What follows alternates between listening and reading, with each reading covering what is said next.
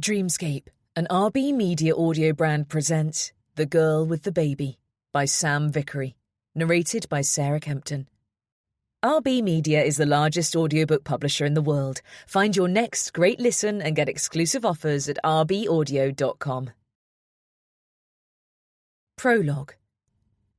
I had thought I had more time. That when it came to my escape, I'd be ready, prepared. Not like this. Waterloo Station was packed, as usual. Tourists gathered in crowds, blocking my path, making me want to scream at them to move out of my way, to ask if they were blind to my urgency as I tried to battle my way past. My free arm forming a protective cage around the tiny baby sleeping soundly against my chest. I looked down at my newborn daughter, blind panic fizzing through my veins at the thought of what would happen to her if I didn't make it on time. The liquid evaporated from my mouth, my milk-swollen breasts tingling as her tiny lips sucked at air from the depths of her slumber.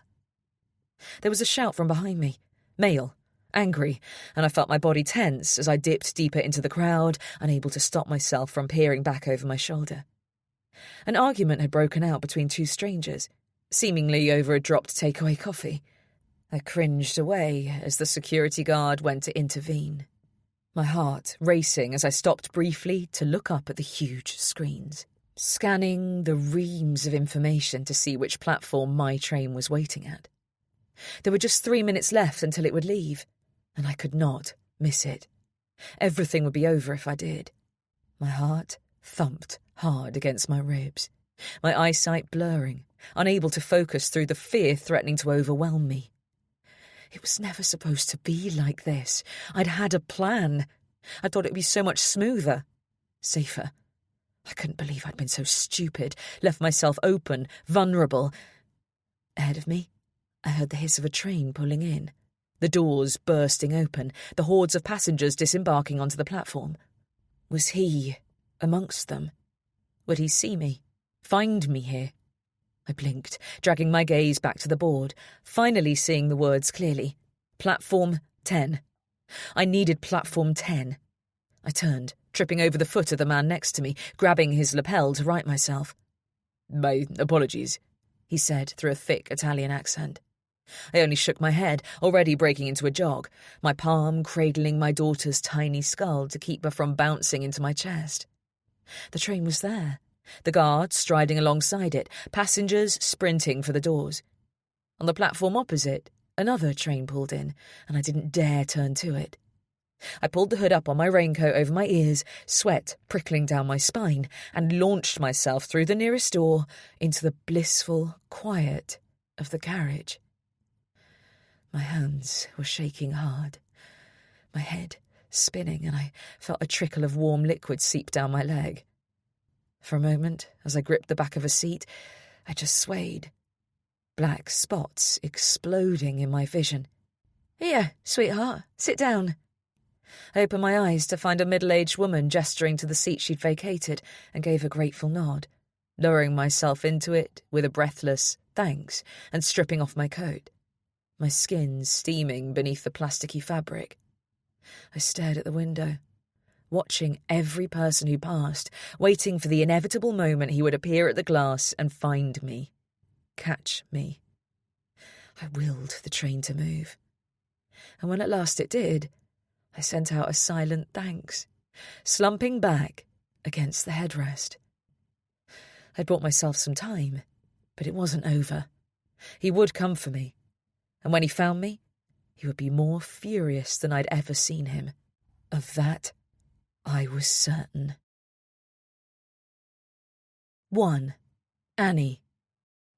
I held my secateurs against my chest, letting the hot sun warm my upturned face as I waited for the fat, fuzzy bee to finish pillaging the lavender I was attempting to cut. The smell of the purple flowers brought back 1,000 happy memories of my childhood in this very garden. Made me picture my mother out here, her small bare feet on the hot stone path as she tied ribbons around bundles of fragrant bouquets, leaving them in my clothes drawers to ward off the moths. The yellow stone of the manor house behind me shone like buttercups in the late afternoon sun, and I smiled to myself. Was it any wonder I felt so safe here? It was my own little slice of heaven. The prettiest house in the village, at least to my mind. The bee buzzed over towards the honeysuckle bush, and I took my opportunity, humming to myself as I cut through the long stems, placing the bundles into the woven willow basket slung over my arm. "Beautiful day for gardening." I turned, a smile already on my lips, as I saw Aaron at the gate. His words never seemed to carry any hint of sarcasm, though living right next door to me, he knew more than anyone that I would be out here, whatever the weather. I liked routine. Needed it. It made me feel safe.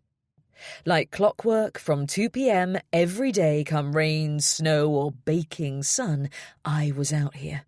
In the winter months, I might only last an hour or so, but in the summer, on a balmy June day like this, I could stay out until the sun went down.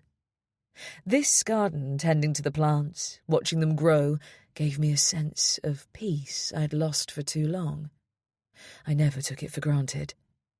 "Hello," I said as he opened the gate, heading up the path towards me. "I was watching you from the window. You look very relaxed." I screwed up my face, trying to work out how his confession about watching me made me feel. If it had been anyone else, I would have been uneasy, but Aaron had become a friend to me over the past 3 years. "You, of all people, should know that stalking is a crime," I said, though I couldn't help but grin. He held up his hands, his brown eyes sparkling, the tanned skin around them crinkling. "You got me. I'm a disgrace to the police force. Do you want to handcuff me now?" he teased, flashing a playful wink. I felt my cheeks turn hot, the blush creeping up my neck, and turned my attention back to the flower beds, moving over to the rose bushes, snipping at a few of the blooms and adding them to my basket. I was grateful that he stayed put on the path, not following me, always so careful not to invade my space. He seemed better at reading my cues than any other man I'd met. Perhaps that was why I'd accepted his presence in my life. That, and the fact that life without his help would be pretty damn hard, considering the restrictions I'd put on myself. "Anyway," he said, moving past the joke, sensing my change in mood, "I'm popping down to the village to get some bits for my dinner. Do you need me to pick anything up for you while I'm there?" "Thanks, but I'm okay today." He gave a nod, already turning for the gate. "I'll check again tomorrow. Oh, and I've got an abundance of strawberries out the back. I'll drop some round for you sometime." "That would be lovely. Thanks, Aaron." "Don't mention it. See you later, Annie." He flashed me another cheeky smile, and I tried not to look like a smitten schoolgirl as he waved, taking long strides down the lane towards the village centre. He stopped suddenly, turning as if he'd forgotten something, and I glanced away, guilty at having been caught staring. "Oh," he said, walking back and stopping by the gate. "I meant to tell you." He reached into his pocket and produced a folded piece of paper. "It's about the birdhouses. Ron gave me this when I dropped off the last collection yesterday." He cleared his throat. "It's a contract." "For what?" "Online sales." I frowned, stunned. I'd been making the birdhouses for as long as I could remember. Back at school, I'd fallen in love with woodworking, and from the moment I held that first smooth, warm block of wood in my hands, I'd felt a sense of peace that had stayed with me. As the years had passed, I found myself with nothing else to fill my time. The quiet time spent sanding, chiselling, carving had become an escape I couldn't live without. It had been a hobby, done for my own mental health, but since moving back here, I'd begun to sell them as a means to pay for my simple lifestyle.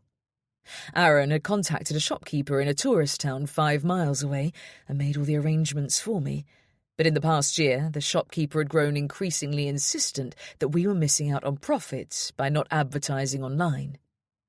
Aaron had hand-delivered a letter from him, pushing me to allow him to expand, and reading his words, growth, opportunity, international potential, had made me want to refuse to send any more of my birdhouses his way. The thing that made them sell so well was that they were distinctive, different from anything else on the market.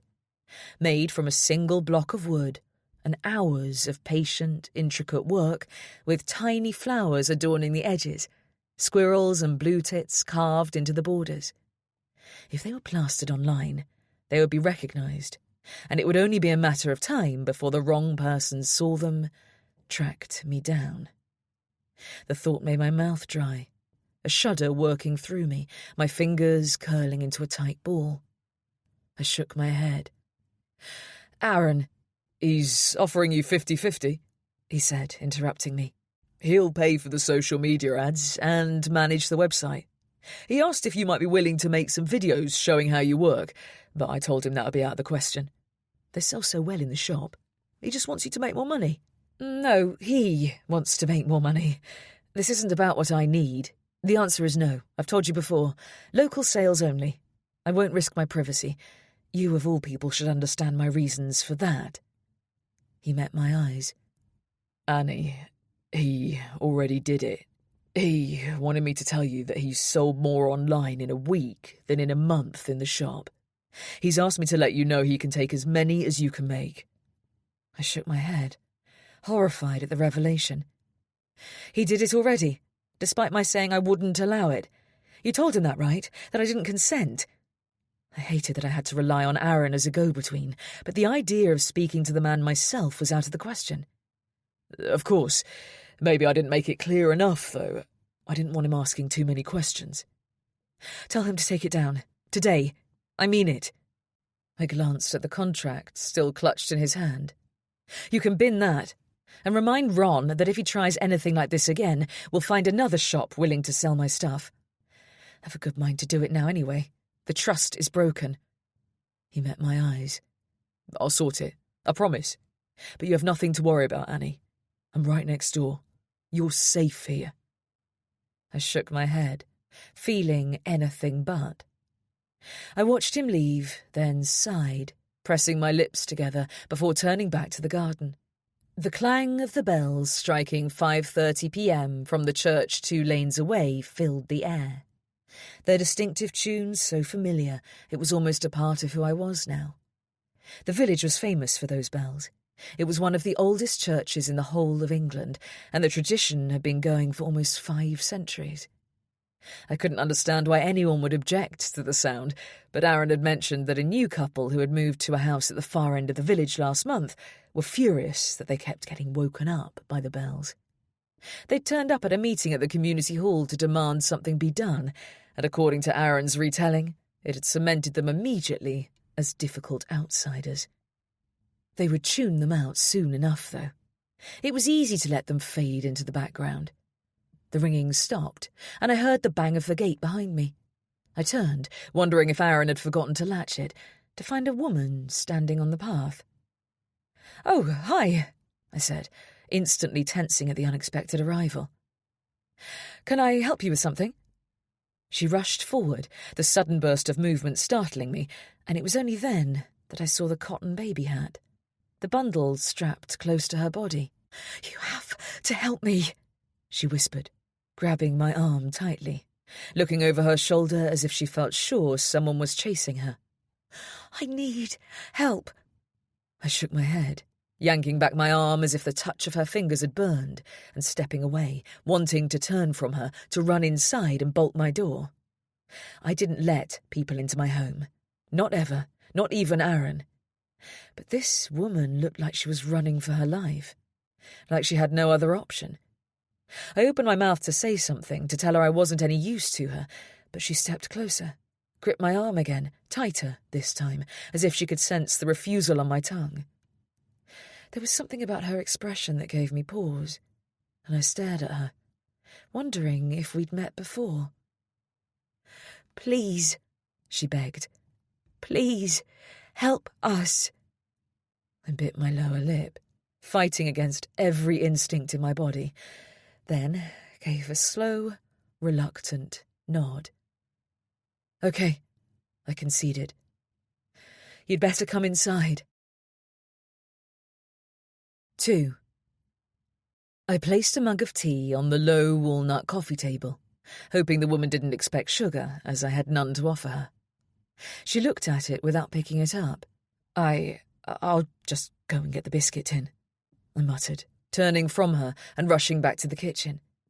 There were a pair of comfortable armchairs beside the enormous stone hearth, the grate of the open fire lying empty, having been swept for the summer months. In the winter, I loved nothing more than curling up in one of those chairs, the smell of a roast drifting from the Aga behind me, chopping boards full of fragrant vegetable peelings on the huge table in the centre of the room, a dog-eared paperback, the only company I needed. The flagstones were worn and smooth.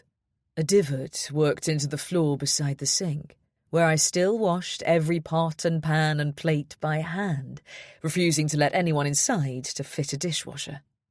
It was an unnecessary luxury, and so far since being back here, I'd managed to avoid any need for workmen, trying to ignore the mounting list of little jobs that were crying out to be done around the 200-year-old building. I pressed my palms into the scratched wooden countertop, leaning heavily against it as I tried to gather my thoughts, adjust to this intruder in my private space. It felt so wrong to have her here, sitting in my chair, in my living room. The instant I'd invited her inside, I'd regretted it. I wasn't the person to help her. I couldn't, even if I wanted to. I took a deep breath and grabbed the tin filled with biscuits Aaron had picked up for me. Heading back into the living room, I plonked it down on the table with more force than was necessary. "I'm afraid you can't stay long. I'll have to ask you to go as soon as you finish your tea." Even as I said the words, I felt terrible. The look of panic that flashed across her features confirmed just how rude I had sounded, but I didn't apologise. She had no idea what she was getting into coming here. "Are you from the village?" I asked, wondering if she might be one of the new residents, the one who'd complained about the church bells. She shook her head, her face red and flushed. It was cooler here in the sitting room than it had been in the garden, but the lowering sun was glaring through the bay window, and I walked over to open it, letting a soft breeze flow in as she stripped off the raincoat that was entirely inappropriate for a balmy day like today. As she let it fall to the cushion behind her, her thin cardigan slipped off her shoulders, and I caught sight of the bruise on her upper arm, purple and fresh, and the size of a fist. My stomach lurched, and dizziness swept over me. "What happened?"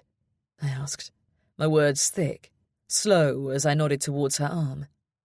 She glanced down at it, then looked back at me, her eyes wide and frightened. She took a breath, then looked away, pulling her cardigan up, her hands wrapping around herself, obscuring the bruise from view. "I'm not sure. I don't remember." I stared at her, watching as she moved to unstrap the baby from the carrier. "How old is your baby?" "She's 5 weeks," she replied softly, pulling off the baby's hat to reveal a head of tight, black curls. "Her name is Amala, and I'm Jade." "You shouldn't be rushing around yet. You should be resting." She gave a wry smile. "I know." She turned the baby to nestle in the crook of her arm, and I saw her tiny face for the first time. Smooth, dark brown skin, with sparkling eyes a few shades darker. Nothing like the freckled, pale skin of her mother, with her fine, waist-length light brown hair. "Where's her father?" I asked softly. Jade only shook her head, laying the baby on the seat beside her as she reached for her tea. "Why are you here?" I asked, the words a low hiss, panic making me lose my manners. "I told you, Annie, I need your help." I froze, my eyes widening. "I didn't tell you my name," I said softly. I looked again to the baby, her black eyes staring up at the ceiling. The anxiety I'd been feeling suddenly morphed into something more urgent, fueled by a sense of suspicion that seemed to seep down my spine like tar, acrid and burning. "Who sent you here?" I whispered. "Why have you come?" Jade shook her head as if I was crazy, as if I'd made a mistake. I read it on your post while you were making the tea. Look, she said, pointing to the catalogue on the table. Annie Balfour. I'm sorry, I didn't mean to unsettle you. I'm not thinking straight. It's been a long and exhausting day.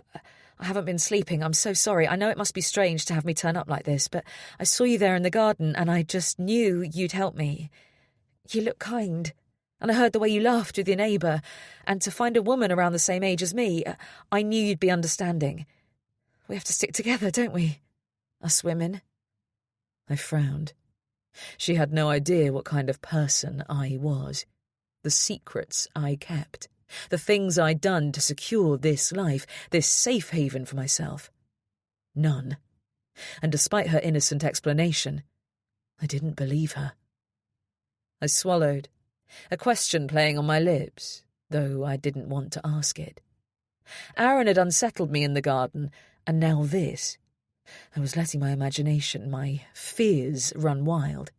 But still, she was here, and there was no doubt she was running from something bad. Is it because of him? I whispered. Are you in danger? The words stuck in my throat, and I suddenly didn't want her to answer. Didn't want the responsibility that would fall at my feet if she confirmed my very worst fears. I've been waiting for this day, I realised. Expecting it. Expecting her. Ever since I received that letter from my Aunt Betty last summer. I got a lot of letters from her and my great-aunt Susan. They were my only real link to the outside world, aside from Aaron, and they both loved to send me gossip and news from old friends and estranged family members. I didn't think Aunt Betty had any idea of the impact that particular letter would have on me. The news that the man I'd walked away from after a decade-long relationship had found a new girl and got married just 2 years after I'd left him. Ryan had been dismissive of my family throughout our relationship, never bothering to get to know them. But his grandmother had kept in touch with Betty, a fact I was certain Ryan was unaware of, and had shared the news with her over coffee. She'd said the new wife was some 27-year-old girl, 5 years younger than me. And staring at this woman now, I recalled the photograph my aunt had enclosed of the woman in the simple white satin wedding dress. The pale, freckled skin, long, fine brown hair, wide, innocent hazel eyes. I'd held that photograph in my hands and worried that I should warn her, that I should break my pact to never leave this place, to go and tell her about the danger she was getting into. But I hadn't.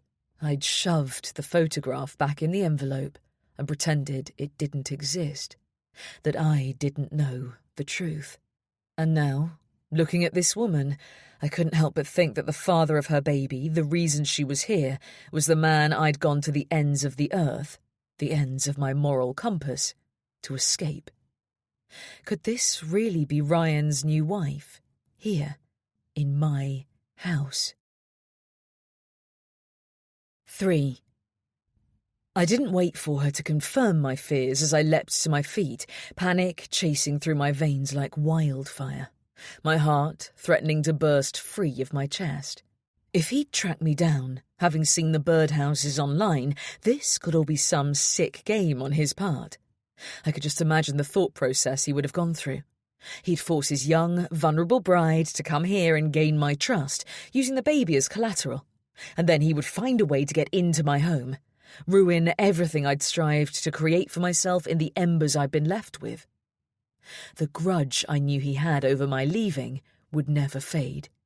The hatred he carried, the need to punish me for the humiliation, the pain I'd caused him, he would stop at nothing to make me pay.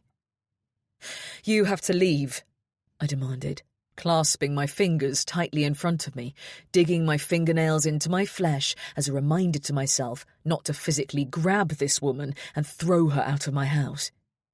Beside her, the baby began to whimper, and Jade lifted her up to her chest, her eyes beseeching as they met mine. "She needs feeding. I don't know what I'm doing, how to raise this baby. I don't have a clue about any of it." "You must have family, friends you can ask for help," I snapped, though I recalled how isolated I'd become over the years I'd spent under Ryan's roof. By the end, he'd made sure I had nobody to turn to, nobody who cared about me. "I don't," she replied simply. "I know it's a lot to ask, that you don't know me. I realise how much of an imposition—" She broke off, sucking in a deep breath as if she were trying not to cry. "I just need somewhere safe to stay for a day or two, just while I can get some things organised." She pressed her lips together. "And yes," she said softly. "In answer to your question, yes, I'm running from someone dangerous." Her fingers touched the spot on her cardigan below which I'd seen that fresh bruise. "I can't go home right now. Please, I really have no one." I gave a short nod, hating myself for what I was about to say. My voice sounded too high, like it didn't belong to me. "There's a women's refuge in town. It's about 20 minutes' drive from here. I can ask my neighbour to take you. He's a policeman." "No." She gripped the baby closer, Amala's cries growing louder now. "I can't go to a refuge, and I don't want anyone else involved, especially not the police." I knew exactly why she was afraid, why she felt that was an impossible choice. "Jade, I can't have you here. Look, there's a bed and breakfast down in the village. It's nice, and it's not the summer holidays yet, so I'm sure they'll have a vacancy. I can give you some cash if you need it." She frowned. "I don't want money. I just wanted your help." I shook my head, feeling sick with guilt. "Is it him? Is it Ryan you're running from? Please, I have to know."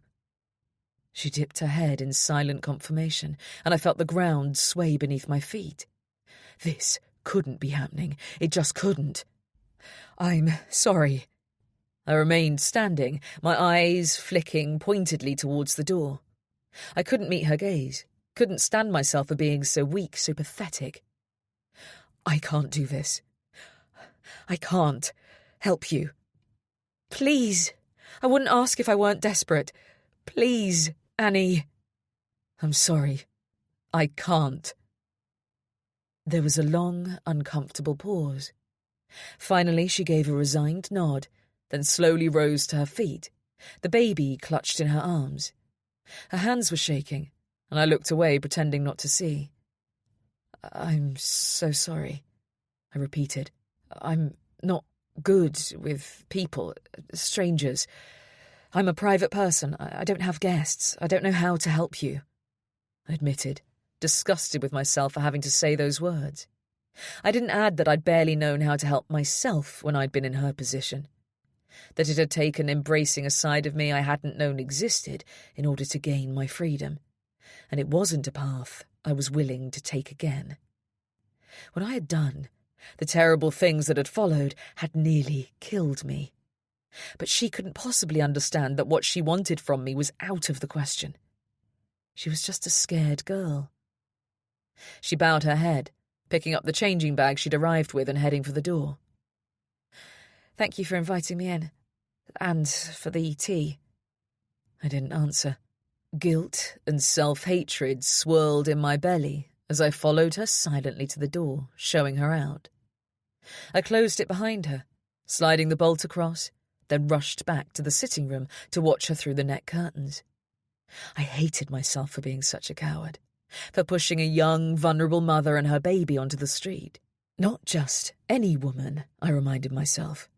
She was in this position, running with her newborn daughter, because of me.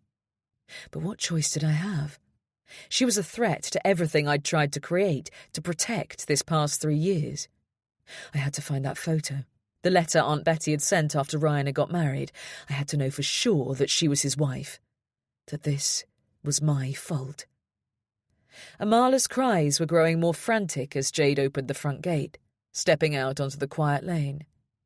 I watched as she glanced one way and then the other, lost, frightened, alone. She jiggled the baby, trying to calm her, then perched on the low stone wall of my front garden, trying to position her so she could feed her. I should have at least waited until she'd taken care of that before tossing her out onto the street. I felt my cheeks heat at the thought of how little I'd offered her, at the knowledge that if it hadn't been for this house, this safe, secret bolt hole that had provided an escape in my darkest hour, I might have been in the very same shoes as this poor girl was now. The baby screamed louder, struggling to get into the right position, and the sound of her cries sent goosebumps rushing down my arms. I was a coward not to help. I just jumped straight to the worst possible conclusion. What if this wasn't a sick game Ryan was playing with me? She could have tracked me down herself, come to me because she knew that I, above anyone else, would believe her story, that I would know what it meant to belong to Ryan Avery. How could I turn her away, knowing what would happen to her, to that innocent little baby, if she went home to him? The thought made me sick to my stomach. I was a terrible, terrible person. I was weak, just like he'd always said. I gripped the net curtains tight in my palm, my mouth dry, my heart pounding. Then, with a sudden rush of brave determination, I took a deep breath and turned from the window, striding back to the front door and sliding the bolt back. Before I could talk myself out of my decision, I stepped outside and walked purposefully up the path. A week. No more than that. It's all I can offer, but it should give you time to figure out your next steps. Jade turned her face to me, her cheeks streaked with tears, mascara smudged beneath bloodshot eyes as the baby suckled ferociously at her breast. "Really?" she asked, as if she didn't dare to believe what she was hearing. I gave a short nod. "I don't know anything about babies. I won't be much help in that regard, I'm afraid, but I'm sure we can manage." "Thank you," she said softly, wiping at her cheek. I peered over the gate, down the lane, conscious that Aaron would be making his way back from the village any minute. I didn't want him to see her here, to have him asking questions. "Come on then, let's get you inside and I'll show you where you can freshen up, and where you can sleep. Will the baby be okay in the bed with you?" She stood, the baby still latched onto her nipple, and nodded. "Yes, we'll be fine. Thank you, Annie. Thanks so much." Once we were back inside, I closed the door, locking it again, then pointed to the staircase. "It's creaky, but it's well built. Go on up." I followed her slow, careful footsteps, and when we got to the landing, I showed her along the long, bright corridor to one of the guest rooms. There was a 4-poster double bed in the centre, a bright, patterned rug beneath it, and a soft green velvet headboard against the wall behind it. The bare duvet was folded, the pillows stacked in a pile on top of it. "I'll get some sheets. I never bother making this one up. There's an ensuite just through that door to the left. The water takes an age to come out hot, but it will in the end if you're patient. Please don't go into my bedroom or my bathroom. I like my privacy," I added. She nodded. "Of course." I gripped my fingers together again, circling my thumbs over and over, anxiety pulsing through my veins. It was taking all my concentration not to toss her back out again, not to take back my invitation. There was a bang at the sash window across the room, and Jade jumped, her whole body stiffening, her arms wrapping tighter around her daughter as if she were readying herself for someone to snatch her from her arms. Her nerves were so obvious, and it only made me feel all the more on edge, as if someone was about to come for us, as if he might already be out there, waiting for his chance. I closed my eyes briefly. "The catch on that one is noisy. It rattles if there's a big gust of wind. Sorry." "No, it's fine. I'm just tired. Silly of me to be so jumpy."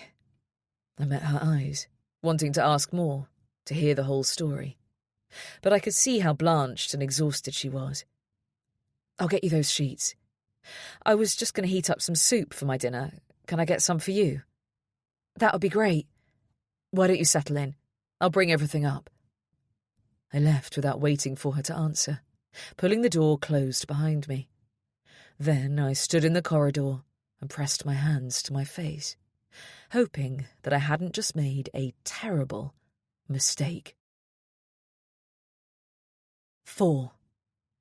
The light summer breeze ruffled my hair, and I tucked it behind my ear, unable to stop myself from anxiously fiddling with it, along with the bracelet on my wrist, which which I couldn't seem to stop from looping and unlooping around my fingertip. Every few seconds I found my gaze flicking back towards the house, homing in on the window of the spare room. Jade had drawn the curtains against the setting sun, perhaps exhausted from the high emotion of the day, or maybe in an attempt to settle Amala, who'd been fractious and grisly when I'd taken a tray of supper in. The thought of her sleeping in the room that had always been reserved for my grandmother, the woman I'd begged to stay just one more night each time she left, who had read me stories at bedtime, something I'd never experienced with my mother, and baked the most delicious cakes on the planet, was beyond uncomfortable to imagine. There was a part of me that wanted to keep it as a shrine to her, that imagined the vanilla smell of her hand cream wafting from the drawer in the bedside cabinet each time it was opened. But none of the other bedrooms were in any fit state to house guests right now, and I didn't have time to prepare them. It would only be for a few days anyway. Jade would be gone before I knew it. I hadn't been able to stop myself from coming out here to check the lane, though my instincts had screamed at me to stay inside and bolt the doors, protect myself no matter what. But the unknown was worse. I couldn't stop picturing Ryan out here, leaning casually back in the driver's seat of his parked car, just waiting to catch my eye and wink, a sign that the game was only just beginning. I was grateful, not for the first time, that the house was on its own up here at the end of the dead-end road, with the exception of Aaron, of course. There was no way for someone to casually drive by, watching me as they passed. Just a narrow country lane, low nettle bushes opposite the two houses, and farmers' fields beyond, all filled with ripe strawberries, offering no place to hide. I was safe here, I reminded myself. Well, I had been. "Hello, beautiful." I snapped my head up, my heart racing at the sound of the male voice, though I recognised it at once, and came face to face with Aaron as he pushed open his gate, his warm eyes searching mine as if he'd asked a question I'd neglected to answer. He'd long since given up inviting me to come on an evening stroll with him, though he often commented on how lovely the village looked at dusk. "Oh, hi." My voice sounded shaky, and I cleared my throat. I forced a smile to my lips. "Just the person. I meant to tell you earlier. I finished that birdhouse, the one with the badger carvings." "Great! You figured out how to balance it, then?"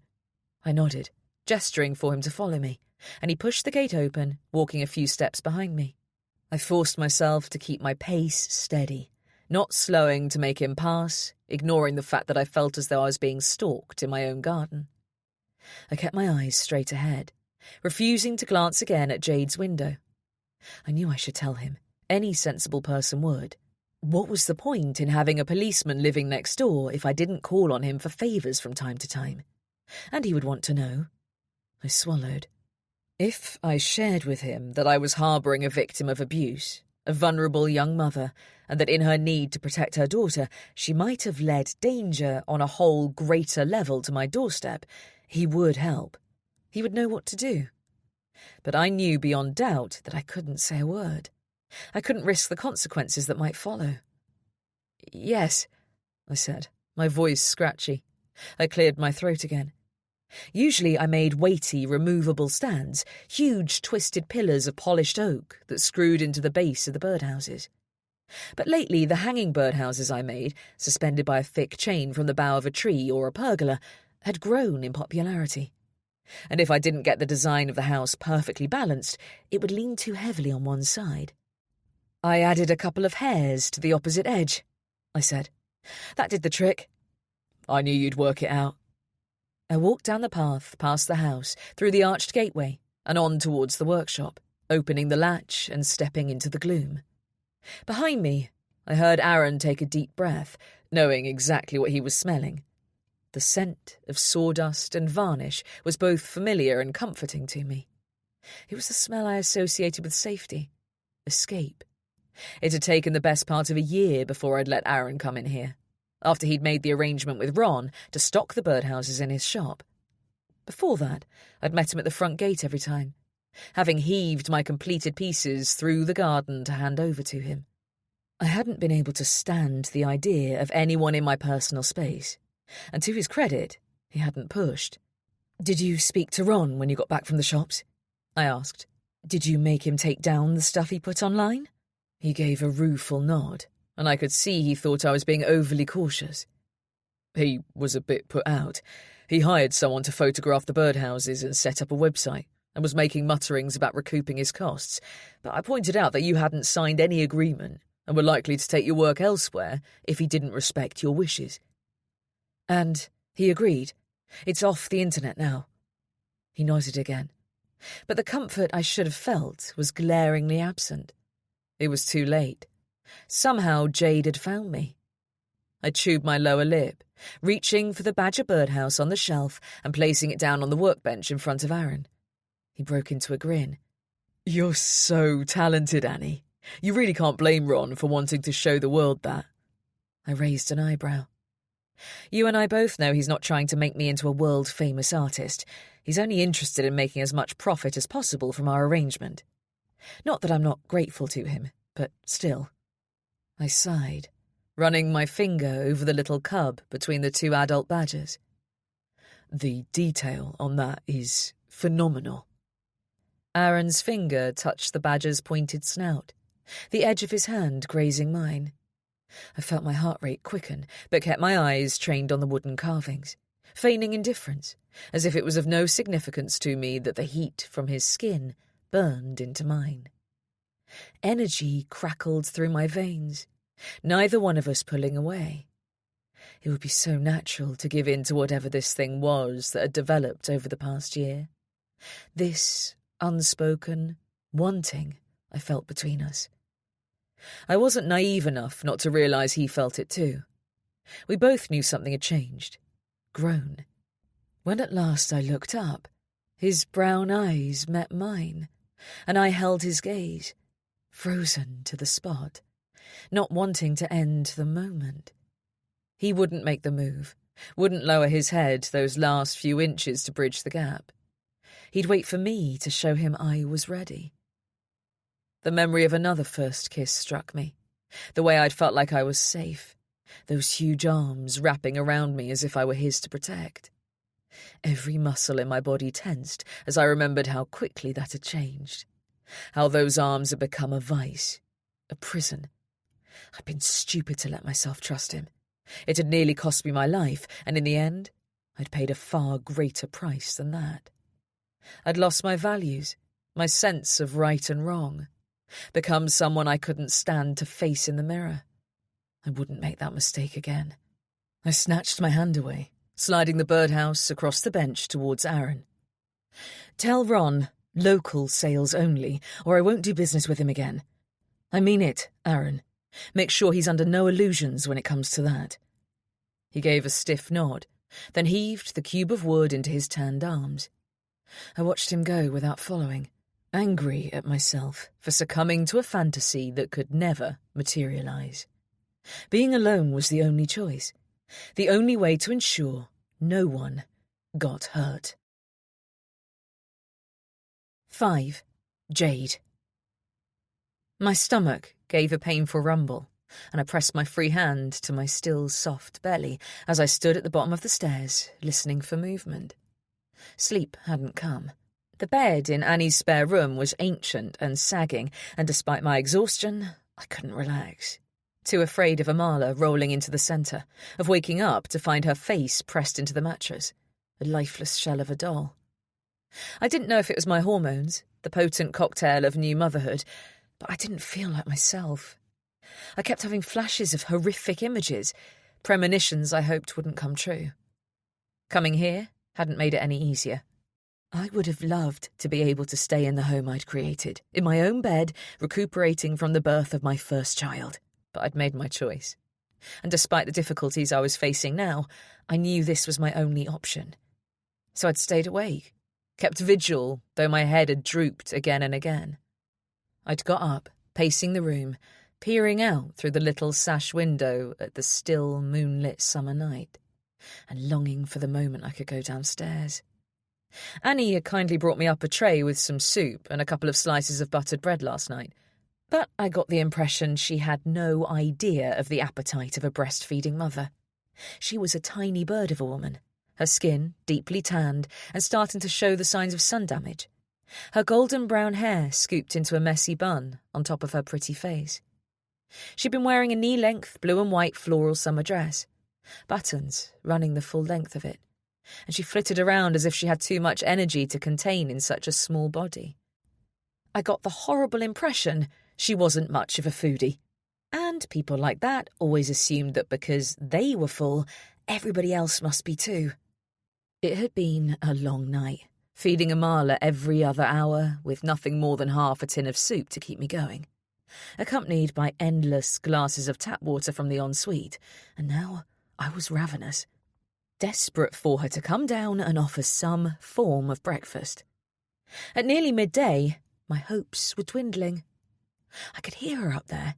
She'd been awake for hours. There was movement coming from behind the closed bedroom door, creaks in the floorboard overhead. What was she doing up there? Did she even remember I was here? I hitched Amala upright on my chest, her tiny head wobbling as she tried to peer over my shoulder. How long would I have to be here for? Would a week be enough? Annie had made it quite clear that I was an unwelcome imposition on her life, her home. So it would have to be enough. It wasn't like I had another option. Time wasn't on my side. A shiver ran through my body as I thought of the man I'd evaded at the train station. The consequences of this week not going to plan. It wasn't a choice. If I'd had more time, like I'd anticipated, things might have been simpler. But now, the decision had been taken out of my hands. I looked at my daughter and felt more determined than ever. I was doing this for her, for us, for our future, our freedom. I wouldn't let her down. I shoved the last bite of the flapjack I'd found stashed at the bottom of Amala's changing bag into my mouth, chewing it rapidly as I left her sound asleep on the makeshift bed I'd made out of the sofa throw on the sitting room floor carpet, hurrying into the hallway and pausing by the stairs. I waited a moment to see if Annie was going to respond to the quiet tap at the front door, but she didn't appear. I hesitated, not keen to open the thick wooden door myself and find out who was behind it. I didn't think it was him. If it had been, the door would be swinging off its ancient hinges by now. But still, I couldn't help the nerves that swirled inside my belly. The knock came again, and I approached slowly and slid back the heavy bolt. The man on the front step did a double take when he saw me, his brow creasing in confusion. "Who are you?" he asked, his brown eyes narrowing as they met mine. You knocked on my door. I don't give out my personal information to strangers." He blinked, then shook his head, letting out a slow breath. "I'm Aaron Williams. I live next door. I help Annie with things she needs. So..." He waited pointedly, folding his arms. "I'm Jade Ashton." "And what are you doing in Annie's house?" I shrugged, finding his attitude strange and overbearing. "Why do you care? I'm staying for a few days. I'm a guest. Is that okay with you, Aaron?" I knew I was being abrasive, but I was tired and hungry, and his whole demeanour put me on edge. The way he stood blocking the front door with his tall, muscular frame, as if he thought he'd trapped me, so I'd have to submit to his interrogation. I instantly disliked him. The way he assumed he was entitled to know everything about me. He looked over my shoulder as if he was checking to see if Annie was coming, and when he saw no sign of her, he stepped closer to me, his feet breaching the threshold. I sucked in my cheeks, biting the soft skin inside them as I forced myself to hold my stance, refusing to back away, though every instinct in my body told me to move. "Annie doesn't have guests," he said softly. "Not ever.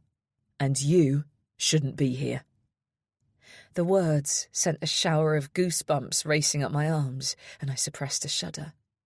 He stepped back and bent down, picking up a blue ceramic bowl full to the brim with fat red strawberries. He handed them to me, and my stomach growled. "Give these to her, will you? And tell her I'll be back later, to see if there's anything she needs."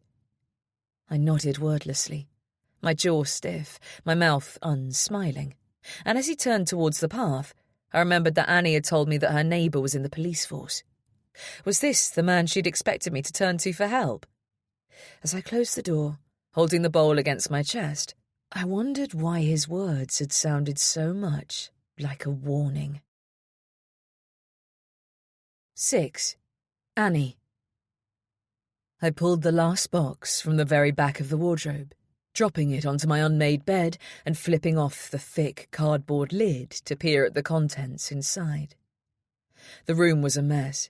Papers and envelopes and photo albums and letters spread across every surface. The floorboards carpeted in old bills and statements I'd opened and discarded. It was going to take forever to clean it all up. And still I was no closer to finding what I was looking for. I caught a glimpse of myself in the mirror, noting the dark circles beneath my eyes. There'd been a time I could go all night without even closing my eyes and still look fresh and full of life the following morning. That was long before I met Ryan. Back when I'd lived a whole different life. Had friends, travelled, socialised, almost to excess. Though to look at me now it was difficult to believe. Those old friends wouldn't even recognise me now. It felt like that Annie had died long ago. I rubbed at my face, trying to wake up my circulation and bring some colour to my tired complexion. I knew Jade and the baby must have been up for hours, but I didn't want to have to go downstairs and face her. Not until I'd found that letter from my aunt, that photograph. I had to see it again, to prove to myself that this girl, this intruder into my sanctuary, was indeed Ryan's new wife. I'd spent the whole night lying in the dark, fully dressed, unable to even think of falling asleep with the presence of a stranger under my roof. Every creak manifested into a footstep outside my bedroom door. Every muffled sound, a whispered conversation between the man I'd done terrible things to escape and his new bride. It took all my willpower not to jump out of bed and toss Jade and her baby out into the night. It was only that expression of desperate fear, the way she'd held her daughter as if she was fighting off invisible demons, that had stopped me from doing just that. I knew I was doing the right thing helping her, even if it put me at risk of being found too. I hated that my safe place no longer felt hidden and secure. And on top of that, there was something else that plagued me. That tiny baby. What if something happened to her under my roof? Would the finger be pointed at me? Would Ryan spin his story so it looked like I was at fault? If he brought up the past, the secrets I'd kept hidden from the world, hidden from him even, there was a chance he'd be believed. What would happen to me then? There was a quiet knock at the bedroom door, and before I could ask for a moment to gather myself, it swung open. "Sorry," Jade said, stepping inside without waiting for an invitation. Not that I had any intention of offering any such thing. The baby was cradled in the crook of her arm, and I saw her curiosity as she took in the pandemonium surrounding me. "I just wanted to let you know your next-door neighbour popped round earlier. He gave me some strawberries. I hope you don't mind, but I ate a few." Shit. Now Aaron would be bursting with questions. Concern. "You didn't let him in?" I asked, my tone bordering on rude. I didn't like the idea of this stranger answering my door, inserting herself into my business. "No," she shook her head. "Good. That's good. So, the strawberries?" "What? Oh, yes, help yourself," I said, glancing at the box in front of me. Do you need some help in here?" she asked, gesturing to the mess. "Oh, this? No, I was just looking for something. A document I need," I said, grasping for an explanation. "I can help, if you'd like," she said, offering a tentative smile. "I had a really messy roommate at uni. She was always getting me to find her latest piece of coursework. I have a knack for it," she added, using the hand that wasn't cradling Amala to delve into the closest box, plucking out a typed letter and scanning it. I shook my head, striding over the heap of papers and holding out my hand pointedly. "That won't be necessary, thank you." "Are you sure?" Her tone was filled with doubt, and her expression was concerned as she glanced around the room once more. "Yes, I'm sure. Go on down, I'll come and make some sandwiches in a minute. You must be getting hungry." She gave a slow nod, then opened her mouth as if to say something else before changing her mind.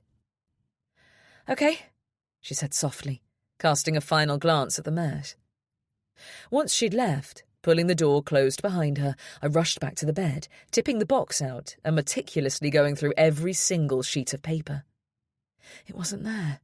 I knew I'd kept it, tucked the letter and the photograph back into the envelope it had been sent in. I always kept letters. I liked to read them back years later to remind myself of the past, living through the stories on the page. It was a way for me to remember, to feel less lonely. My only connection to my remaining family in the outside world. The only photos I'd ever burned were the ones I'd found of Ryan, but he hadn't been in the picture. It had only been her, the bride, that long brown hair and simple satin dress. I couldn't have thrown it away, but where was it? I had to find it. I heard the stairs creaking as Jade descended and felt panic course through me. One thing was for certain, I wasn't safe anymore.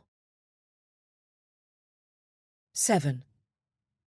I pulled the block of cheese from the fridge, cutting thick, uneven slices and slapping them onto the roughly sliced bread, trying not to make eye contact with Jade, who stood beside the hearth, watching my every move.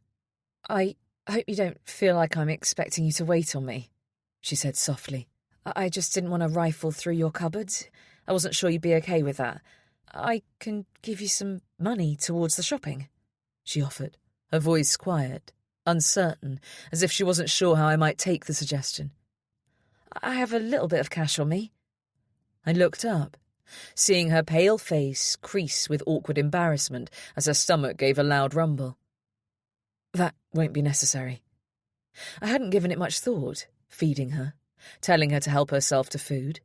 I couldn't be sure if my poor hosting skills were down to a lack of practice on my part, or a pointed way to let her know she was unwelcome here.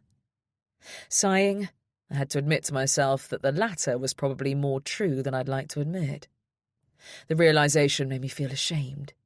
If she was on the run from abuse, the last thing she needed to encounter was a host who barely fed her. I finished making the sandwiches, then, on second thoughts, flipped open the fridge door again, pulling out a yogurt. I added some crackers and hummus to her plate before carrying it over to the table.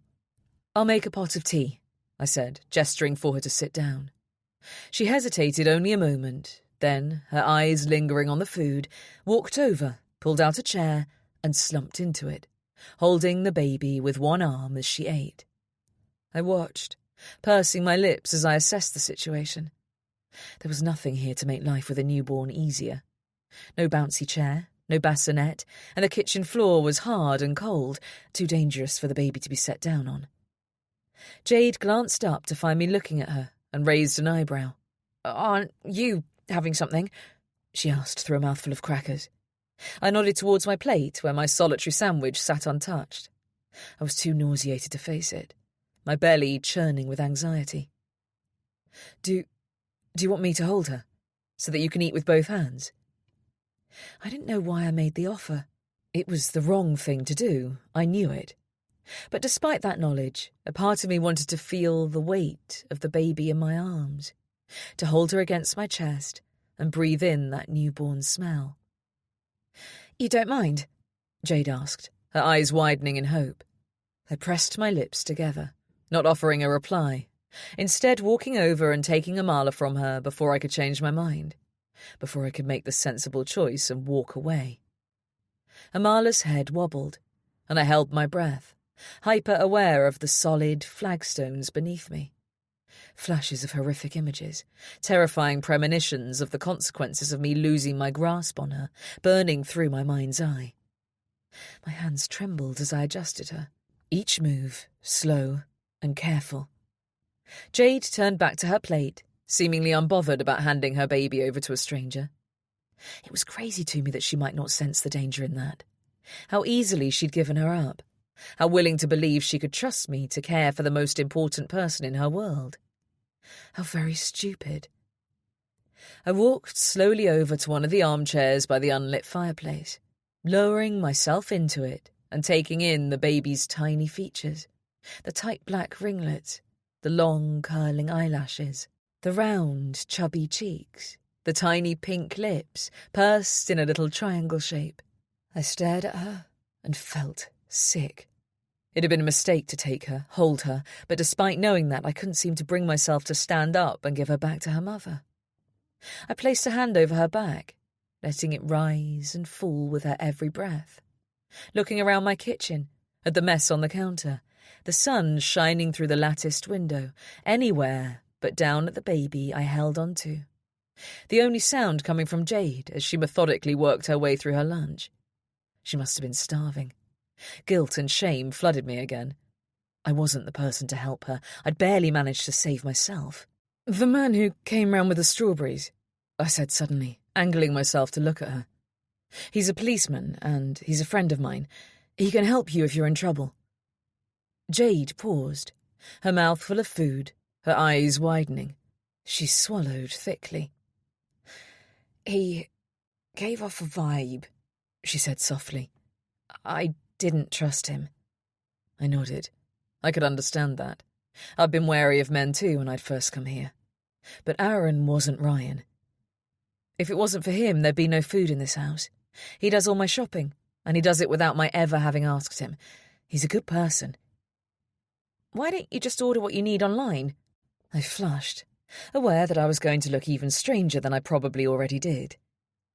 "I don't have the internet here." I glanced at the mobile phone she'd placed beside her plate on the table. "I don't even have one of those, just a basic landline for emergencies. Actually," I broke off, not wanting to ask. "What?" I sighed. "Could you do something for me? I just want to see something." "Online, you mean?" I nodded. I saw these birdhouses at a local shop, handmade ones."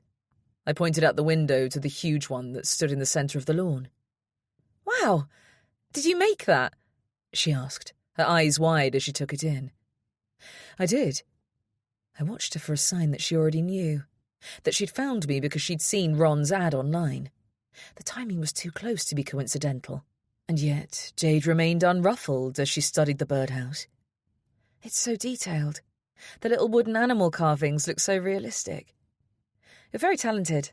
It must have taken forever." I shrugged. "Not too long, but I think someone might be selling them online and I just wanted to check. I can't, you see." She glanced down at her phone, and again I watched her face carefully.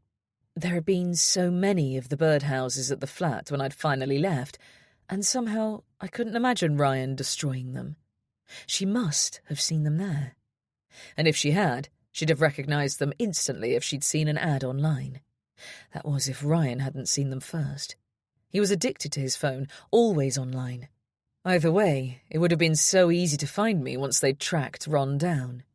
Ron knew I was Aaron's neighbour, and it wasn't like there were any other houses nearby. It was just the two of us here.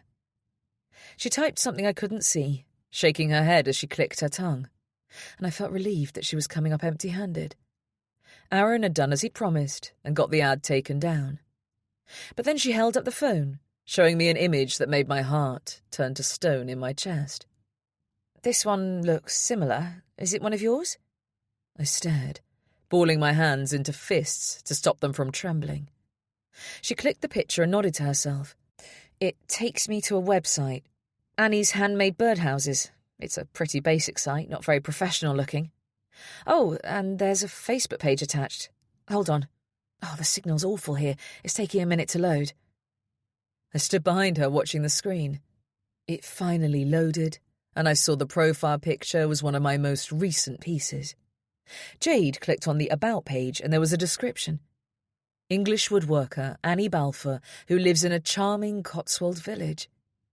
The words blurred in front of me, and I felt myself sway. I gripped the back of her chair. "Are there ads?" I whispered. "That people will see on there?" "I can check." She clicked a few buttons and then nodded. "Yes, there are 4 running at the moment, 3 in the UK and 1 for North America." "Oh my God. You're very talented, Annie," she repeated, smiling up at me. "It's a good idea to sell them online."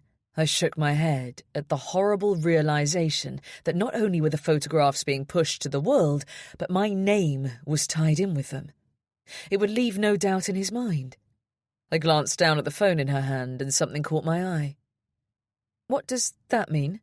I frowned, pointing at the screen where a little button said, "Following." "Oh, I must have just clicked it while I was searching," she said, her cheeks turning pink. "I'll leave it, though.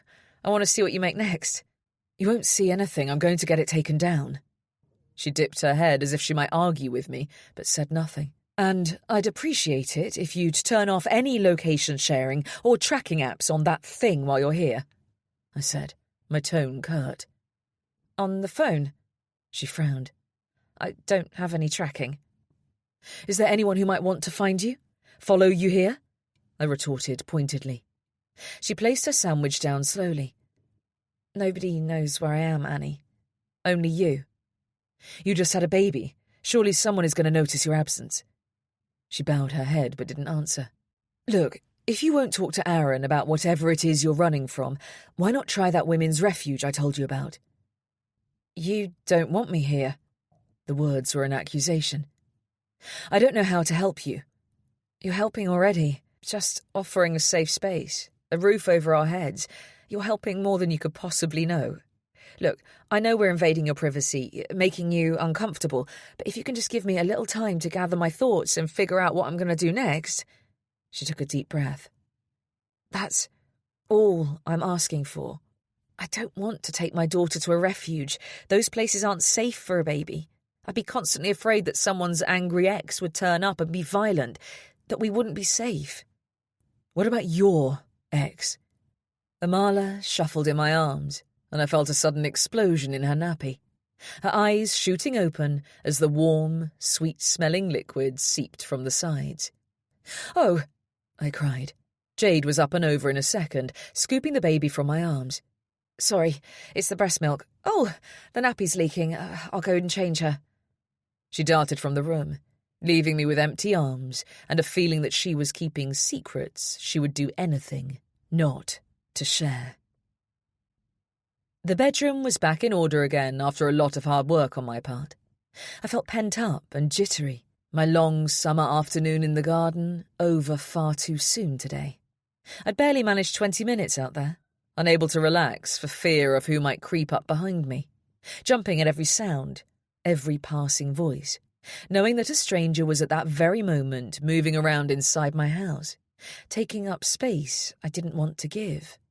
After some half-hearted pruning, I'd rushed back inside, taping a note on the front door asking Aaron to pick up eggs and yoghurt and an extra packet of pasta on his evening stroll to the village shop, and to leave them on the step.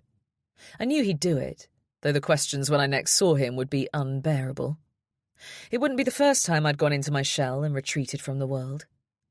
Now, with the June heat making me feel restless and irritable, I didn't want to get into bed, despite the lack of sleep last night. I yanked my silk dressing gown off my shoulders, letting it drop to the floor, sticking my head out the window and breathing in the warm, sweet night air. The moon was high and bright, and I longed to head out into the garden to sink my bare toes into the cool grass, feel the breeze on my skin. I felt like a prisoner, trapped, and that brought back memories I'd long since suppressed, boxed up, unwilling to ever delve inside them. I hated that even now. All these years later, he was still able to have such an effect on me. And with thoughts of him came the memories of what I'd done, the person I'd become when backed into a corner, the depths I'd sunk to. I didn't want to think of that, to be reminded of any of it. The baby being here was bringing it all back, as if it was fresh, raw, and it made me want to run, to shed my body and find a new skin to inhabit, pretend that the person I'd once been, that woman who had done those unforgivable things, was a stranger to me, not real, not someone whose guilt I had to carry. I'd spent the past 3 years crafting a new reality for myself, becoming someone I could live with, someone I liked, much to my surprise.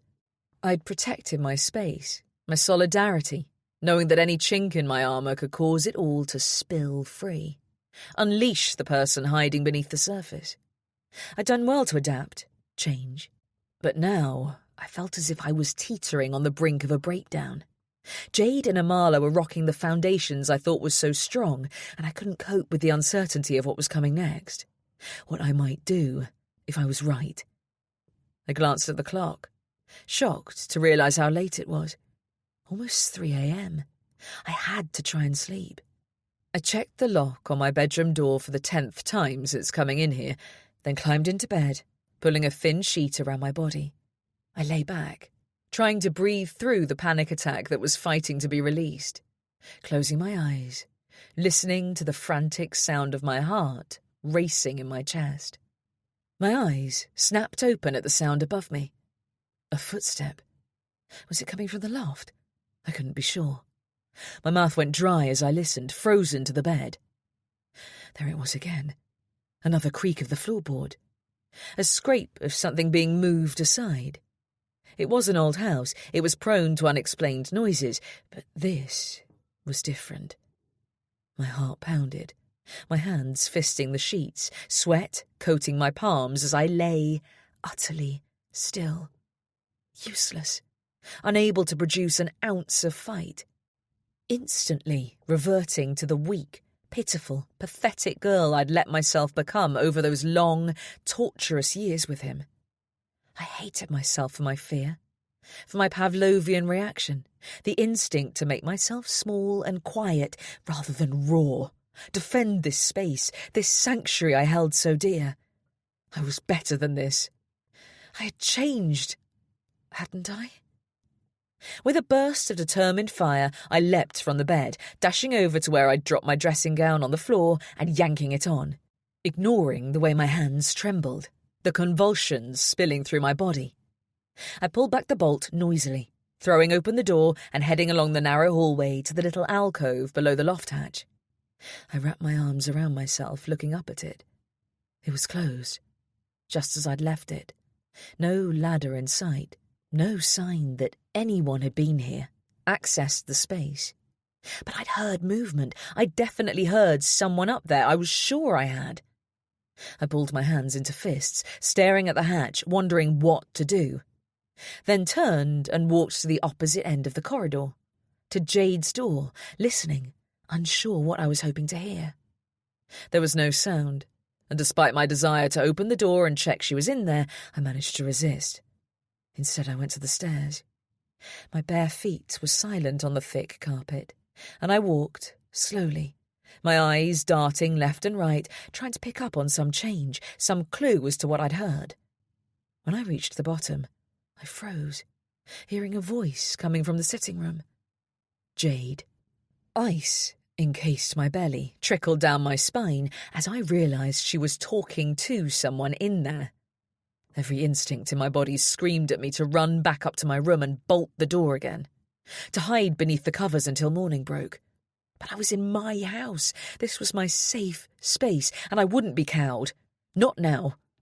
2 heavy silver candlesticks stood on a small table just inside the front door, and I took one in my hand, the weight of it reassuring, comforting as I walked as quietly as I could manage towards the sitting room. Taking a deep breath, I flung open the door and stepped inside. "Oh, hi, Annie," Jade whispered. I took in the scene. She was standing in the middle of the room, rocking the baby vigorously back and forth. "Did we wake you?" she asked, her voice apologetic. "What are you doing?" I looked past her to the window, open far enough to fit a man through. She paused, noticing the candlestick in my fist. Her eyes widened for a moment, then she looked back to my face, resuming her rhythmic movement. "Amala has trapped wind. She was getting upset, and I didn't want her crying to wake you, so I came down here to settle her. The rocking helps." "I didn't hear her cry." "She didn't make much noise, but she was getting fidgety. I'm sorry for disturbing you. It's late. You should go back up. She's much more settled now. I think she'll go back to sleep in a minute." I stared at the window. Had that been what I'd heard? Her opening the creaky old window for a bit of air? Or walking past my door to come down here? It was the simplest explanation. And yet it didn't feel like the right one. Jade's eyes were trained on the baby, avoiding mine, and I had the sudden urge to scream at her that she was lying, that she'd brought danger into my home. I wanted to pick up the landline and call a taxi and make her leave right this second so that I could go back to the life I wanted, needed. I couldn't live like this. Not again. I bit my lip, Forced myself to speak calmly despite the terror bubbling inside my chest. "You shouldn't open the window that wide. We get foxes in the garden. One might get in and hurt the baby." "Right," she said quietly, clearly trying not to disturb Amala. "Sorry, I didn't think." I gave a short nod, walking over to the window and closing it, double-checking it was tightly shut. Then I turned and walked from the room, leaving her standing there, swaying from side to side. As I headed slowly back up the stairs, I felt as if the stress of her being here might actually drive me mad. I took a deep breath and told myself I was doing the right thing. Jade needed my help. She just needed a place to rest while she figured out her next move, and suspecting otherwise wouldn't help either of us.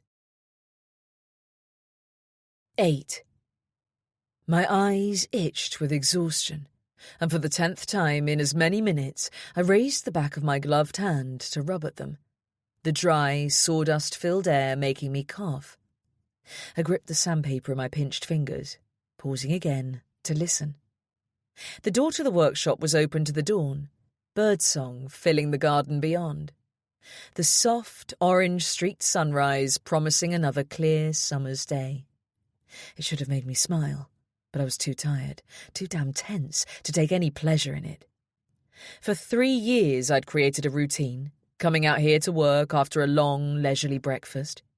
I'd spend 2 or 3 hours absorbed in creating my latest piece, then go in for lunch. The afternoons were for the garden. It was a routine that had brought both comfort and pleasure after so many years of not knowing what to expect, what horrors might be waiting for me on any given day. But having barely slept last night, I'd given up trying and had been out here since the first signs of light, not bothering to eat before creeping back out the back door. It was probably for the best I got it done early. Down here, at the end of the garden, with the tools banging and whirring, I couldn't hear a thing from the house. I could at least try to relax. I sighed, resuming my sanding, my small fingers working into the soft wood. Despite how this hobby came about, woodworking was still my happy place. It had been a surprise to me that Ryan had supplied the wood, the kit, long after he'd made me give up anything else that had brought me pleasure. But it hadn't taken me long to work out why. He thrived on praise, and my unusual skill set, showing off what I was capable of to his friends, his colleagues, had brought him a sense of smug satisfaction. His girlfriend was thinner, better dressed, more talented than theirs, at least in his warped view.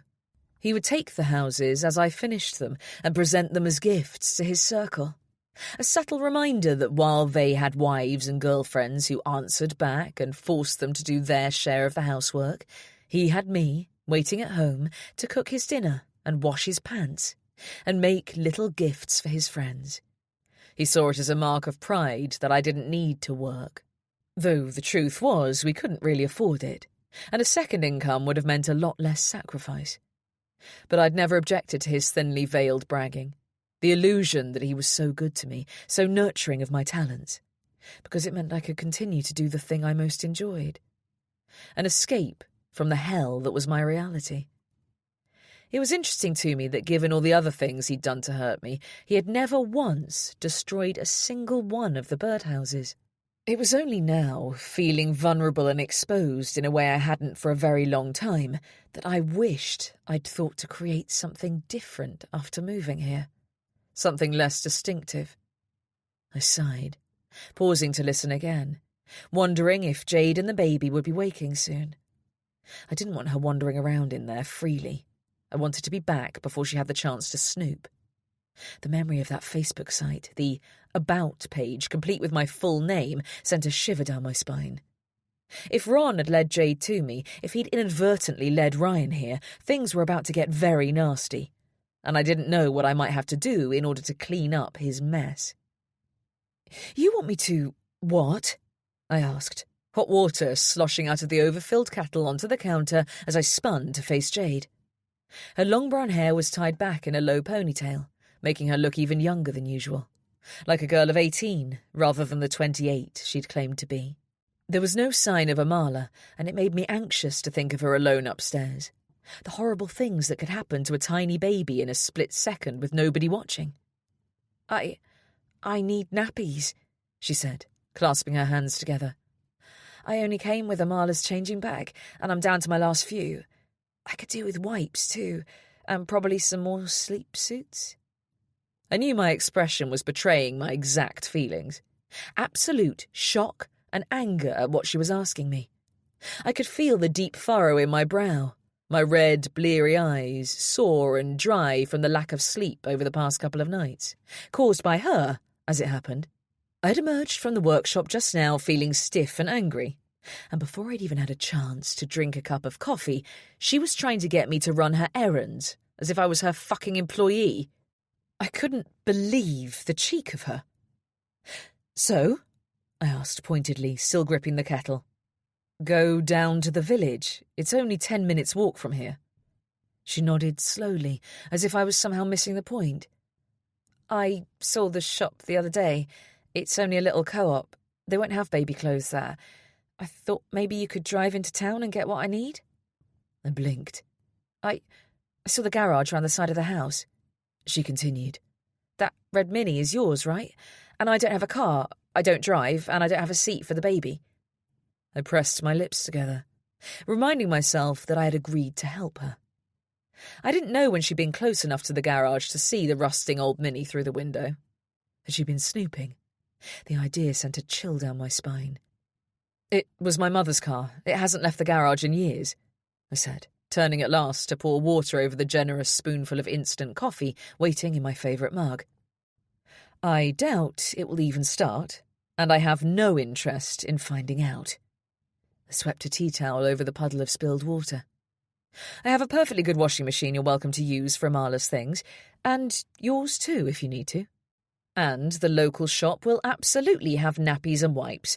I'm sure the walk and the fresh air will do you and the baby good, I added, my voice firm and inflexible as I stirred the fragrant dark brown liquid. And you might as well look in at the community centre while you're there. They have a support group for young mothers that runs every week, though I'm not sure which day it's on. I remember a leaflet coming through the door a while back. It might be helpful. She bit her lip, and I could tell she wasn't happy. Will you walk down with me? She asked quietly. To the village? I'm not sure I can do it alone.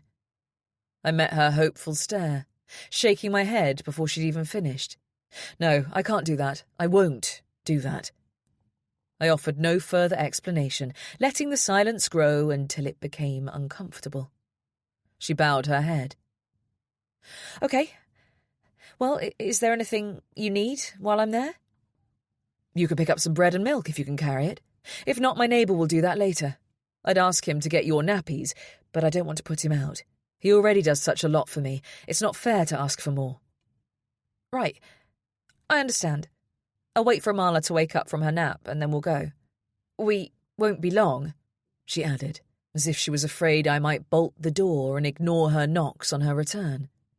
I couldn't deny that the idea was more than a little tempting. She left the kitchen, and I heard her quiet footsteps on the stairs. I took my coffee over to my chair by the fireplace and slumped down into it, exhausted. I was shocked that she had even asked the question.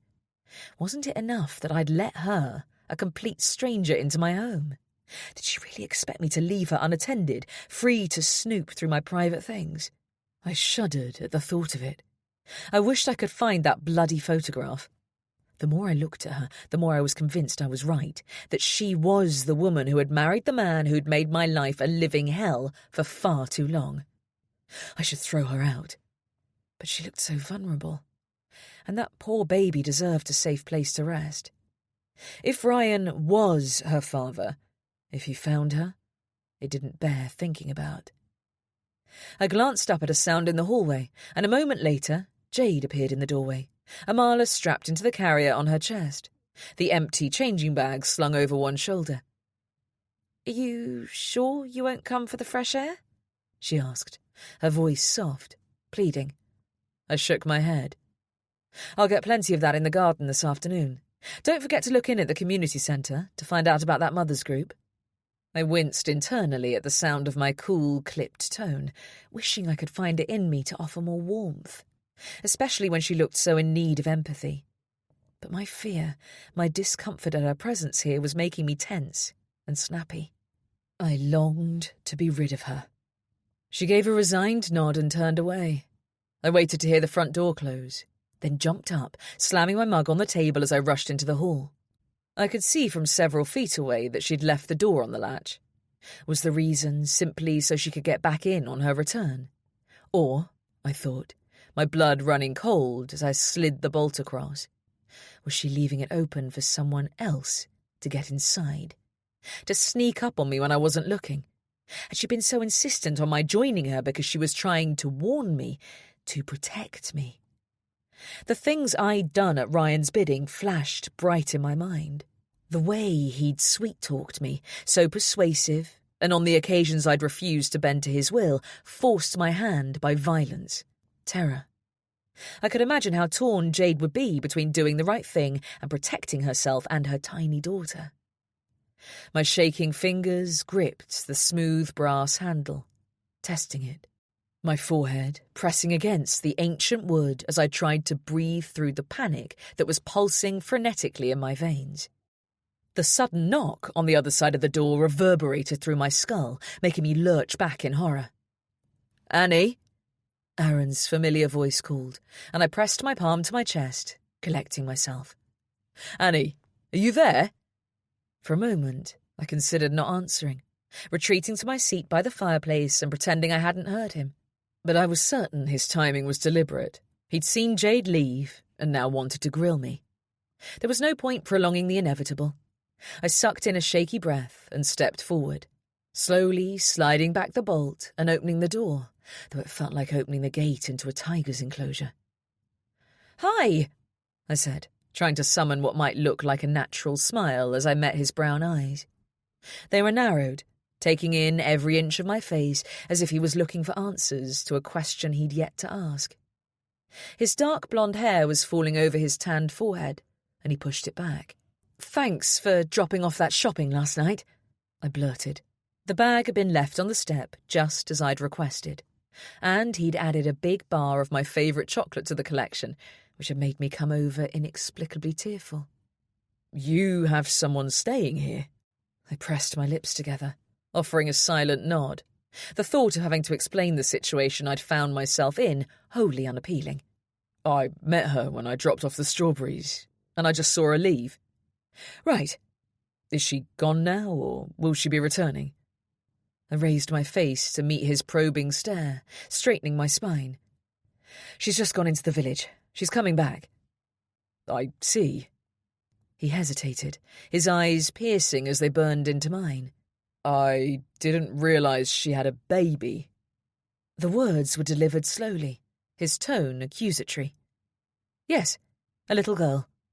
He stared at me, silent for too long. Finally he spoke. "Why is she here, Annie? Who is she to you?" I couldn't hold his intense eye contact.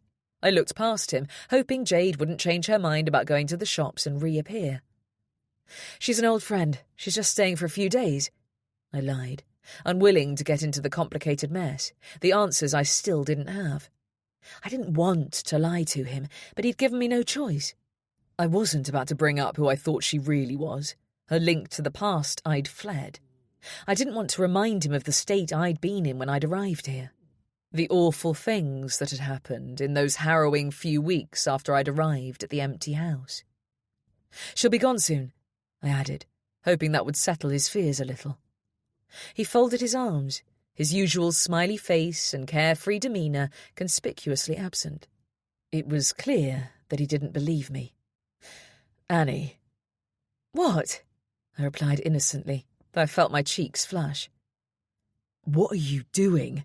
he whispered, his tone suddenly urgent. "They can't be here. You shouldn't have let them stay. You know that." I shook my head. "It's just a few days. It's fine. It'll be fine." "That baby is perfectly safe here," I snapped, folding my arms tightly across my body. "As is her mother." He opened his mouth as if to argue, then sighed, shaking his head, his eyes trained on the ground as if he was ashamed of not being able to find the right words. I'm right next door. Remember that, okay? If you need me. If you want to talk about anything. I'm not on shift for the next few days, so I'll be there, day and night. Well, maybe you can find the time to do as you promised and get my bloody birdhouses off the internet. I saw the website. Jade found it in minutes when I asked her to look, and there's a Facebook page too, with my name plastered all over it. Thank God Ron doesn't have a photo of me, or that would no doubt be on there for the whole world to see too. I think you're being a bit dramatic, Annie, he replied, his tone dismissive. Oh, really? I snapped back. Why do you suppose she was able to discover it so easily? She literally typed in Annie, handmade wooden birdhouses, and there it was. He must have been running it for weeks without my knowledge. Are you telling me you didn't know before? Or were you hoping to sway me by waiting until you had the sales logged? Do you think I'd sell my safety, the life I've built here, for a chance at making more money? He blinked. I don't know what you mean. Think, Aaron. Think about the position you've put me in. You should have made it clear to Ron that he wasn't to do anything of the sort when he put forward the idea. You should have watched him take the site down before you promised me it was sorted. It makes me wonder whose side you're on. How can I possibly trust you when you can be so flippant about my safety? You know better than anyone why I don't want the world knowing where I sell my stuff. How easy it would be to track down my location from there. I should never have let you talk me into working with Ron. Hurt flashed in his eyes, but I didn't allow myself to care. I'll sort it, he said, his voice gruff. I'll go to the shop today and make sure it's down. But don't you see? It's too late for that. He frowned, confusion clouding his eyes. What do you mean? I glanced over his shoulder to the lane behind him, checking again that Jade hadn't returned. I didn't want to admit to him who Jade really was. His face was creased with worry, and I couldn't help but think that even now, despite the breach of my privacy, the way he'd risked everything I'd built for myself by being so careless with my wishes, it wasn't me he was worried about, but Amala. He didn't like me flying off the handle like this, acting unhinged. He was worried what it might lead to, what I might do out of fear, self-preservation. He couldn't have made it more clear that he didn't think I was fit to have a baby in my home, even with her mother watching over her. I wanted to ask what he was so afraid of, why he looked so intense. But I already knew, and I wouldn't open that can of worms now. I couldn't cope with that on top of everything else. Make sure you get it taken down, I said sharply. And don't worry about me having guests. I'll be fine, I repeated. But will they? I snapped my head up, my eyes wide at the implication behind his words. But he'd already turned for the gate. I didn't wait for him to walk through it before I shut the door on him, bolting it tight. 9. Jade. I slumped down in the chair beside the big stone hearth, exhausted from the sweltering walk into the village, grateful that the thick stone walls of the house worked so well at keeping the heat out. I was used to modern new-built houses and flats that became a sauna at the first sign of spring, and this quality, this craftsmanship, was a welcome change. They didn't build them like this anymore. I leaned my head against the high-backed, sun-faded patchwork chair, shuffling Amala in my arms and latching her onto my breast before picking up my phone from the small round coffee table beside me. The sight of the unopened messages made tensions swell inside me, constricting my throat. I hadn't been prepared to leave, hadn't been ready, and now, finding myself out of my depth and floundering about how to proceed, I couldn't help but be aware of everything that could go wrong. If he found me here, if he knew. I shook away the thought, steeling myself and clicking on the notification button. I couldn't keep putting it off, and besides, I wanted to know what was going through his mind right now, what he planned to do next. I read through the messages, not surprised by the way the tone changed so quickly with each one. The first one had come just an hour after I'd caught that train, and the last had been sent early this morning. There were voicemails too, but I deleted those without listening to them. I wasn't about to put myself through that. One by one, I erased the texts, feeling my shoulders lift as his words disappeared from the screen. Finally, there was nothing left. As if he'd felt me pulling away, known he was on the verge of losing my attention, another popped up, and I gripped the phone, swallowing thickly as I read. "For fuck's sake, Jade, what are you playing at? If I don't hear from you today, I'll—" There was a gasp behind me, and instinctively I flipped the phone over on my lap, pressing the button on the side to lock it. I turned to see Annie standing there. She must have tried to sneak up on me. There was no other explanation for it. You couldn't walk across the flagstone floor without making a noise unless you were really going out of your way to be sneaky. "Mr. Tenacious?" Her voice quivered, and I shook my head, pretending I didn't know exactly what she'd seen. The nickname I'd saved his number under, spawned from the moment I realised just how stubborn he was. "It's nothing. He just wants to know where I am. I'll block him." Her eyes were wide, and I could see she had more she wanted to ask but couldn't find the words. Instead, she turned, and this time I heard the slap of her bare feet as she rushed out of the kitchen, leaving me alone with my daughter, wishing I'd had the foresight to wait until I was back in my room to read his messages. This was going to complicate things for me, and that was the last thing I needed. 10. Annie. I sat hunched on the closed lid of the toilet in my ensuite, gnawing at my thumbnail, my eyes trained on the locked door. The nickname, Mr. Tenacious, rushed through my mind, and I felt a wave of nausea ripple through my belly, bile searing the back of my throat. I'd been so sure of who Jade was from the moment I saw that bruise on her arm. Her confession that she was running from someone dangerous had only cemented the certainty, though I couldn't be sure how involved Ryan was in her disappearance, what games he might be playing. But that text, that name, it had stirred a memory that had long been buried in the depths of my mind. Kenna. I'd never met her, never even spoken to her, but I'd known what she meant to him. Ryan had talked about his cousin, 10 years his junior, with reverence. And in the early days of our relationship, I thought it was sweet how she would call him late in the evening to talk over a problem she was having, or send him care packages in the post. She still lived in Edinburgh, and though I'd made it clear to Ryan that she was welcome to visit us in our home, hoping to gain more insight into who he was and discover whether she'd seen the emerging darker side to his personality too, he had always refused, getting the train up to visit her instead. Later, when he'd become too paranoid to leave me home alone for fear that I'd escape, he'd stopped going to visit. But still, she'd never come to us. Somehow, I had sensed her dislike for me, even without having spoken to her, and I couldn't help but wonder what Ryan had told her about me. And when I let myself go down a darker path, whether there was an element of jealousy at play. There had been something in the way he spoke about her, the warmth in his tone that had made me uncomfortable, as if their relationship was more than just cousins. I'd never been able to put my finger on it, but there had been little comments that felt off to me. He'd once said she was the only woman in his life he could rely on, and when I'd asked him to elaborate, he'd told me she was family, something I would never be. He'd told me that when he'd fallen out with his previous girlfriend, an 18-year-old, fresh from sitting her A-levels, and she'd accused him of beating her badly after an argument, Kenna had provided an alibi, sworn she was with him, and made sure the charges were dropped. I'd wondered, when I first heard that, whether Kenna felt any sort of guilt over that claim, or whether the Ryan she knew was so different from my version that she simply took his word without question.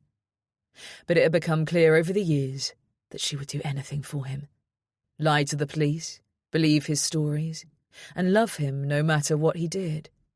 I bit down on the tip of my thumb, tasting dirt and blood, a hiss escaping my clenched teeth. Mr. Tenacious. I'd heard him repeat it on the phone, followed by his deep, rumbling laugh, a sound reserved almost exclusively for her. "Why did you call me that?" he'd asked, his face cracked wide open in an unfamiliar, genuine smile. There was a pause, and he laughed again. "Because I always get what I want. Yeah, you're damn right, babe. I do." I felt stupid, careless, as I recalled those words now. I'd been so single-minded about protecting my ex's vulnerable new wife that I hadn't stopped to consider that the woman in my home might be someone entirely different. She was the right age, pale and pretty. That was what he'd always said when I asked what Kenna looked like. He'd said she had dimples, and I was sure I'd seen them on Jade's cheeks too. Had I made a terrible misjudgment? Was it in fact Ryan's cousin, the woman who would lie, perhaps even kill for him, sitting downstairs in my kitchen, playing the victim in order to draw me into her web? His game of cat and mouse. Kenna would do it. I knew without a shadow of a doubt she would do anything for Ryan and their odd relationship. I felt like I'd swallowed a lead balloon. Goose pimples rushing up my arms at the thought of what that would mean. The danger I could be in. She would do everything he asked of her and more, anything to impress him. No doubt he had woven some story casting himself as the victim, just like he had when the police came looking for him for battering that poor girl. My heart was racing, panic fizzing through my body, threatening to explode out of me in a primal scream. I pressed my hands to my face, forcing myself to slow my breathing. I was being ridiculous, making up stories in my mind, because I was afraid, because I wasn't used to having anyone here under my roof. I was jumping to conclusions again. Jade had confirmed who she was, hadn't she? And she couldn't fake the things I'd witnessed. The enormous purple bruise on her arm, the fear in her eyes, the love she quite obviously had for her baby girl. She wasn't Kenna. She was nothing like her. She was quiet, vulnerable, the polar opposite of the brash, obnoxious voice I'd heard on the phone countless times. And there was no hint of a Scottish accent there. She couldn't be Ryan's cousin. The poor woman had fled from abuse I could have stopped if I'd gone to the police 3 years ago to report what Ryan had done to me. And now, instead of helping her, I was letting my anxiety lead me into a fantasy fueled by my own damn PTSD. I was the reason Ryan had been able to find another victim. I'd failed her, and I wouldn't make the same mistake again. I stood up, going to the sink and splashing cold water on my face before meeting my blanched reflection in the mirror, determination flaring in my eyes. She was his wife. Simple as that. I'd seen the photo. The bruise. I would not let myself be driven to madness by fear. Not again. 11. I tossed aside the novel I'd been trying to focus on, leaning my head back against the squashy sofa cushions and sighing heavily. I could hear Jade moving around in the kitchen, and just the knowledge that she was out there made me fidgety, unable to relax, to enjoy the hobbies I usually relished. The door to the living room creaked, and she popped her head round, smiling. She'd been in a strangely good mood since she'd got back from the village, completely glossing over the message I'd read over her shoulder in the kitchen, almost as if it hadn't happened. Now she was annoyingly chatty, as if she thought she could make me forget what I'd seen if she made enough inane small talk. I'd refrained from encouraging her as much as possible. I didn't want her to think this was some holiday retreat, that we were going to become friends. Anything that might make her stay longer than absolutely necessary was to be avoided as far as I was concerned. Twice she'd asked me to hold the baby, an offer I'd instantly recoiled at, finding flimsy excuses for why I couldn't. I should have never touched her in the first place, and now that I'd volunteered once, it seemed she was determined to make a habit of it. It made me uneasy, and yet it also brought me more certainty that she couldn't be Kenna. Ryan would have poisoned her against me long before sending her here. There was no way she would trust me enough to hold her child. "I hope I'm not interrupting," she said now, stepping into the room, bearing an old plastic tray laden with 2 steaming mugs and 2 plates stacked with sandwiches. "I don't want you to think I expect to be waited on," she said, lowering the tray to the low walnut coffee table. "I was making myself some lunch and thought you might like some too." She straightened, unclipping the straps of the baby carrier across her chest and easing the scrunched-up newborn out. I couldn't help but watch the way the baby's tiny limbs flailed involuntarily as they met the air. Jade sighed. "Oh, that's better. Oh, this damn thing really cuts into my shoulders." You wouldn't expect a baby so small to cause such neck ache, would you? Well, I said, trying to find something to contribute, aware that to remain silent would be unbearably rude, much as I might like to. I imagine your body is still adjusting to not being pregnant, recovering from the birth. It'll take a while before you're back to your full strength. She smiled and I looked away, feeling uncomfortable. She continued to speak, without showing any sign that she'd noticed my standoffishness. You might be right. I didn't do much in the way of exercise while I was pregnant. Too tired all the time. Too stressed out by everything. She looked down at Amala, who was still fast asleep despite being moved, a talent reserved for newborns, then glanced back up as if remembering something. Oh, did you want milk and sugar in your coffee? I wasn't sure. I'd made no move to take the offerings from the tray. Wasn't certain I wanted to eat or drink anything made by a stranger. I'd take it black, I said, but I've already had 2 this morning. I'll get heart palpitations if I have any more caffeine. Oh, sorry. I should have asked. I waved away her concern. It's fine. I was about to pour myself a glass of water anyway. I'll get it. Here. Before I knew what was happening, I found the baby being lowered into my arms. The weight of her made me want to flinch, to let her drop to the sofa. I felt my whole body stiffen as Jade turned, rushing back to the kitchen, leaving me alone with her child. It was as if her mothering instincts were entirely absent. What other reason could there be for her to be so reckless with her daughter's safety? To leave her with me, blissfully unaware of what had happened to the last baby I touched, the torment she was causing in her thoughtless actions. Amala shuffled against me. Slowly, I lowered my gaze to her face. Her eyelids were closed, flickering as she dreamed. I pursed my lips, turning my head away, pushing down the terrible feelings that seemed to rush to the surface like a tsunami, choking me, drowning me. I listened for the sounds of the water running out in the kitchen, then counted the footsteps as Jade made her way back to me. There you go, she said, handing me the glass. I took a tiny sip, sniffing surreptitiously, then put it down on the table. You can have her back now, I said stiffly. Would you mind giving her a cuddle while I have my coffee? I like it scalding hot, and I don't like to drink it while I'm holding her in case I spill it. It's been ages since I had a really hot drink. I opened my mouth, then closed it, realising I didn't know how to refuse. It would seem churlish to deny her something so simple, especially when I could hardly claim to be busy. I sighed then. Despite my crawling desire to hand her baby back and rush from the room, gave a short nod. Thanks. She sank into an armchair, picking up her mug and sipping her drink, her eyes half closed in pleasure. She looked at me over the rim. This really is a beautiful house. You're so lucky to live in such a lovely place. Have you been here long? I grew up here, I said, talking to distract myself from the feeling of the baby cuddled into my body. It was my parents' house, but they died 3 years ago and I moved back then. They both died at the same time? I nodded. It was a boating accident. I glanced at the photograph of them on the mantelpiece, both tanned and grinning. My dad's arms slung casually round my mum's shoulders. It had been a shocking death. Some inexperienced university students had hired a massive speedboat and taken it out for the day, got stupidly drunk and crashed headlong into the little yacht my parents had been sailing off the coast of Hampshire.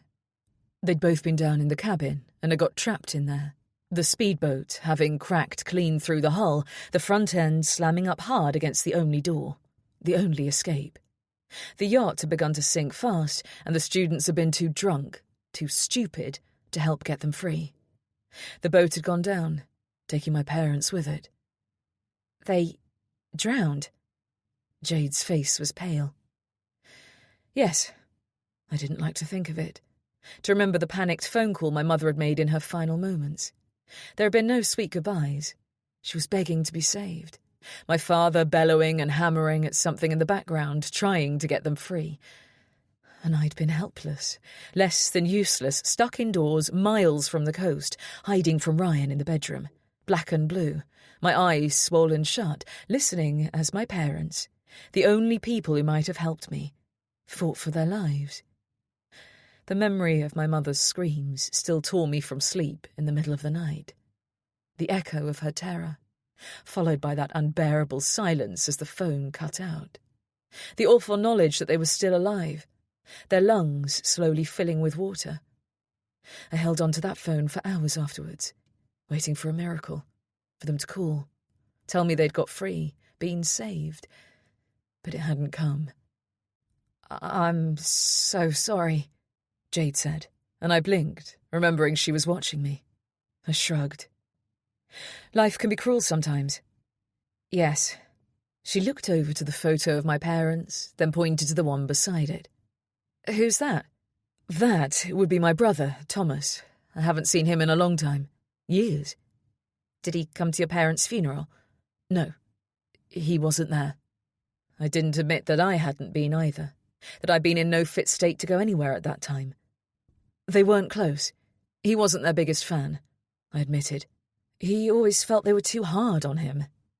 "Oh, did you agree?" I shrugged. He was a strong-willed boy and an even stronger-willed man. He had very different ideas about the world, how to live. They just clashed. "You must miss him, though." I looked down at Amala, surprised to realise I no longer felt so tense. Her hand wrapped around my thumb, holding it tight for comfort, and I couldn't help but smile as I watched her. "Sometimes," I said, looking up. "But I'm better off on my own. I prefer it that way." "It must be lonely." "No," I smiled. "It's just how I like it. I never was much of a people person."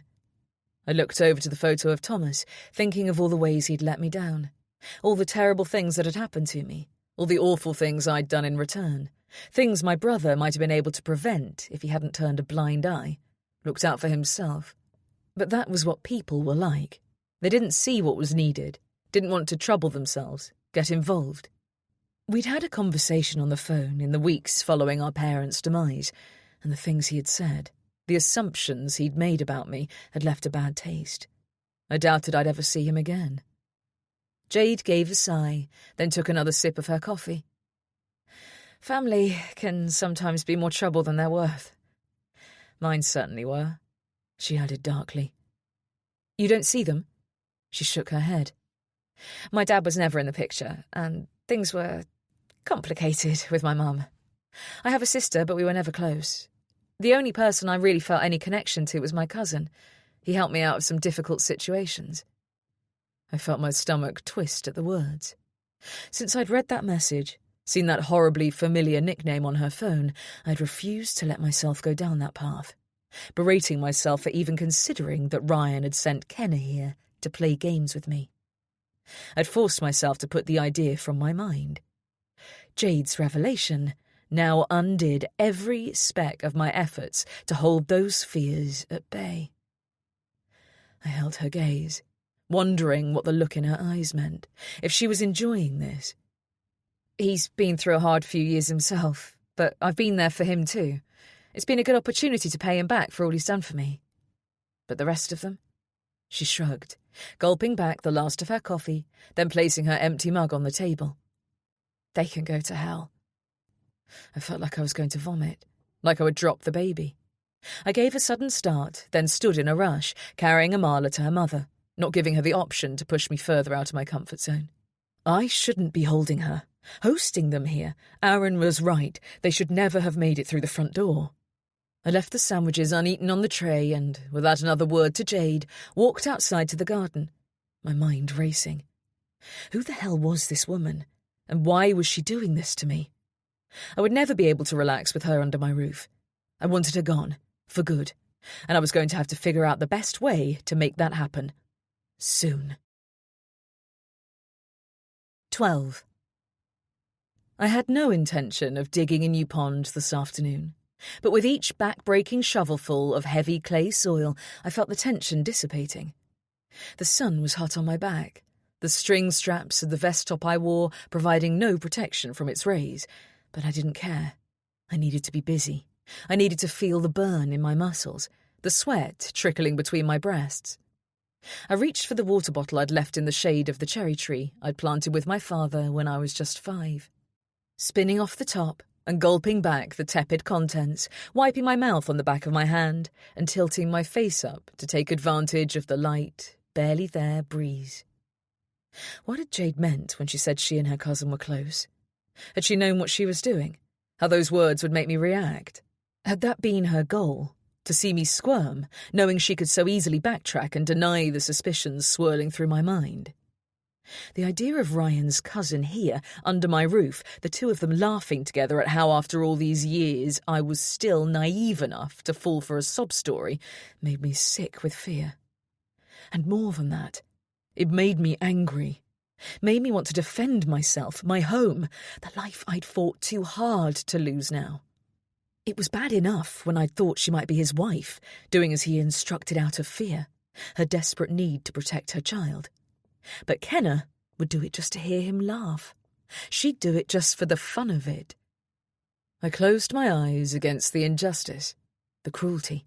The truth was, I couldn't reconcile the image of Jade's wide, terrified eyes, the way her hands had trembled that first day here, with the brash confidence of a woman who meant to hurt me, just for the hell of it. I couldn't make it make sense in my head. And even if it were at all possible, there was still that photograph of her in a wedding gown. I knew it was her in the picture. I would stake my life on it. I dropped the drained water bottle back on the grass, pressing my hands to the base of my spine with a groan. As if he'd been waiting for me to straighten up and take a break, the front door to Aaron's house opened, its distinctive creak giving him away, and I tensed, not turning to look in his direction, hoping he wasn't going to cause a scene. My front gate opened, and I leaned heavily against the handle of the shovel as I watched him approach. "You look like you're in your element." I smiled, knowing it was true. "Thanks. Not everyone can make shoveling look so—" He wrinkled his nose and laughed. "Even covered in mud and sweating buckets, you still manage to look gorgeous. It's a talent." I shook my head, blushing. This was our normal. We'd always been friendly, but over the past year it had become more flirtatious between us. I was sure that if I wanted it to, our relationship could easily become something more than just friendship. But Aaron understood me. He knew I had walls he would never be able to break through. Even so, I enjoyed the easy banter we shared. I just hadn't expected it from him now, not after the accusations he'd thrown my way on the doorstep this morning. I braced myself, waiting for the real reason he'd come over so soon. He was checking up on me, on them, and I didn't like it. "Annie!" I turned, seeing Jade emerging from my front door. "Oh, sorry," she said, stopping short as she clocked Aaron. "I didn't realise you were talking to someone." I glanced between the two of them, hyper-aware of the lie I'd told Aaron to keep him from delving too deep. I didn't want them having a conversation, revealing my deception. It would only make things worse. Jade was looking at Aaron with unveiled suspicion, dislike even, and I frowned as she walked up the path towards us. "It's fine," I said, hoping to find out what she wanted and get her to go back inside as quickly as possible. "I just wondered where the towels are kept. I used the ones you gave me, and Amala needs a bath. She's exploded through her nappy again." "Oh, right, they're in the airing cupboard on the landing. It's the door beside my room." "Okay, thanks." She nodded, taking a step back. I held my breath, hoping that was the end of the awkward encounter. But Aaron moved in, extending a hand. "I think we got off on the wrong foot," he said. "Jade, isn't it?" "That's right," she replied, looking at his hand without taking it. Aaron shrugged. "Annie's friend, right? How long are you staying?" Jade glanced at me inquiringly, and I met her eyes briefly, then looked at the hole I'd been digging, wishing I could climb into it and cover myself in dirt, hide from this awful situation. She broke into a smile that was too stiff for her pretty face. "That's right. I'm not sure how long I'm staying." She looked at me again. "Sorry, I better get back to Amala. I've left her on the changing mat." I nodded, watching her rush back up the path, wondering why she'd gone along with the lie. She'd done me a massive favour by not landing me in it. Aaron would have been on my case so much worse if he learned that I'd fabricated my story. I turned back to Aaron, seeing his expression of deep thought as he watched Jade close the front door, and wondered if he'd been hoping to catch me out. "I'd better go in and help her," I said, wiping a soil-streaked hand across my sweaty forehead. He looked at me, then gave a nod. I didn't wait for him to question me further as I picked up my water bottle and walked briskly up the path. Once inside, I watched Aaron through the peephole, standing where I'd left him, his eyes trained on the bathroom window. He stood motionless for a full 2 minutes before finally leaving. I leaned my head against the door and let out a sigh of relief. "Here," I said, passing the soft white towel to Jade as she lifted a squirming Amala from the shallow water. Amala had been crying when I'd gone up to offer assistance, feeling reluctant but obliged. But the moment her tiny body had touched the warm water, she'd been stunned into silence, her dark eyes wide. Now Jade wrapped her in the thick towel, bringing her to her shoulder and rubbing her back. I stood in the doorway, blocking her path to the bathroom. "Why did you lie for me?" I watched her face closely as she raised her eyes to meet mine. There was no need for me to explain my question. I could see she knew exactly what I meant. "I didn't want to make you uncomfortable. I could tell he was prying, and I wanted to end the conversation." She shrugged.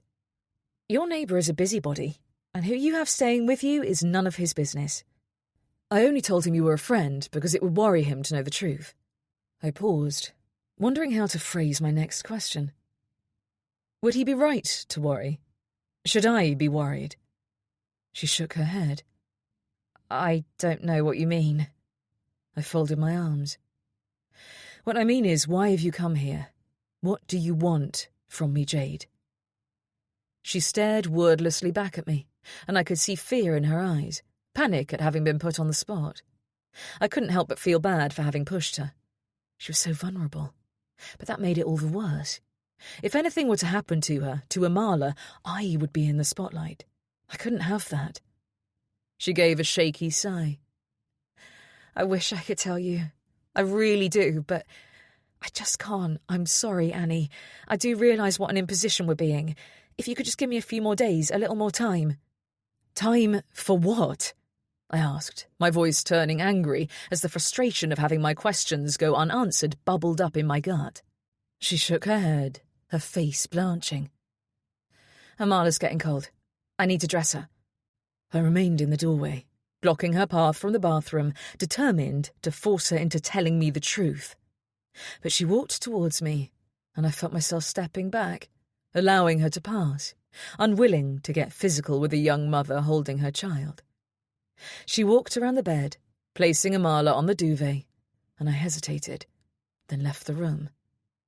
I was certain that if she was unable to speak about her reason for being here, it was because she knew I wouldn't like the answer. I fought between my need to protect her and my own self-preservation. If Ryan found me, if she led him to me, he would kill me. But if I kicked her out now, would she and Amala take my place? I paused halfway along the hallway and leaned back against the wall, my limbs heavy with dread. I had no idea what to do. 13. The whittling knife slipped against the soft wood, my thick protective glove the only thing stopping me from taking a nasty hit from the blade, and I gripped it harder, willing myself to concentrate on the little frog I was carving beside the already finished lily pad. I could already feel the bruise forming on the side of my finger from the impact of the knife. I needed to eat, sleep. But with my stomach churning and my mind racing, those things seemed pretty much impossible right now. I couldn't help the quick, furtive glances I kept shooting across the wooden workbench. I shifted on my stool, trying and failing to look away from the glint of silver, the freshly sharpened metal catching in the ray of sun streaming through the open workshop door. I hadn't known what had come over me when I'd found myself in the back of the rickety garden shed earlier, delving into the piles of dust-coated tools to find the axe I knew to be there. Hadn't let myself think about why I was carrying it into the workshop, casting nervous glances over my shoulder as if I was afraid of being caught. But now I couldn't avoid the thoughts. The need to defend myself had overcome me. I was just sitting here waiting for what I knew was coming for me. A victim, just as I'd always let him believe. Just as I had learned to believe too, if I was honest. And if I did nothing, if I was too scared to make a change, take control for once in my miserable life, it would carry on as before, until he killed me. I looked back down at the tiny, half-carved frog, biting my lip as I tried to focus on whittling his back legs. A detailed, intricate process I usually adored, saw as a meditation, an escape from all worry, all fear. The knife slipped again in my shaking hands, and I watched, numb, as his head was severed from his little body, falling with a soft thump onto the workbench. In a rush of blind anger and frustration, I swept the nearly finished birdhouse to one side with a furious slash of my hand, watching as it fell to the hard stone floor below. The huddle of blue tits snapping from the base, the curved pillar that held up the roof, shattering in two. I stared down at the ruined mess, my eyes flicking back to the axe, and wished he would come soon, that I could end this now. The waiting was unbearable. 14. Then. My thighs burned with the effort of squatting in the cramped, stifling darkness. How many hours had passed since he'd locked me in here? He never allowed me to wear a watch, enjoying the knowledge that each minute would feel like 20. I shifted. The metal hanging rail he'd drilled in halfway up the old wooden wardrobe, placed intentionally to reduce my headroom, digging against my skull. My neck cracked as I tried to stretch, finding myself boxed in. I was hyper-aware of the danger of toppling over, the long metal spikes he'd driven into the wood on the opposite side, the silver gleaming in the darkness, reminding me not to move. I'd had to go to hospital after the last time I'd been shut in here. Not because I'd been caught by the lethal spikes, but because my left leg had swollen and I'd realised I had a blood clot in my calf, brought on by dehydration and staying in this unbearable position for so long. I'd hoped some part of him might feel guilty, remorseful, that he wouldn't put me through it again. And for 3 months he had resisted, but today I'd known it was coming, known it would be my punishment for failing the task he'd set me. The games were an intrinsic part of our relationship, the limits I set being continuously pushed, barreled through, smashed to oblivion. He'd started so slowly I hadn't realised what was happening, though in hindsight I could look back and see how he'd trained me like a dog wanting to please its master. The first time it had been merely a comment, delivered in an offhand, casual tone, about my wearing flats to dinner. I'd never been one for stilettos, placing comfort over style. He'd said, "I expect you don't wear them because you're afraid you'll fall flat on your face." Then he'd stared pointedly at a group of beautiful women, all dressed elegantly, all wearing sky-high heels. He'd looked them up and down, appreciation shining in his dark eyes. Then turned his attention to me, his gaze lingering on my flat sandals, a sneer marring his handsome features. And, like a fool, I'd fallen for it. Ordered a few pairs of the painful but sexy shoes he clearly favoured. Taught myself how to walk in them. And when we'd next gone out to dinner, I'd strutted by his side, feeling his smile of approval with every step I took. Somehow I'd let myself believe that it was me who'd manipulated him, learned the way his mind worked and won him over by watching and adapting. But I'd been a puppet, and when I'd resisted, I'd been punished. The comments, the comparisons, the little digs and insults. And so slowly I didn't realise it had morphed to the physical. The first time I'd made a meal with blue cheese, not realising he hated it, and he had slapped me. He'd never apologised, only said that next time I'd do better. I couldn't explain to myself why I didn't walk away then. I could reason that he was wrong. He should never have raised a hand to me, but somehow he twisted everything so that I ended up blaming myself. And now I winced, rubbing my palms up and down my thighs, trying to encourage the blood back into them as I held my position in the darkness, listening for his footsteps and hearing only silence. Now the tasks had mutated, from my needing to become exactly what he desired, to cater to his every need, into something far more twisted. His sick need to control me, to make me do things that made me recoil in horror. The person I was becoming at his insistence was someone I could no longer look at in the mirror. I'd stolen for him, I'd manipulated, I'd lied. And this morning he'd asked me to look at those images on the computer. Violent, terrible photographs he'd sourced on the dark web of women being bound, broken, naked and vulnerable.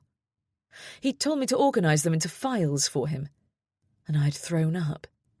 I'd tried to switch my mind off, just carry out the task, knowing he was only making me do it out of his own desire to rule me in every regard. But I hadn't been able to. Like an idiot, I'd started crying, unable to stop myself from wondering where those women were now. If they'd survived.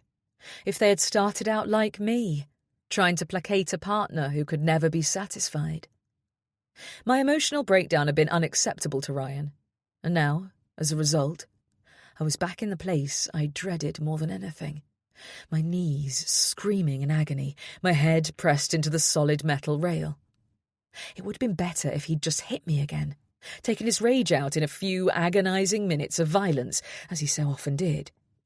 But when it came to his tasks, his lessons in humility and obedience, as he referred to them, the punishment was always long, to allow me to reflect, reconsider, become better. I closed my eyes, trying to block out the pain, the fear of what would come next, and wished I'd just done as he said. There was no place for morals, boundaries in my life. Not anymore. I would do better next time. 15. Now. I woke with a start, hearing sounds in the ancient house that had me instantly on edge. The creak of the wooden floorboards outside my bedroom door making me sit bolt upright, straining my ears for a sign of the man who had destroyed the girl I'd once been. It had been 3 days since Jade's arrival, and still I had no answers. It had been clear after our conversation yesterday that she had no intention of revealing her secrets, and despite searching high and low, I still couldn't find the photograph my aunt had sent of Ryan's new bride. Enough was enough. I couldn't go on like this. Wouldn't allow myself to fall victim to one of his traps again. Become that stupid, naive girl who he'd manipulated, controlled, broken. I'd thought I was stronger now. What my delightful ex hadn't bargained for during those years of playing with my mind, forcing me time and again to extend the boundaries of what I believed to be morally right, was that I would lose my empathy. Not just for the people he wanted me to hurt, but for him, too. For the whole damn world. In the end, it had been his sick games that had given me the means to come up with my escape plan. It had made me cold enough not to care that what I had done was wrong. It was hard to even think of it now. Something about living alone, with nothing but my own conscience for company, had shone a light on the terrible things I'd been forced, and had chosen, to do in those years with Ryan. And despite myself, the guilt had been inescapable. In order to live with myself, I'd let myself believe that I'd had no choice, forgiven myself. But with Jade and Amala here, my past was screaming at me once again, and the urge to bury it all somewhere deep and inaccessible was all I craved. I got out of bed, dressing quickly in the denim shorts I'd tossed on my dressing table stool the night before, pulling on a cotton t-shirt and scraping my hair back into a ponytail without bothering to brush it.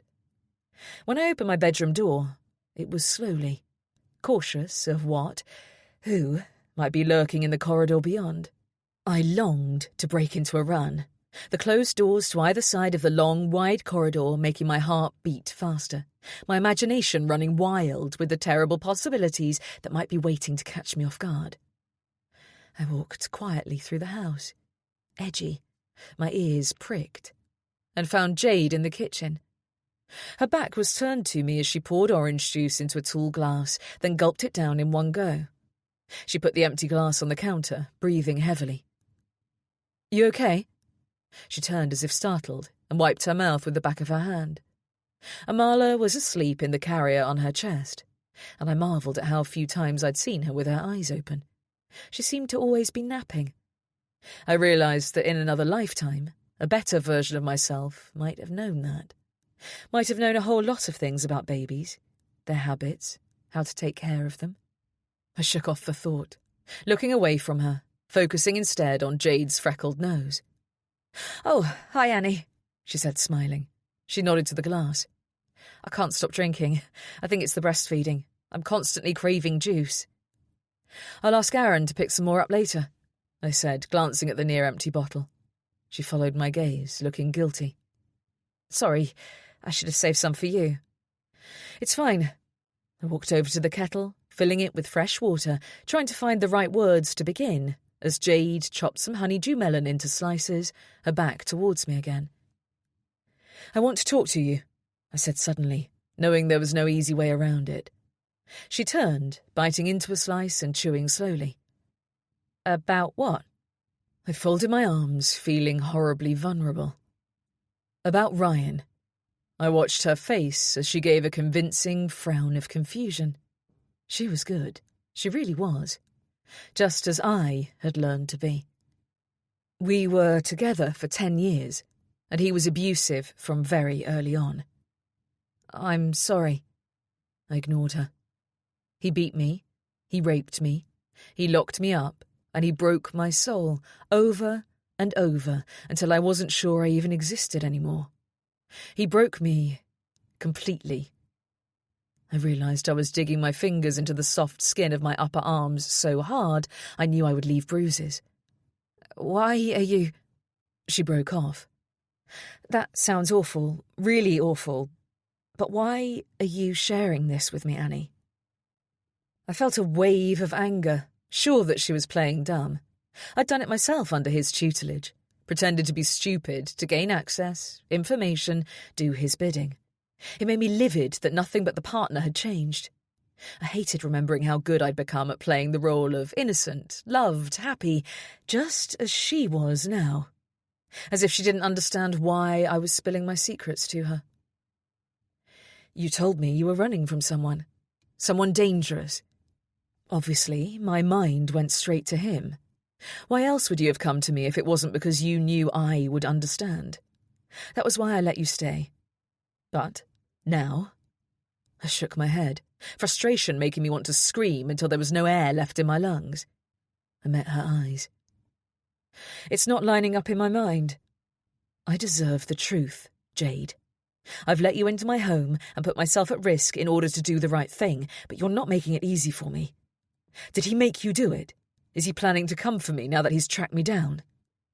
She dropped the slice of melon back on her plate, shaking her head. "Come for you?" She raised an eyebrow as if the idea was entirely outlandish. "Annie, stop. You've got it wrong.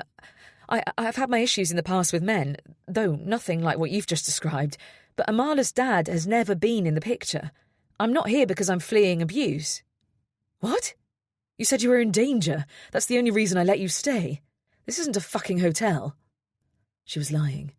Either now or when she'd turned up. I knew what I'd heard, and I'd believed it because it had made perfect sense. Why else would she have looked so terrified when she'd rushed into my garden? Why'd she look so uncomfortable when she'd had to go into the village to get nappies?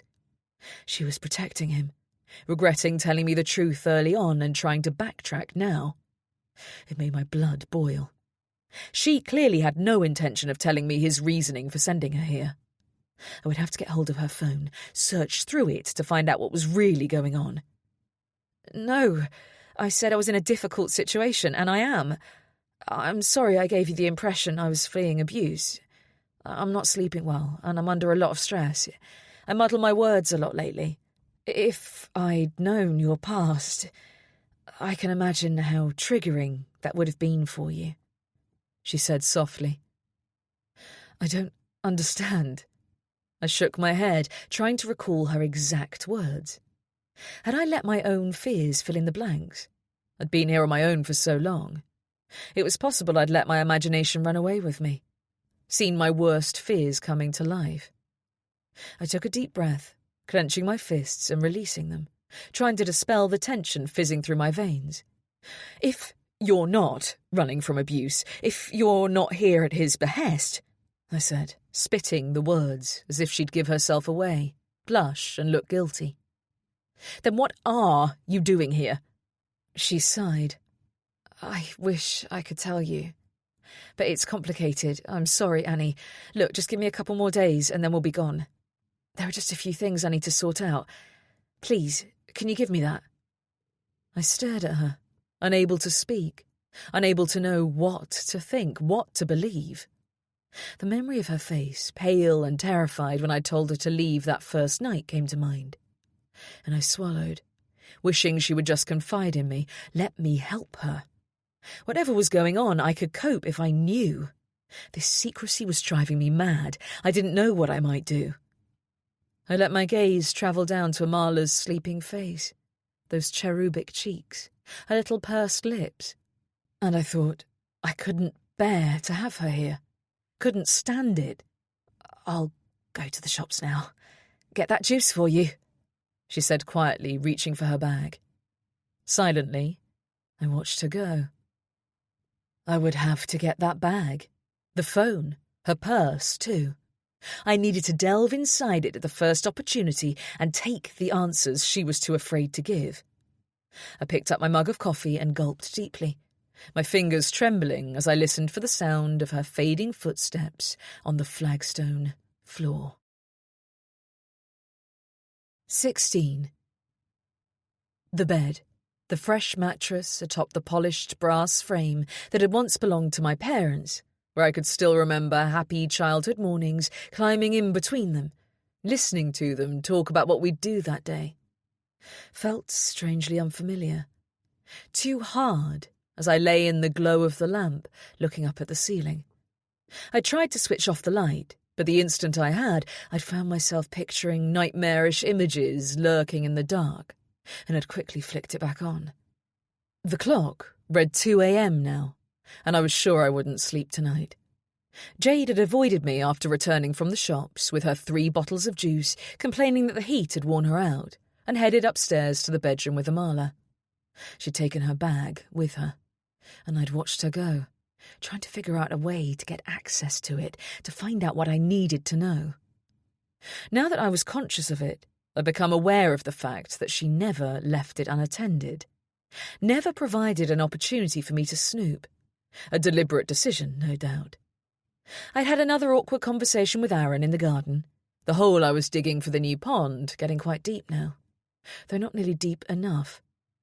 It was back-breaking work, and the few minutes I'd stopped to rest had been laden with probing questions. He'd seemed overly involved in my situation, my guests. I'd made an excuse, heading indoors, feeling his gaze on my back again, a pattern forming. There had been no opportunity for me to talk to Jade over dinner either. She'd been distracted by Amala's fussing, not seeming to hear me when I tried to ask questions, and had taken herself off to bed as soon as she'd finished her meal. And now I found I couldn't relax, couldn't stop thinking of how to get that bag. If I went to her room now, could I sneak it away without her waking, without disturbing Amala? If I was caught, I could always say I'd come in because I heard the baby making noises and was worried. She'd have to believe me. I'd make her believe me. I lay flat on my back, listening hard. No desire to be caught. I was summoning the courage to move when I heard it. The distinctive sound of the front door opening. The house was old and had moved over the years, and now the door always scraped a little on the tiles in the entryway. It was unmistakable. Someone was coming inside. The terror was instant, my heart thumping like a wind-up toy, my bowels churning, a desperate need to run to the bathroom as cramps shot through my gut. Fear making my whole body break into a sweat. My bedroom door was locked from the inside, but would it be enough? It hadn't been in the past. I tried to suck in a breath as I lay frozen, a statue on the hard mattress, and felt like I was breathing through a straw, the air refusing to fill my lungs. There was the sound of a door opening below, the living room perhaps. Then as I tried to gasp at another breath, there was nothing but silence, an eternity of horrifying silence. I balled my hands into fists, wanting to throw myself out of bed and storm through the house, my sanctuary, my home, and demand the intruder leave at once. I wanted to be courageous, to be fierce, but still, I couldn't move. And then there was another sound. Footsteps. Slow, intentional, heading up the stairs, the floorboards creaking beneath the thick carpet. I stifled the scream that rose unbidden from my body, pressing my lips together to contain the sound. Jade had told me she wasn't who I thought she was, but I remembered the advert online and I felt certain he had come. It wasn't as if I hadn't pictured this moment over the past 3 years. I had imagined myself being stronger if I ever had to face him again. Braver, standing up to him and telling him I was no longer under his control. I wasn't afraid of him. But now, I was petrified. I couldn't move a muscle as I waited for the man who'd been my tormentor for so long, the man I'd escaped from, to come smashing through my door, smile that awful knowing smile he'd always had. I couldn't stand myself as I gripped the covers. The footsteps reached my door, pausing outside, and it was all I could do not to cry out, beg him to leave me alone. He'd always made me beg, enjoyed the power over me. A long, agonizing moment passed, and then, to my surprise, the footsteps retreated, heading back down the stairs. I didn't understand. What was this game he was playing? Of course it wouldn't be a simple confrontation. That would provide no entertainment for Ryan. No sport. He always had to push the boundaries. So, what? He was letting me know he was here? He'd found me after 3 years of blissful freedom? Building the fear so I went mad with the anticipation of what he might do next? The realization, the memories of how he'd done just that, time and again throughout our relationship, hit me, and I pressed my hands to my mouth. He was going to torture me, break me. And as strong as I'd let myself believe I'd become, I couldn't feel an ounce of that strength now. I was just the pathetic girl who'd nodded along to his commands, who'd lost herself. And when he came for me, I wouldn't be able to fight. I would surrender, just as I always had. Unless, I thought as I lay in the dark, my heart racing, listening for a clue to his next movement. Unless I could find a way to summon my courage and end his hold over me once and for all. My body ached, my muscles cramping as I stomped down the stairs, the first rays of dawn casting soft beams of light across the wooden floorboards. I hadn't moved from the bed all night, too afraid of what, or who, I might find if I went searching in the dark. And now the circles beneath my eyes were as black as my mood. I was exhausted, my nerves hanging by a thread. The thoughts that had spun uncontrolled through my mind in the wake of that unwelcome nighttime intruder had made me sick, terrified of what I was considering, what I might be forced to do. I couldn't let him take me back to that place, that hell he'd kept me in, his prisoner, his slave. I wouldn't go. I made no effort to soften my footsteps as I walked past the front door. It was closed, but the deadbolt was slid back. Not how I'd left it when I'd gone up to bed. Jade had passed me in the hall at midnight, said she was heading down for a glass of water. She must have opened it then, leaving it on the latch. I seethed at the thought of her deception, after all I had done for her. I glanced down at the heavy brass doorstep I was clutching in my palm, shaped like a terrier, a little Westie, like Charlie, my childhood pet. I squeezed it tighter as I rounded the corner and walked into the living room. Something had moved. I felt it more than saw it the second I walked in. Something was different. I cast around trying to work out what was wrong, and my gaze landed on the display cabinet to the right of the fireplace. On one side were my dad's old ornaments, brown glass yachts, wrought iron anchors. But on the opposite side were papers. Nothing of importance, but I could see instantly that someone had been looking through them.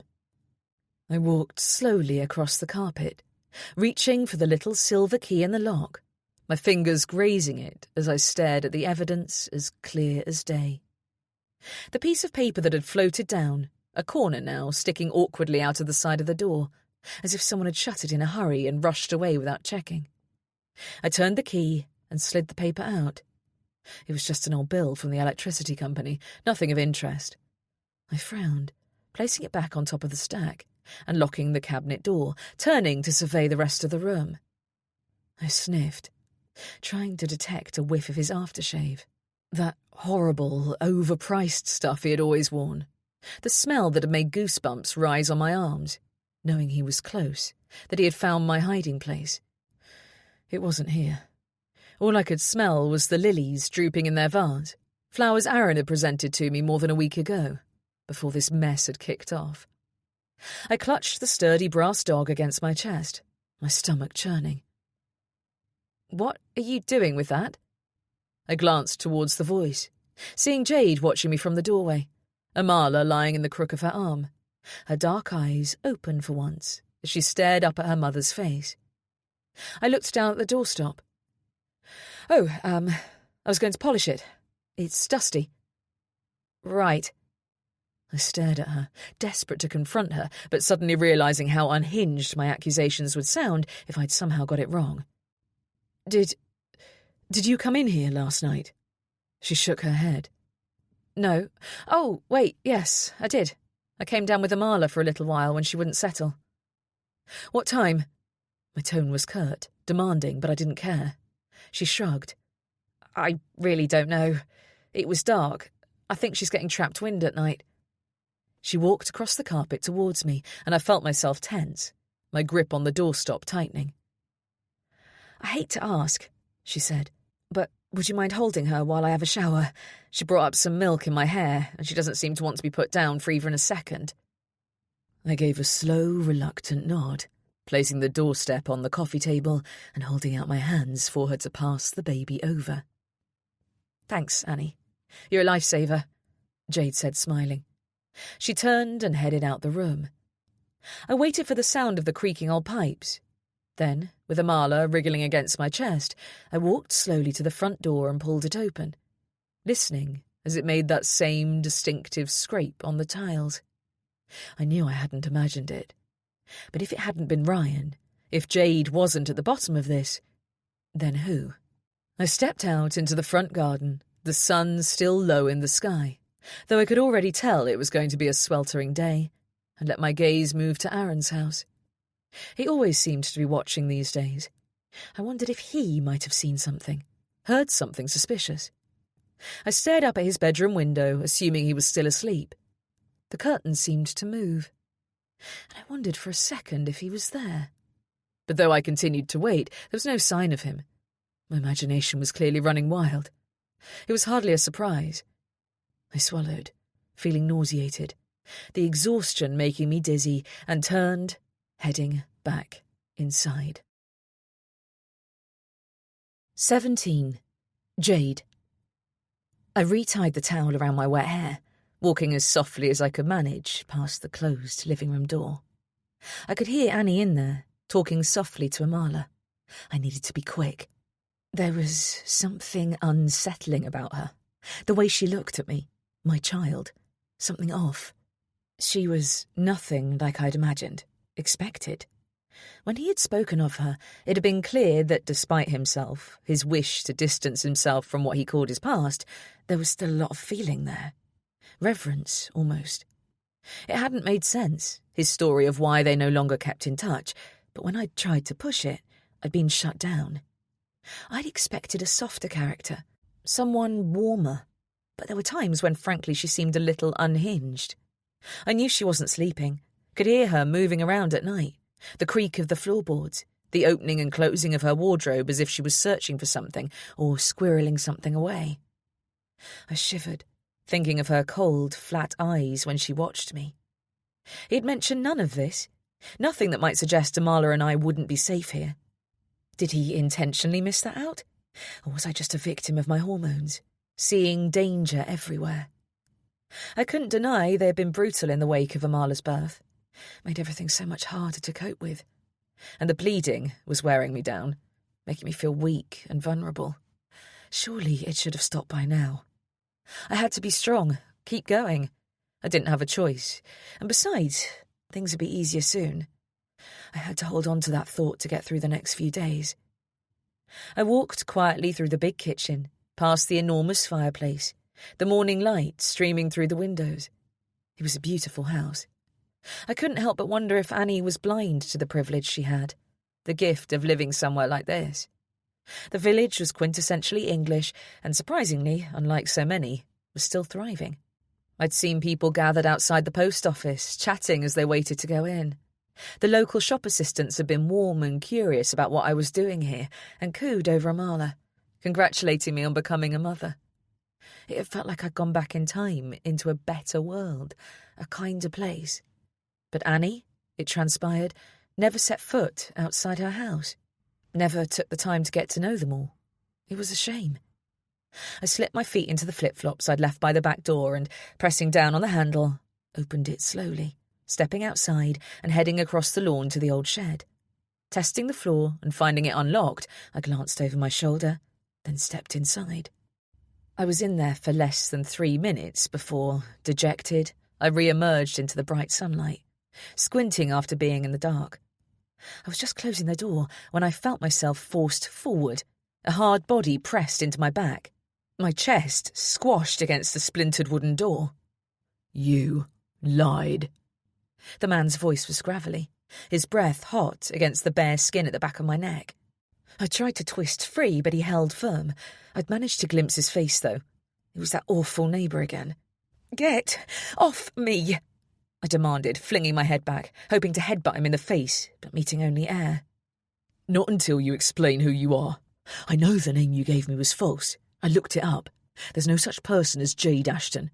At least not one matching your description. So," he went on, pressing into me again, "I'll ask you once more. Who are you, and what the hell do you want with Annie?" I gritted my teeth, my wrist aching as he twisted it tighter against my spine. "Is this how you were trained in the police force, Aaron? Because I have a feeling your supervisors would be interested to hear how you conduct yourself when not in uniform." He released his hold in an instant, stepping back just far enough that I could spin to face him. "I've been expecting you to show your face," he said. "What? I don't know what the hell you're talking about, you weirdo." He dipped his head, and when he looked back up, his eyes were twinkling with inexplicable laughter. "I knew you'd come, sooner or later. I was surprised it took so long, to be honest. The baby was a nice touch, very clever. Who doesn't trust a mother, right?" He flashed a wink, though his mouth morphed into a cold sneer. He stepped closer, and I turned my face to the side, trapped against the shed door, panic racing through my veins. "Who is she?" he asked, his voice silky, as if he was in on a secret I hadn't shared with him. "Don't tell me she's yours. I don't believe it for a second." I shoved him hard in the chest, snapping my head round and jutting out my chin, a sick dread pooling in my gut. "I have no idea what you're talking about," I spat, my voice low and vehement. The last thing I wanted was Annie to come out and find me here with him. "What makes you think you're entitled to know my business?" I demanded. "What gives you the right to harass Annie's guests?" "She's my friend, and she's vulnerable." He said the words slowly, as if he meant something quite different. He shook his head. "I don't want you here. You or your borrowed baby.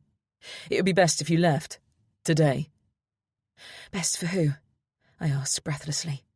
He glanced over his shoulder as if he was afraid she might hear, then lowered his voice. "Take my advice and move on, and get that baby back to her mother before it's too late." "She's my daughter." My chest heaved with conviction, and I met his shocked gaze, challenging him to argue otherwise. I would not have him claiming Amala wasn't mine. How dare he? He stared silently back at me, then shook his head sadly.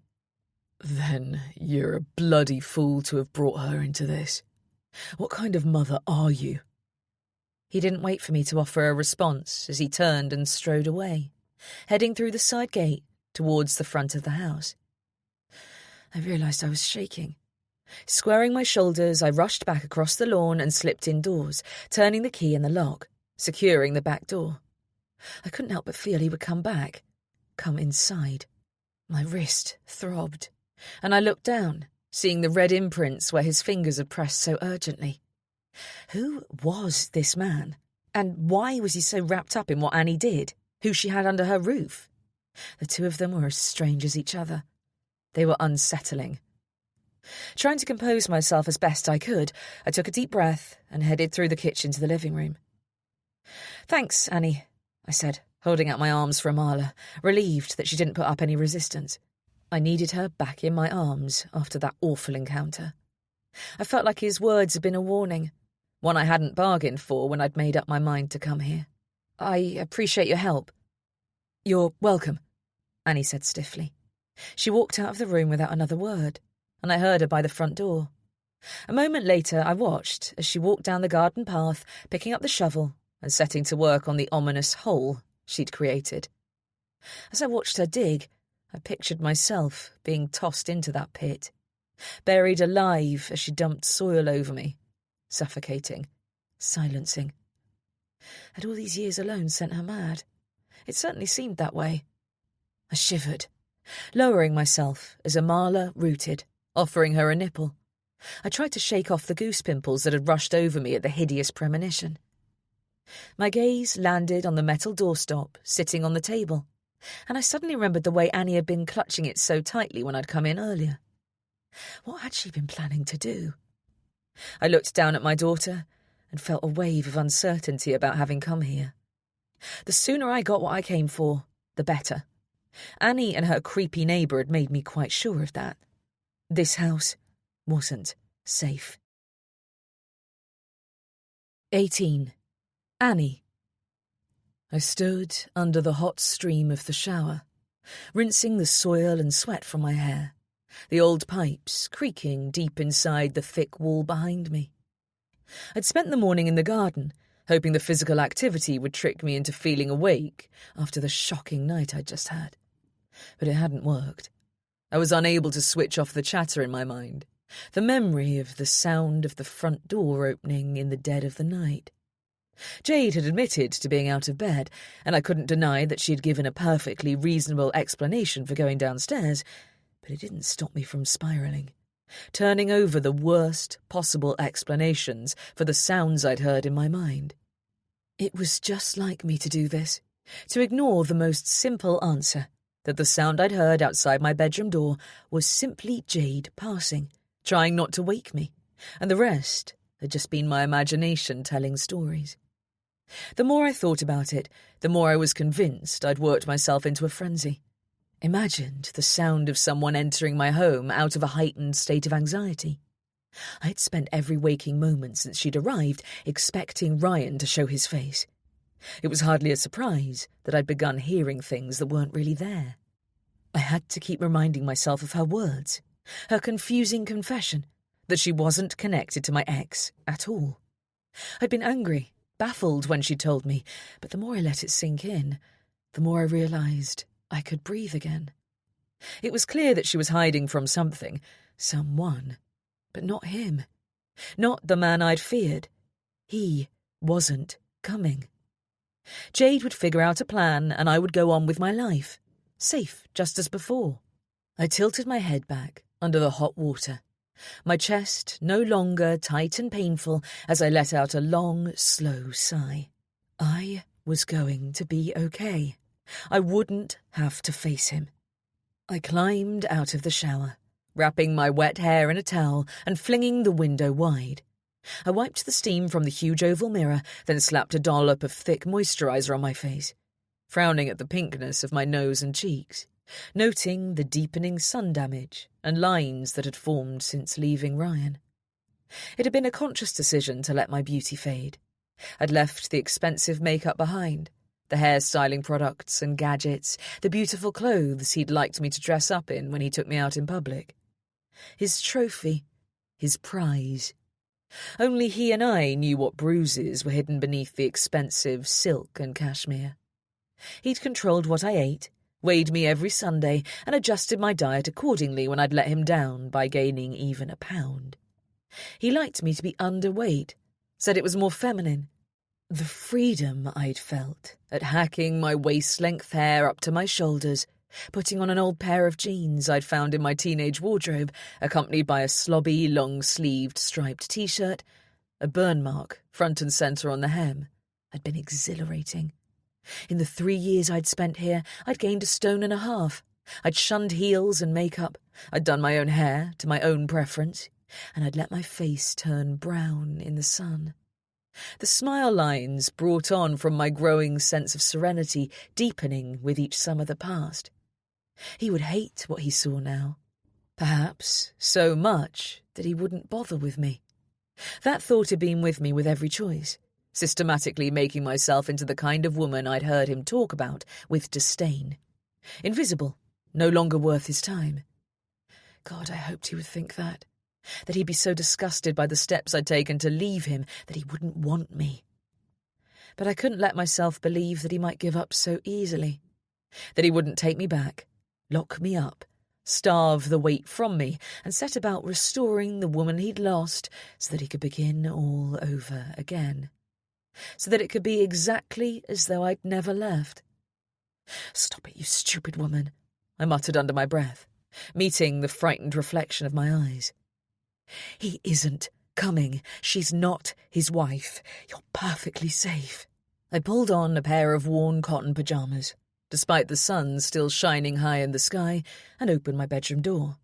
Jade was just coming out of her own room, and her eyes met mine, guilt flashing across her features for half a second before she offered a warm smile I tried to return. "You going down?" she asked, shifting Amala into an upright position. I nodded, walking ahead of her to the stairs, wishing I was better with people, that I knew what to say. My parents, my grandmother, they'd all been so good at it. Small talk, hosting, making people feel welcome. It was a skill that had clearly passed me by, and despite the knowledge that Jade wasn't here to hurt me, I still felt stiff with her, an issue that was wholly mine to defeat. We made our way in silence to the kitchen, and she slumped down in the chair by the hearth as I went to the cupboard, pulling out a packet of pasta and a jar of pesto. I tipped some into the pan on the stove, then reminding myself to be more accommodating, added an extra portion for Jade, noting the way her eyes lit up. "You must be sore," she said. "Huh?" I glanced over, frowning in confusion. "After all that digging, I mean, is the hole going to be a pond?" "Oh, yes," I said, nodding. "It's big," she commented. "Yes." I saw her look down at Amala and sighed, hating myself for being like this. Years living as a recluse certainly hadn't helped. She was struggling, trying to make conversation to dispel the awkward energy between us, maybe even trying to make a friend of me. I could understand that, how alone she might be feeling right now. A new mother relying on a stranger for the roof over their heads. Poor girl had to land herself with a woman like me.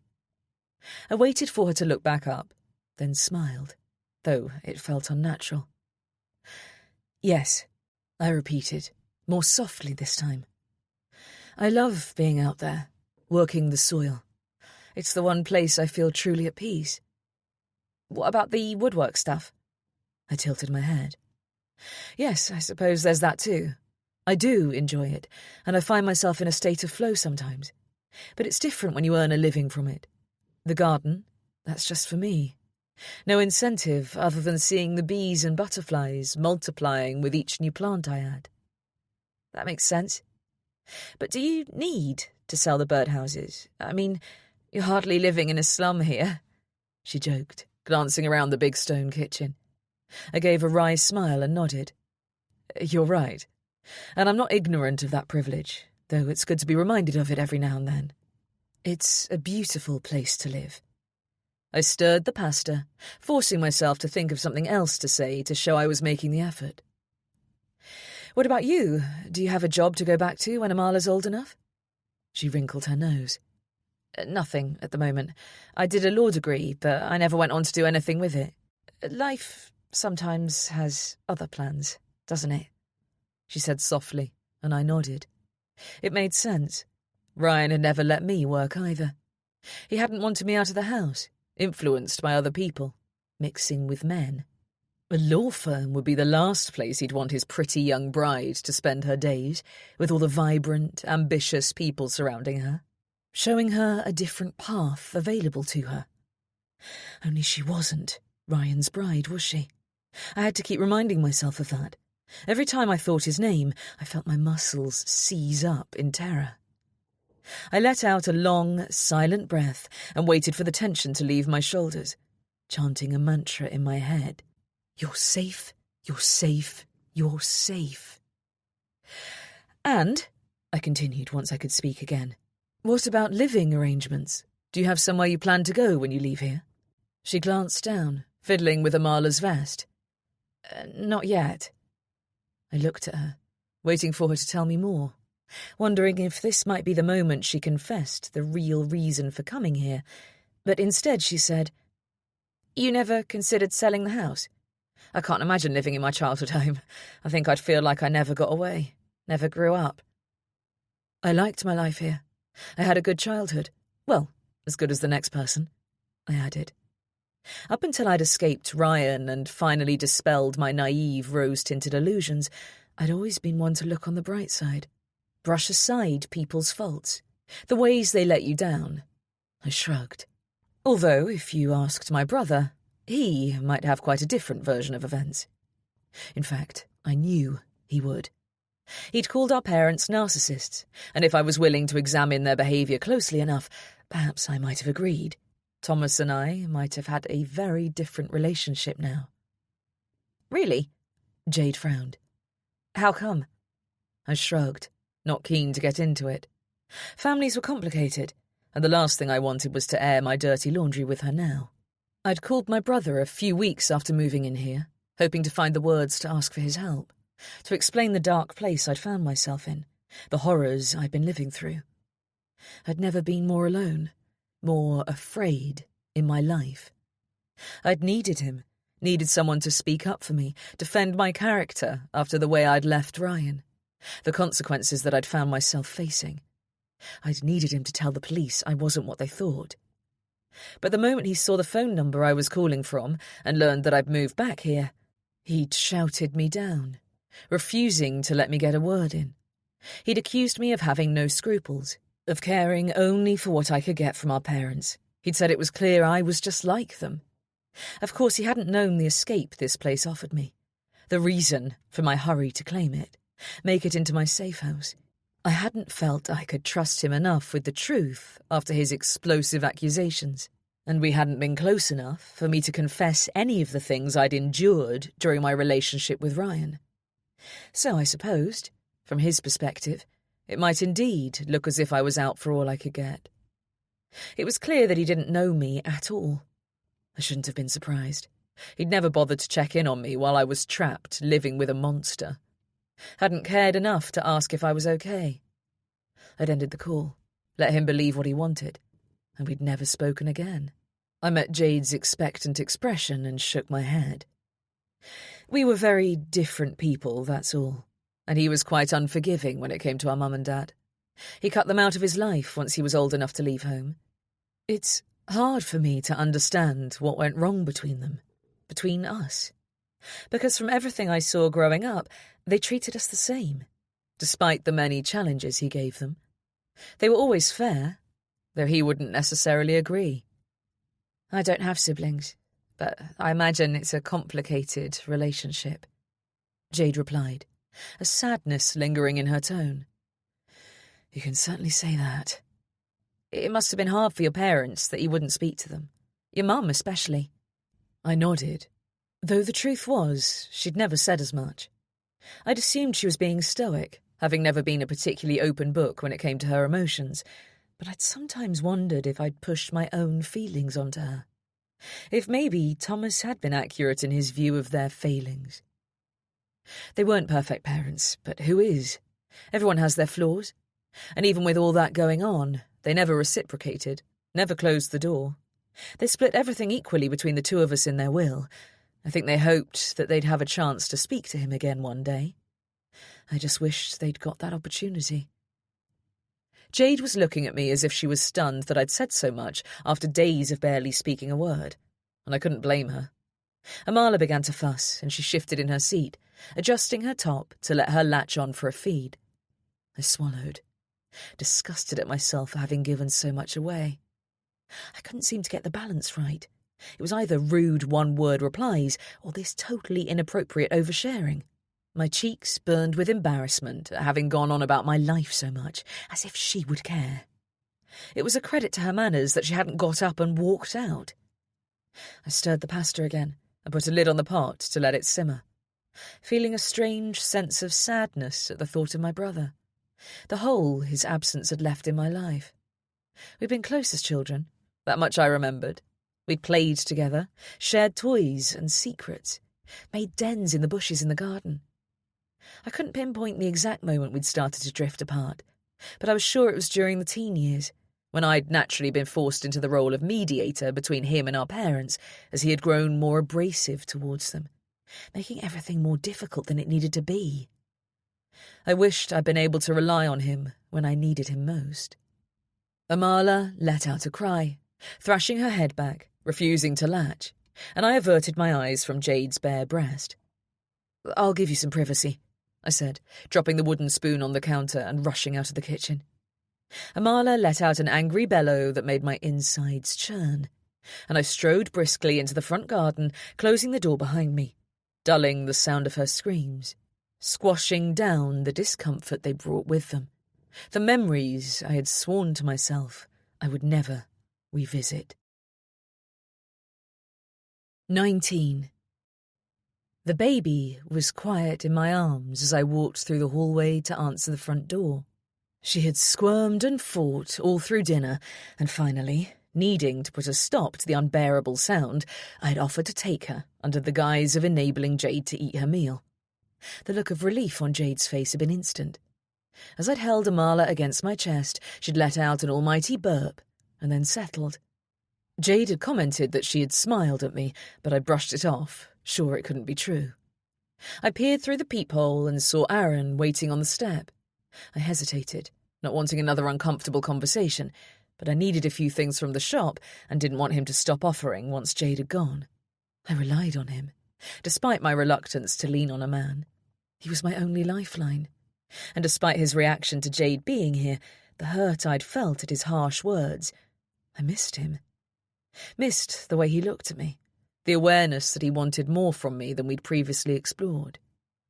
My skin felt like it was too tight for my body whenever his eyes met mine like that, and I wished I could let myself give in to the pull of him, to sink into something that I already knew would be exceptional. I took a breath, shaking off the thought, knowing I was flushed from picturing it, then opened the door slowly, unsure of what to expect. His eyes narrowed the instant he saw Amala. "Where's her mother?" he asked, his tone far more demanding than I was used to from him, making me step back instinctively, my hand spreading protectively across the baby's back. There was no flirtation in his expression today, and the heat turned to ice, as if he'd thrown a bucket of cold water in my face. "She's in the kitchen." "I want to talk to you, Annie." I raised an eyebrow at his tone, and he held up his hands as if in apology. "Please, will you step out here for a second so we can speak in private?" I glanced over my shoulder. "She can't hear you from the kitchen, but fine." I stepped out, pulling the door closed on the latch. Aaron stared at Amala as if she was some alien creature. "Go on," I said, needing it to be over with. "That woman isn't an old friend of yours. You lied to me." I'd expected as much. I'd seen the curiosity in his expression when they'd met in the garden, known he would worry, would dig deeper. "Aaron, I know you're only being like this because you care, but please, you need to back off." "How can I, Annie? How can I just stand by and watch while you—" He broke off, pointing to the baby. "What are you playing at?" he hissed. "Acting like some doting auntie to that child. Are you even thinking straight? I don't know who that girl is, but she's clearly vulnerable. And she's lying for you." I tensed. "So?" I replied, silently daring him to continue. He stepped closer, and I squared my shoulders, refusing to break eye contact, to be cowed by a man as I'd been so many times in my past. "We both know what happened to the last baby you brought in here," he whispered, his words conjuring memories I'd failed to slice from my mind. "You cannot play mother to this baby, Annie. It isn't right, and it's not good for you." "How dare you!" The words came through me like a breath of fire, and I shoved open the front door, stepping back inside. I turned to slam it in his face, but he held out an arm, preventing me from shutting him out. "It's not healthy, Annie, and if she doesn't know the truth, you're playing a dangerous game." He stepped back, clearly satisfied that he'd said what he'd come to say. I swung the door closed, bolting it from the inside, and breathing heavily. I was shaking, my stomach churning, the pasta I'd just eaten threatening to come back up. How dare he suggest I wasn't fit to care for this baby, that I might be a danger to her mother? How fucking dare he, of all people? I thought he was on my side. I wrapped my trembling arms tighter around Amala, looking down at her sweet little face to find her dark eyes staring back at me. I let out a long, shaky breath, pressing a kiss to her forehead. I was doing just fine, and Jade didn't have a right to know any of my secrets when she'd been so careful about sharing hers. Aaron might be right about a lot of things, but this wasn't one of them. I wasn't going to tell her a thing. 20.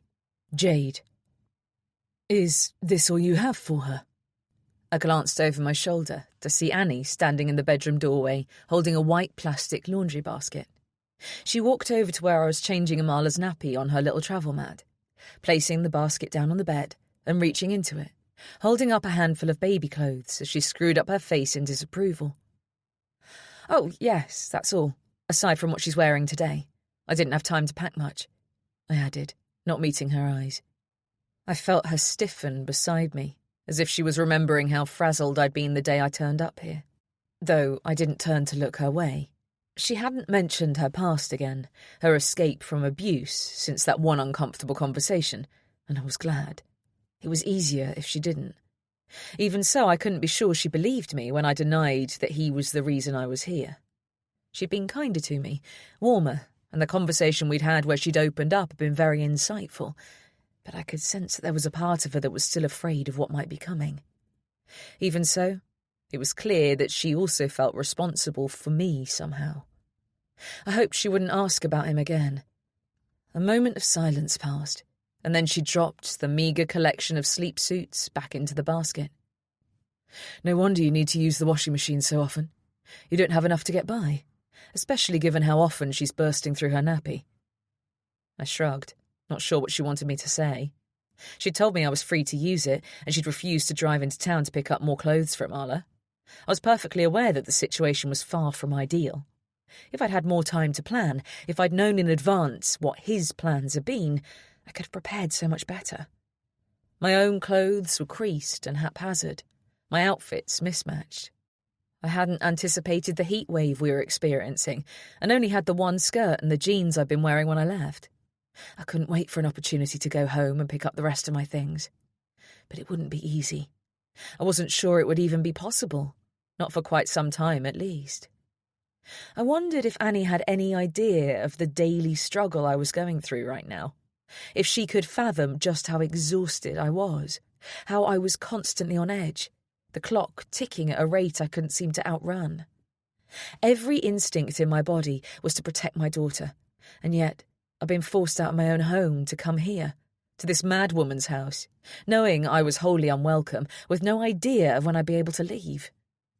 It was the last thing I wanted so soon into my time as a new mum. I'd barely slept since I'd arrived here, on constant alert for a sign that Annie had figured out why I'd come, or that he had arrived before I could do what I'd come here to do. I shivered, thinking of how bad things would be for me if that happened. I couldn't fail. The timing wasn't what I would have chosen, but it didn't matter. He'd given me no choice. It had to be now. Through the open window, I heard the hedge trimmer start up in next door's garden. I refused to turn my head and look, not wanting to see the man who had threatened me. Annie and Aaron had clearly grown too used to their own strange ways.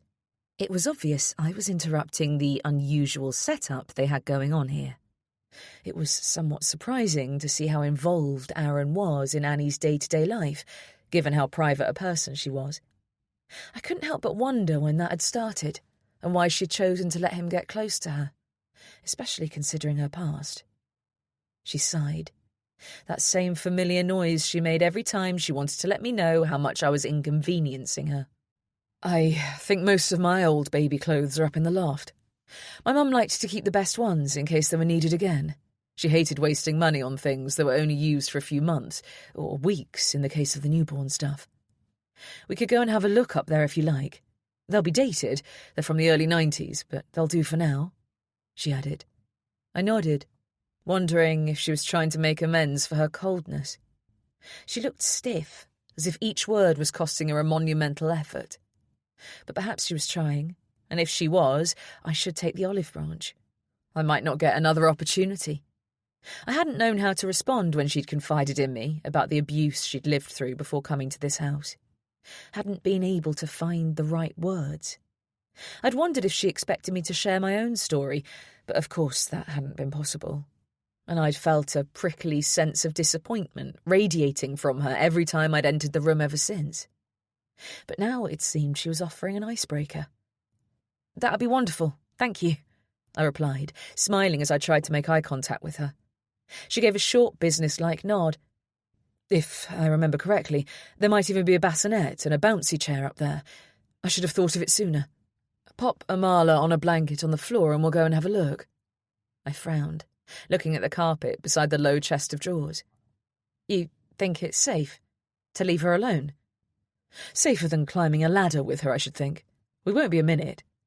I pressed my lips together uncertainly. Not sure I felt right leaving my newborn daughter down here alone. But I didn't want to miss the opportunity, and having got to know Annie a little over these past few days, I was sure the offer wouldn't be extended a second time. I nodded, and she laid out a fleecy blanket on the carpet, gesturing for me to put Amala down on it. But we should be quick, I added. Oh, we will be, she said with a rare smile. I followed her out of the room, past her bedroom door to the far end of the hallway, where she took a long stick from against the wall and used the hook on the end to pull the hatch to the loft. A fitted ladder lowered smoothly down, and she stepped back. Go ahead, she offered. The light switch is to the left. I glanced back down the hall to the open bedroom door, hoping I'd be able to hear Amala if she cried. For some reason, the look on Annie's face, the unfamiliar smile, made me uneasy, and as I stepped onto the first rung, I felt a cold wave of dread wash through my belly. I swallowed, suppressing it, then began to climb into the darkness of the cavernous loft space. The ladder creaked as Annie stepped onto it behind me, and I reached hurriedly for the switch, grateful when the fluorescent lights overhead illuminated the enormous room. Boxes lay piled in every direction, a hoarder's paradise. And as I straightened, waiting for Annie to ascend, I wondered how on earth she would know where to begin searching. I certainly didn't. She groaned as she stretched out her back, her spine creaking loudly as she pressed a palm to it, arching. Are you okay? I asked. All that digging. It's good for me, I'm sure, but I really feel it these days. Maybe you should have a rest day. Go have a picnic somewhere, I suggested, but she walked past me as if I hadn't spoken, heading straight through the stacks as if she knew the path by heart. I followed, glancing back every few seconds at the open loft hatch. My ears pricked as I listened for my daughter, but I heard nothing. She was probably just staring at the ceiling rose or an interesting pattern in the wallpaper, but I wished she would make some little sound to reassure me. Annie stopped by a pile of red cardboard boxes and tapped a fingertip on one. Ah, just as I thought. She flipped it open and pulled out a plain purple baby grow that looked well made and unstained. It still has the tag on, she remarked.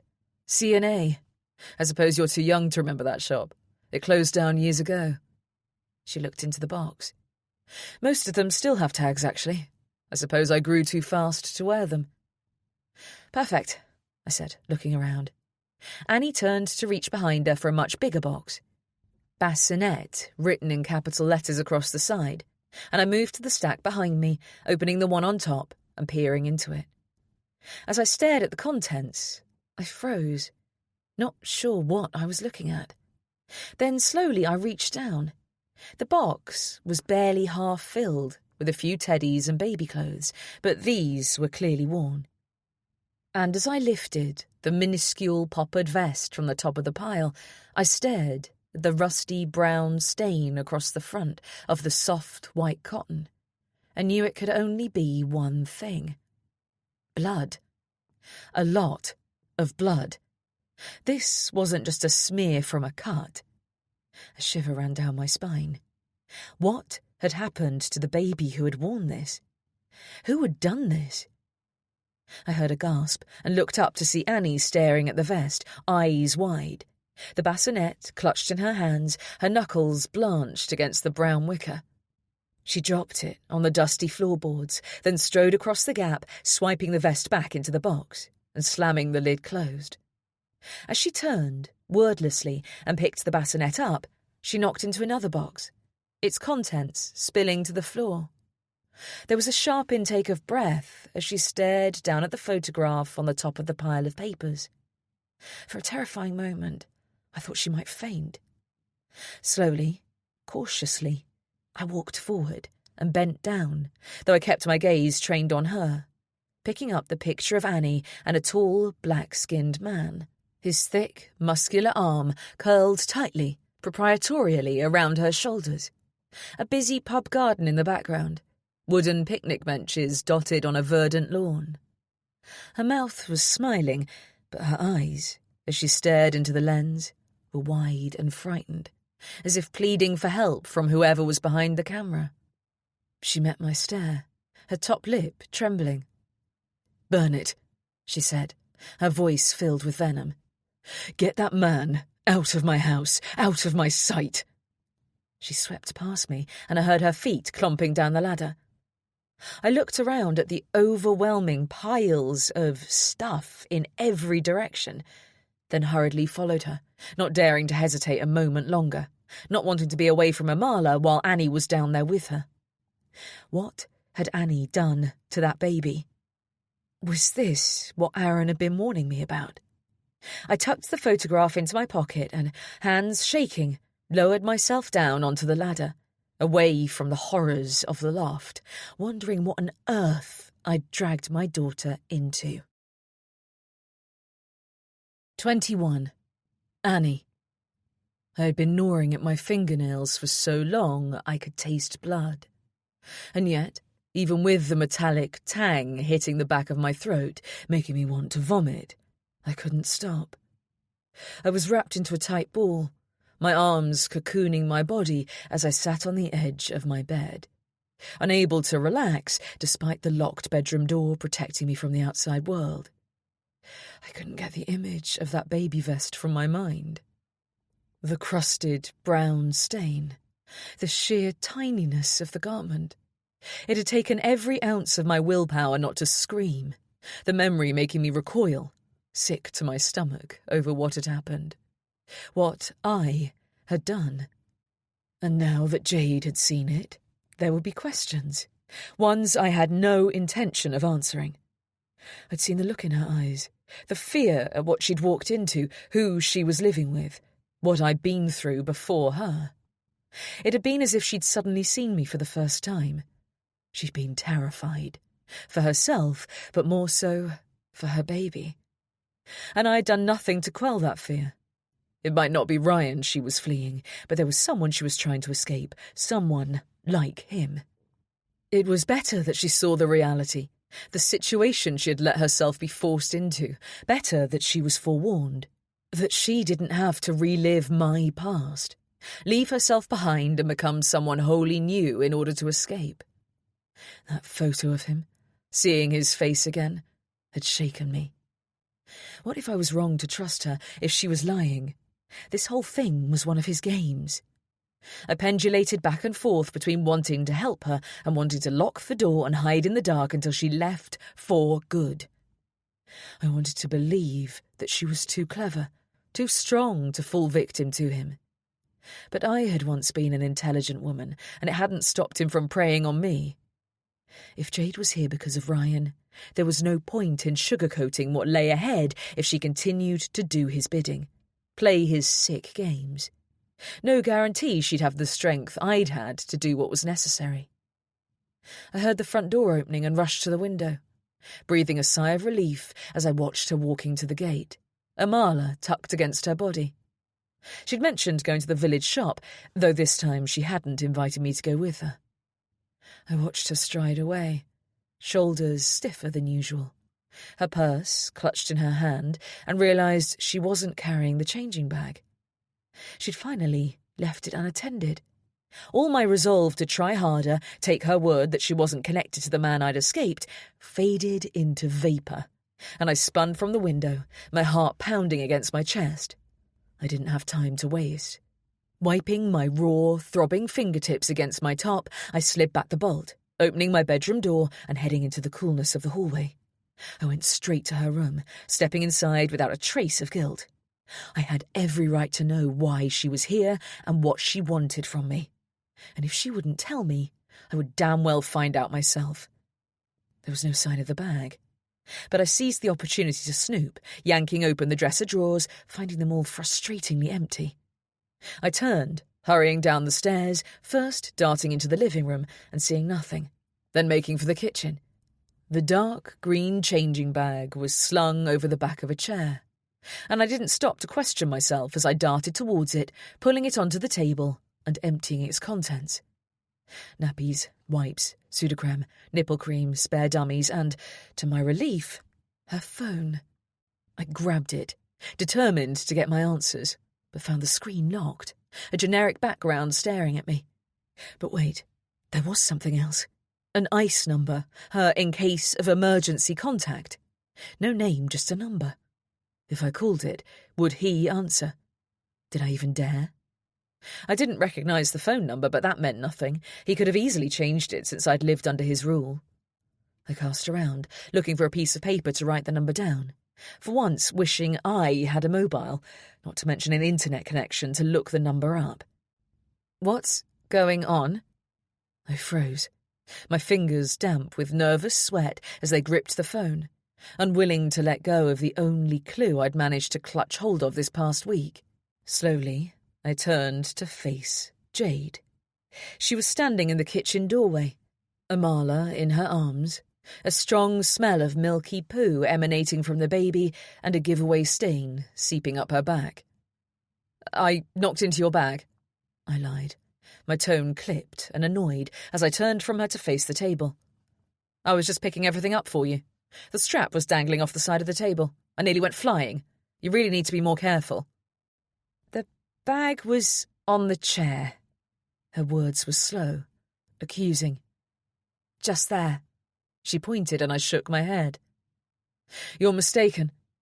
I held her stare and she walked towards me, holding out her hand for the phone. I wanted to refuse to give it to her, at least until I'd had time to write down the emergency number. It might be my only opportunity. In fact, I was sure it would, but it was too late. I couldn't keep hold of it without making a scene and letting Jade see how rattled I was by her being under my roof. Biting my tongue, I handed it back to her. I shook my head, feeling suddenly tearful. The stress had all but broken me, and I couldn't cope with it any longer. I had to know who she was and why she'd come here. I can't have you here if you won't tell me the truth, Jade, I said softly. You said you're not Ryan's new wife, but that's not enough. I pressed my hand to my forehead, trying to steady my breathing. Why won't you tell me? Given everything I've shared with you, why won't you trust me enough to explain what's going on? Her eyes were still narrowed in anger as she pocketed the phone. Her chest heaved as she composed herself, and I could see the effort it cost her. Finally, she met my eyes. I have to change Amala. This isn't good for her skin. She scooped the pile of nappies and wipes back into the changing bag, then, slinging it over her shoulder, strode to the stairs, her footsteps heavy. I stood, frustrated and angry, staring at the empty doorway, and felt sure if she wasn't telling me her story, it could only be because she knew I wouldn't like it. 22. Jade. I want you to leave. Today.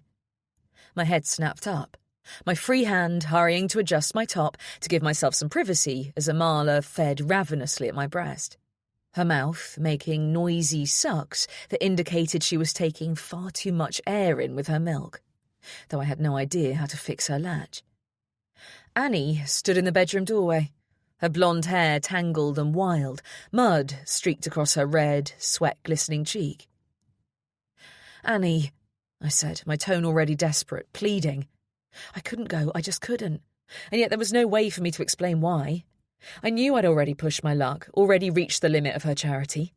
I'd never felt like I was welcome, but I knew she had an intangible need to help me, her own story forcing her hand.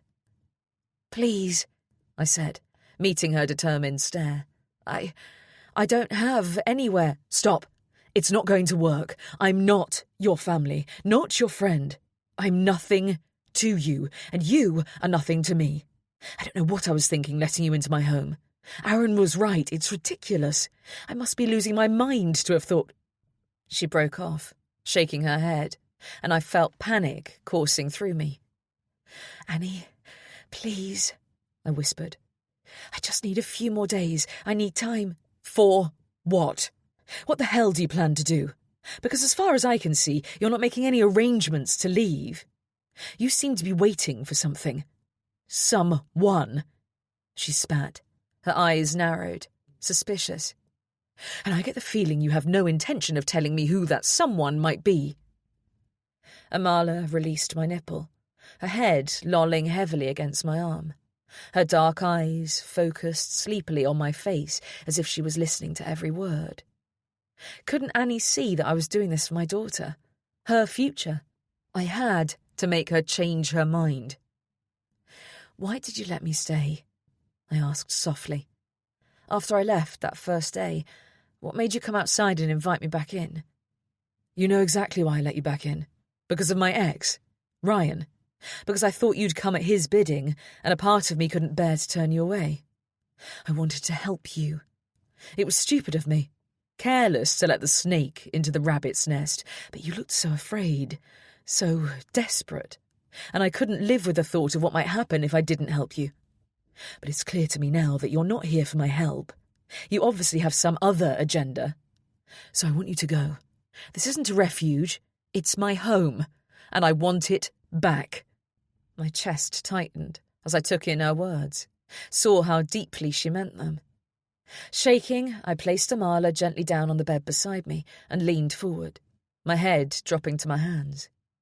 I hadn't wanted to have this conversation, had hoped it wouldn't be necessary, but I could see now that I had no choice. I had to give her something, tell her what she needed to hear in order to convince her. Her anger was palpable, and I glanced down at Amala, knowing there were no limits to what I'd do to protect her. I swallowed. "You were right," I said softly. I took a shuddering breath and looked up, meeting her eyes. "You were right," I repeated. "I do need your help." "What do you mean?"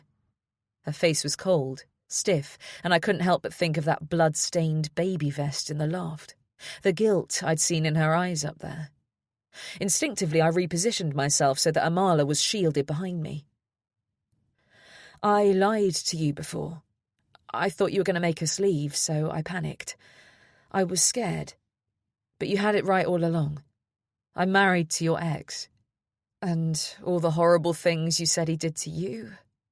I bowed my head, unable to meet her eyes. "He did the same to me. I couldn't get away from him, and then I had his daughter and became even more trapped. To begin with, I thought becoming a father might make him change. But it only got worse. He's jealous of her," I said, my voice barely a whisper. "He hasn't taken the changes well. You know what he's like." I met her eyes. "You remember."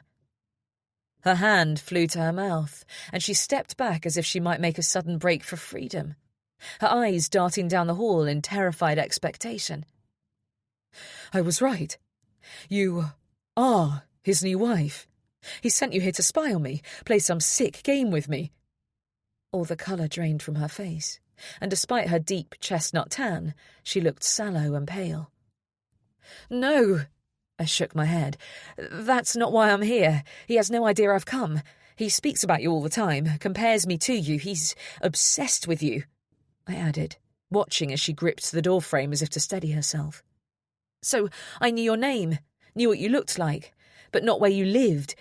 He hates that he doesn't know where you are. He never talks about how you left."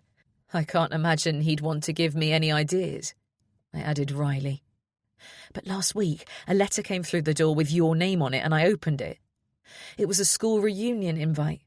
I called the organiser and told them you didn't live there anymore, and the woman, Jessica, said she would send a copy to your parents' address instead.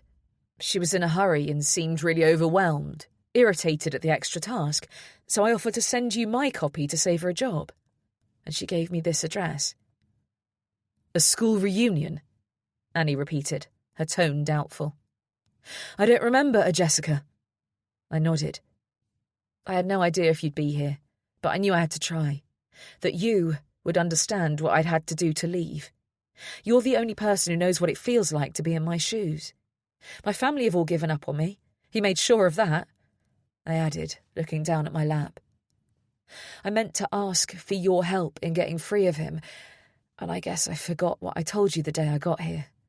I was in such a state, I wasn't thinking straight. But when you brought it up again, I suddenly felt terrified that if you knew the truth, you might not let me stay. Or worse, that you might somehow find out I was here and come for me. I just wanted the anonymity for a few days, you know? The freedom to just be with my daughter while I figured out my next steps. To be safe, for once." She was shaking her head before I even finished speaking. "I asked you outright. I told you my story. You should have known I'd never give you up to him." "I know. I'm sorry. Doesn't he track your calls? Your phone? He always did mine." I shook my head, shocked to hear that. "No, I don't think so. I meant to check when you said the other day, but I really don't think he tracks me. He'd have come for me by now if he knew I was here." "You don't think so?" Her voice was low, dangerous as she stared at me. "Are you stupid? You could have led him right to me. After 3 fucking years of being free of him, you could have led him right to my door. I heard someone come into the house the night before last. I managed to convince myself I was mistaken. But now?" She sucked in a breath. "Oh my God, Jade, do you have any idea what you've done?" I don't think he tracks me. I really don't." "Then you're a bloody fool." There was a long moment of silence as Annie gathered herself, her breathing jagged as she stood fidgeting in the doorway as if unsure how to proceed. I'm sorry. I shouldn't have dragged you into this. That wasn't fair to you," I said, my tone apologetic, though my heart rate steadied at the sound of her panic. She believed my story. Of course she did. It was everything she'd feared from the moment she saw me standing in her garden. "I just wanted to protect Amala, give her the future she deserves," I said, though the realisation that I might have put my baby in danger just by being in this house, being near Annie, was impossible to ignore. Annie looked past me, her gaze falling on my daughter. She gave a slow, thoughtful nod, then walked purposefully across the carpet towards us, reaching over and picking Amala up, holding her against her chest. I wanted to scream at her to put her back down, to hand her to me, but I couldn't. I couldn't risk her throwing us out, not when she seemed to be softening. "I'm glad you told me the truth at last," she said, her hand spread across Amala's rounded spine, her fingernails embedded with soil, reminding me of that ever-deepening pit in the front garden. "We can prepare now. We can be ready." "What do you mean?" I whispered, half afraid to hear the answer. She levelled an assessing glare at me then, as if deciding I wasn't ready to hear the answer. turned towards the door, my daughter still clutched in her arms. Actually, Annie, I was about to get her down for a nap," I said, panicked at the idea of her taking my daughter anywhere without me. I didn't trust her, not one bit. When I'd arrived here, she'd seemed like a woman who was used to her own space. Isolated, yes, and socially awkward, rude even, but I'd taken her for someone harmless. Someone who would never be more than a background character, even in her own life. It was hard to believe I'd misread her so badly. I could see now that she was far from the victim I'd taken her to be. How stupid I'd been to leave this woman alone with my baby. It was a testament to how distracted I'd been in my hurry, and a mistake I would never repeat. She turned, a frown forming a deep crease between her eyebrows. Amala's fingers were wrapped tightly around Annie's thumb, and I wanted to unfurl them, to snatch her back. I sat perfectly still, though my heart was racing as I waited for Annie to respond. Her expression was glazed, as if she was deep in thought, plotting, planning, and it made me uneasy to my core. "She's tired," I added softly. She seemed to hear me then. She glanced down at the baby in her arms, as if she was reluctant to let her go. Then, to my relief, handed her back to me without meeting my eyes. "Of course," she said matter-of-factly. "She should rest. As should you," she added. She turned, walking out of the room, pulling the door closed behind her. And I wondered what on earth I'd unleashed in having that conversation. 23. Annie. The church bells were striking 11 p.m. I stood just outside the back door, listening to them as I stared up at the clear night sky, the stars bright overhead. Jade hadn't come down to dinner, and I hadn't taken anything up to her, grateful for the solitude to consider all she'd told me. I felt a sense of relief that had been absent ever since she arrived. The constant chatter in my head had grown quiet now that the question of who she was, why she had come, had finally been answered. And beyond that was the knowledge that I had done the right thing in taking her in, no matter the risk it had presented to me. What that poor girl must have endured at the hands of my ex was unthinkable. No wonder she was subdued, jumpy, flitting from skittish energy to hiding in her room. I could well remember the monumental high that had come in the first hours after I'd escaped his clutches, followed by a dark depression I'd been sure I'd never claw my way free of. How she'd managed to get out with Amala unharmed was a marvel to me. I owed her an apology. I would have to make amends and help her however she needed now. I could only imagine what might have happened to me had I not had this house to hunker down in the aftermath of my escape. I'd been only vaguely aware of the privilege it had afforded me back then. But it was clear Jade had no sanctuary to call her own, nobody on her side. She'd been brave to come, not knowing the reaction she would get. So very brave. I breathed in the night air, the scent of jasmine heady after the long, hot day. There was no choice to be made. I would tell her she could stay, for as long as she needed. I'd get over my discomfort at sharing my space, at hearing the baby cry. I'd find a way to move past it, so that she could have somewhere safe to begin again, and get back on her feet in her own good time. I owed her that much. I'd gone into that room earlier, with every intention of making her leave, give me my home back. And yet, not only was she still under my roof, but I knew for sure now that she was exactly what I'd initially suspected. I couldn't be entirely sure that she wasn't here at Ryan's bidding, but the fear in her eyes had indicated that she was telling the truth, that she'd come in desperation, wanting my help to escape him. And despite my fears that he might have tracked her, might be plotting this very moment to come for us, I believed her. I only wished I'd thought to get rid of the phone the moment she set foot inside my front door. I'd left my own behind when I'd made my escape. But hers had been under my roof for almost a week. He had to know she was here. The question was, why hadn't he come for me yet? I sighed. Today hadn't gone at all how I had anticipated. Her confession had shocked me. This morning, whilst digging outside, I'd reflected on her reaction when that box of photographs had been knocked over in the loft. She'd already sworn to me that she wasn't running from abuse, from Ryan. But a part of me, my gut, I supposed, couldn't accept her story. At the time, up there beneath the dusty rafters, I'd been so shaken by seeing that baby vest, so sickened by the sight of the photograph of the man who had stolen the best years of my life, that I hadn't stopped to consider Jade's reaction. It was only as I'd replayed the scenario in my mind that I'd thought about her total lack of reaction. As if she didn't recognise him at all. As if she might have been telling the truth when she denied their connection. It had made me question everything I'd been thinking since she'd arrived here. Made me wonder who she really was, what the hell she wanted from me. She'd had her chance to tell me the truth, and as far as I could see, she had no intention of spilling her secrets to me. So I'd made up my mind to send her away, let her be someone else's problem. I hadn't been ready for the confession that proved I'd been right all along, that my worst fears weren't all in my head, and that Ryan more than likely knew exactly where to find me now. I blinked up at the stars, then heard a sound behind me, and spun to find Jade standing there.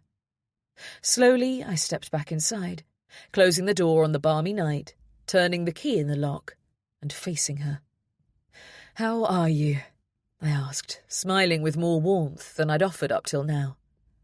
I'm okay," she replied, her tone cautious. "Did Amala go to sleep quickly?" She nodded wordlessly, and I could see how tired she was. "I could listen out for her while you have a soak in the bath," I offered. "I imagine you're feeling drained by everything. The stress. It can't have been easy for you since leaving him." I pressed my lips together, summoning my courage. "I wanted to say, I'm sorry for how I've been, and I don't blame you for not telling me everything straight away. Why would you trust me when you didn't know me? I remember just how vulnerable you become, how every stranger is someone to suspect." I gave another tentative smile, though she didn't return it. "Honestly, Jade, I won't hold a grudge. You were protecting Amala, and now that I know who you really are, I want you to know that you're welcome to stay here for as long as you need. If there's anything I can do, anything that will help you get back on your feet, just say." I tried to meet her eyes, but she glanced away, and I followed her gaze to the mess by my feet, my fingers tightening around the smooth wooden handle of the hammer in my fist.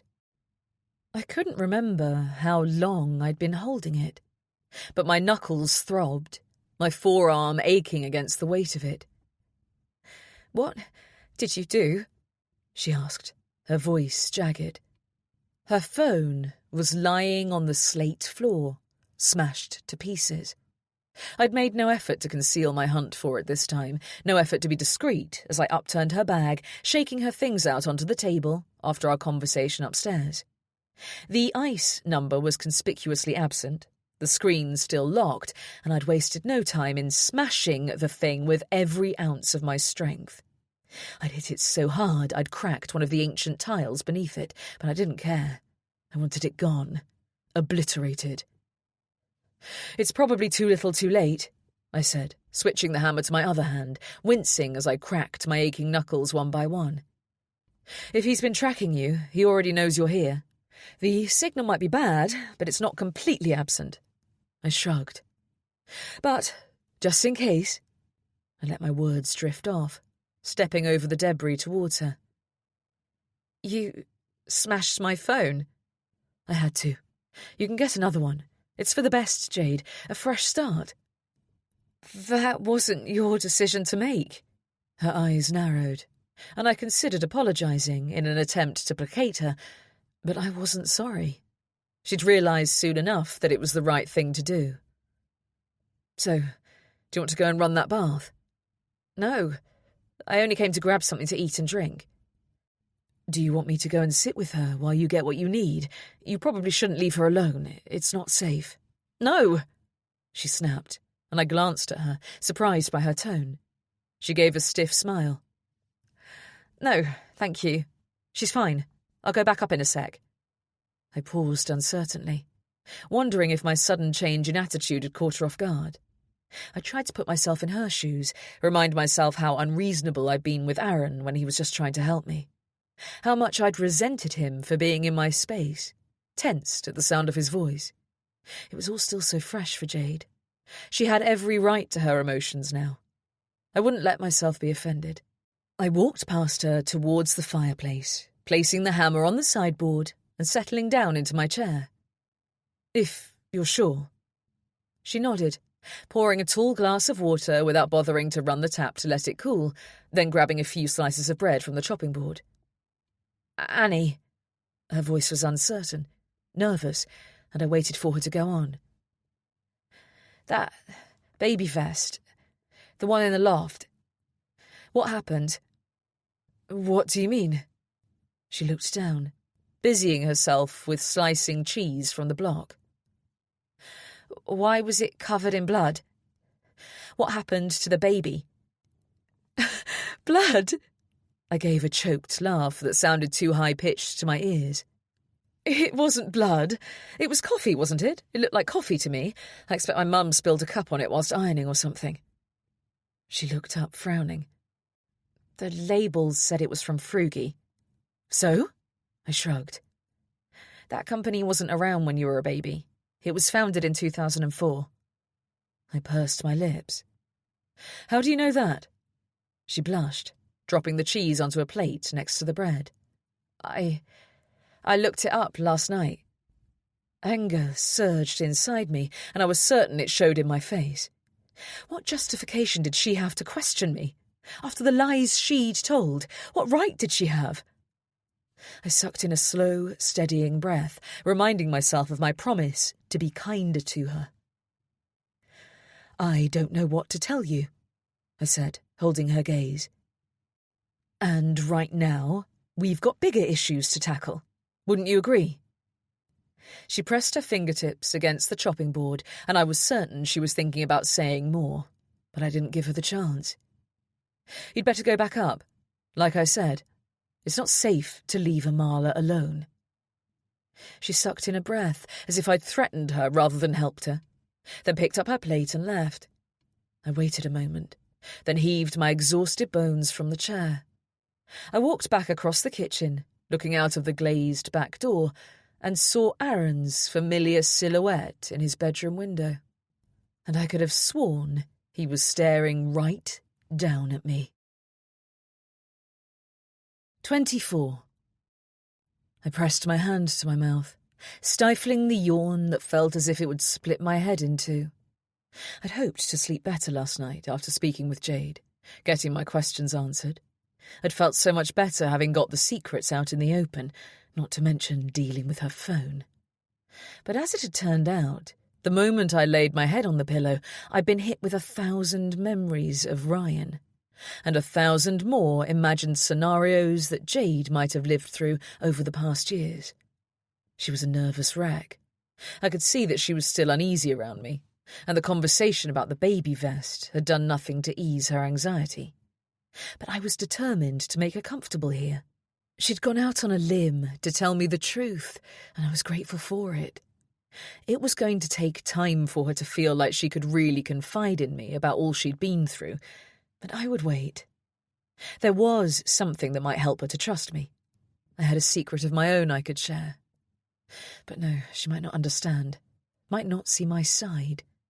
The thought of hearing what I'd done and taking it the wrong way, blaming me rather than seeing my confession as the olive branch it was intended as, made me instantly tense. And I knew I wasn't ready to go there. Might never be. "He's obsessed with you." Her words from yesterday had played on a loop in my mind ever since she'd told me. I hadn't even been surprised. I'd known he would never forgive me for the way I left, for winning, because I knew that was how he would see it. But to have her confirm my worst fears had set my heart racing, my senses on high alert. I picked up my mug of coffee, the 4th or 5th of the day, breaking my own rule of stopping after 2, the caffeine keeping me going in lieu of sleep, and grabbed one of the chocolate muffins Aaron had dropped off yesterday.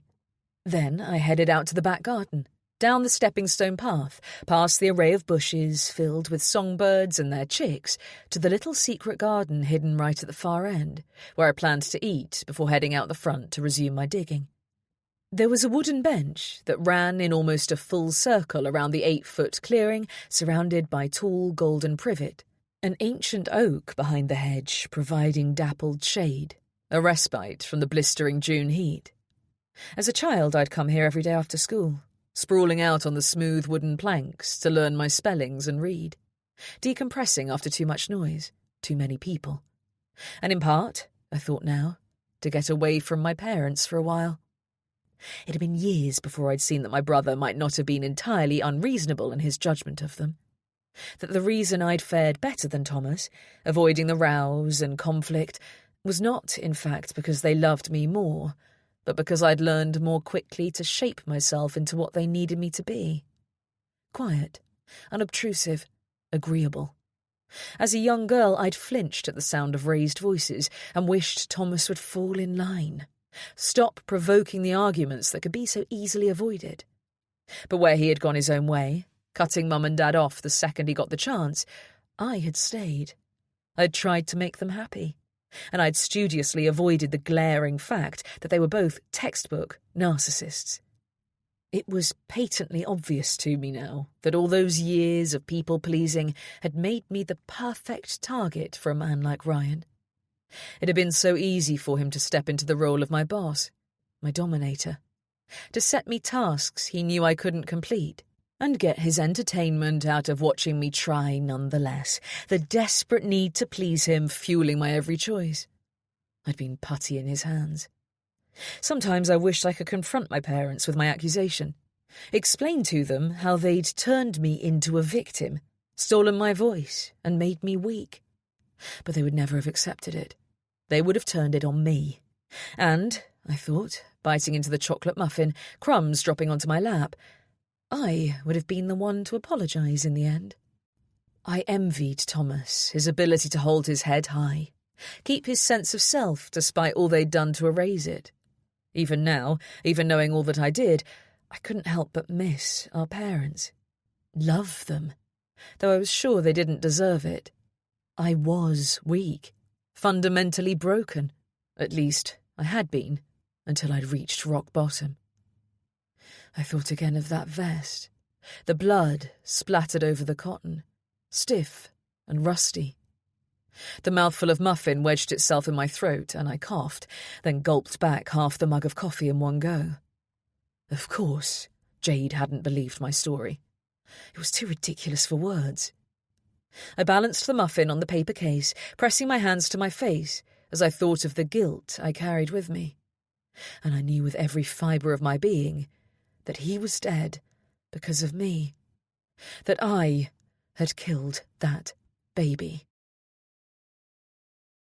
25. Jade. It had been impossible to drift off to sleep after Annie's haunting warning in the kitchen last night. I'd felt like Amala was too exposed, too vulnerable sleeping in the bassinet beside my lumpy double bed. I'd been unable to stop myself from imagining Annie creeping into the room in the dark, snatching my sweet girl from the basket and making off with her, to do God knows what.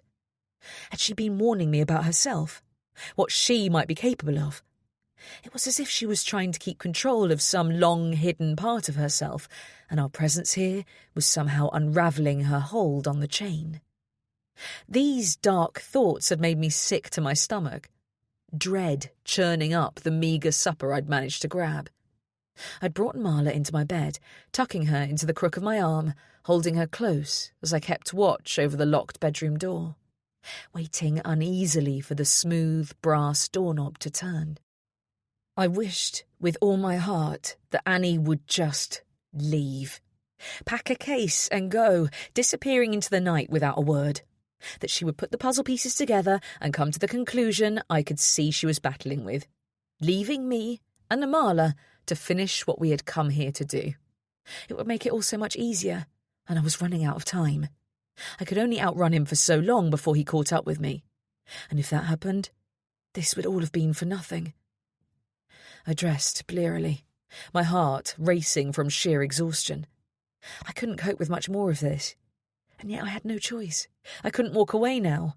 It would ruin everything. I stifled a yawn, a shudder working up my spine, bringing a fresh wave of nervous adrenaline with it. Every time I closed my eyes, I saw that bloody vest, the look of guilt on Annie's face when I'd asked her outright what had happened. She'd been lying, of that there was no doubt. The stain was no more coffee than it was jam.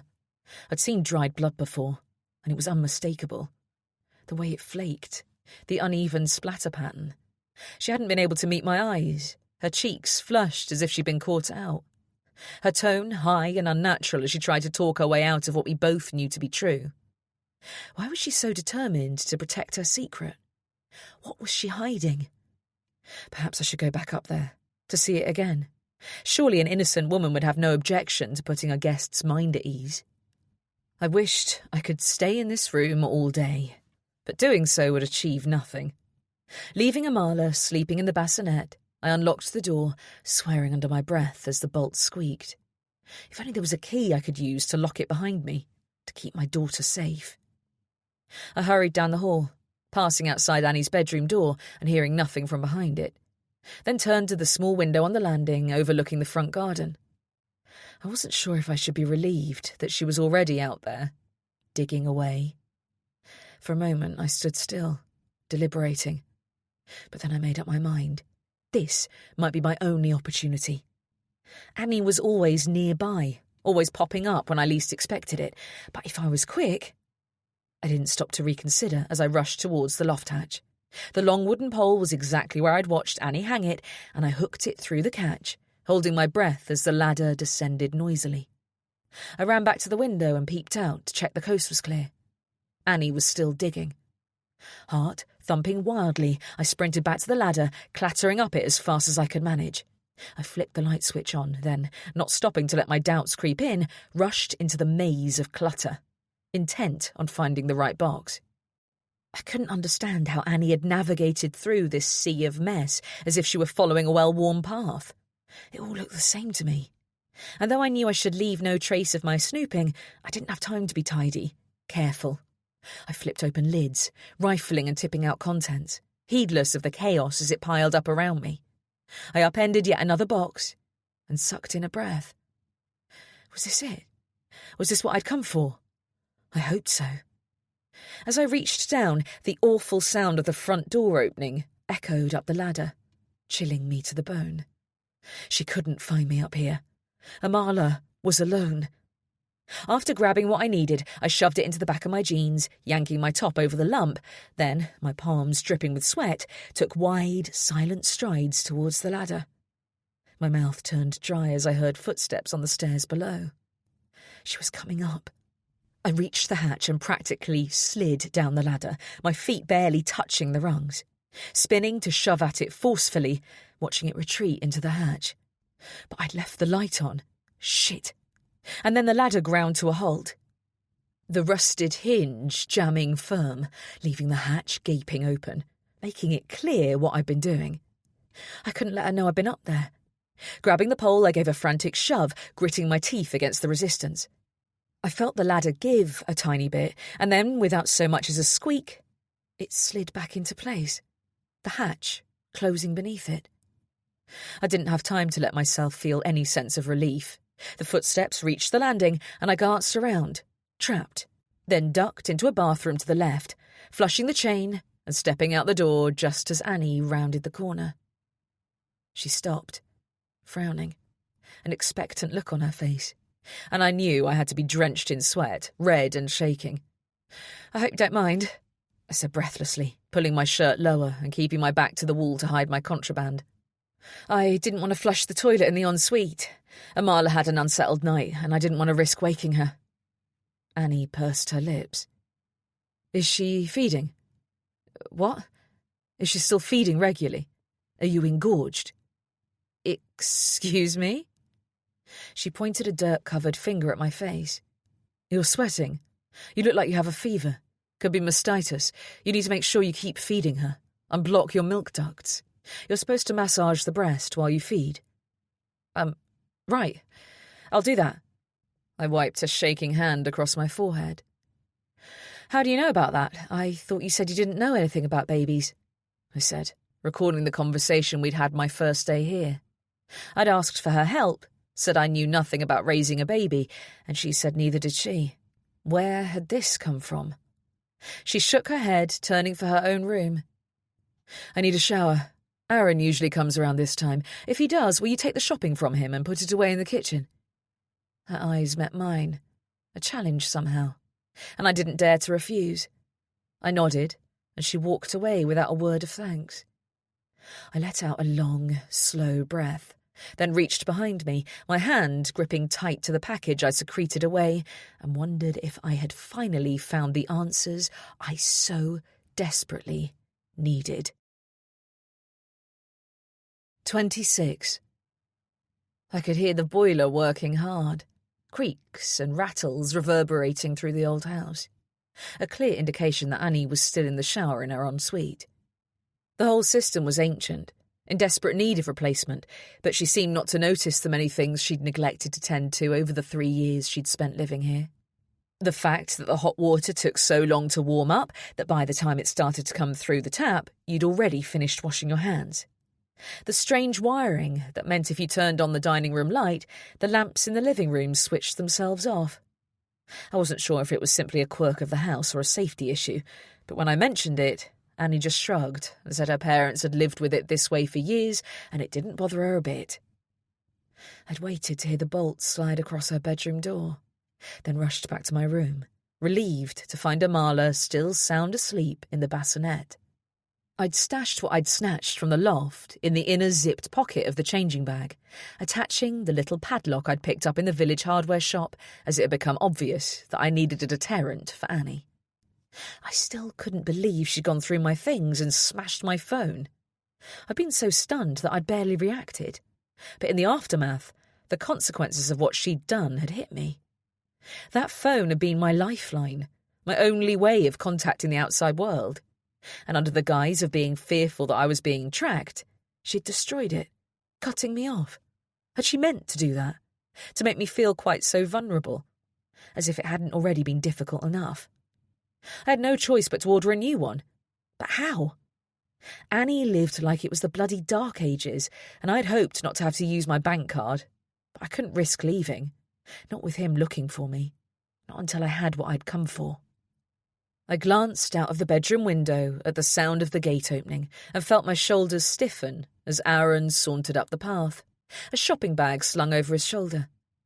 I knew I couldn't ignore Annie's instruction to take the shopping from him, but another encounter with that man was the last thing I wanted. Then again, I thought, looking at the remains of my broken phone on the dresser, he might be the only hope I had. But would he help me? I bit my lip. Amala was still sleeping, and I knew she wasn't likely to wake any time soon. Leaving her in the bassinet, I sucked in a deep, courage-giving breath and headed downstairs to get it over with. I opened the front door just as he was reaching for the bell. "My daughter is asleep," I said quietly.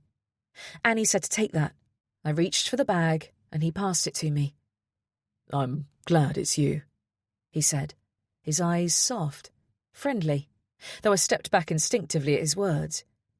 "I wanted to apologise." I frowned, instantly suspicious. "No, I mean it. I was heavy-handed. It's only out of concern. Annie, she doesn't have guests, especially not—" He broke off, then gave a smile. If I hadn't known better, I might have believed him. "Not what?" I pushed, curiosity getting the better of me. He shrugged. "She doesn't have anyone to stay. She's not had the easiest time of it, and she likes her space. That's all I meant." I nodded, meeting his eyes. "I get that.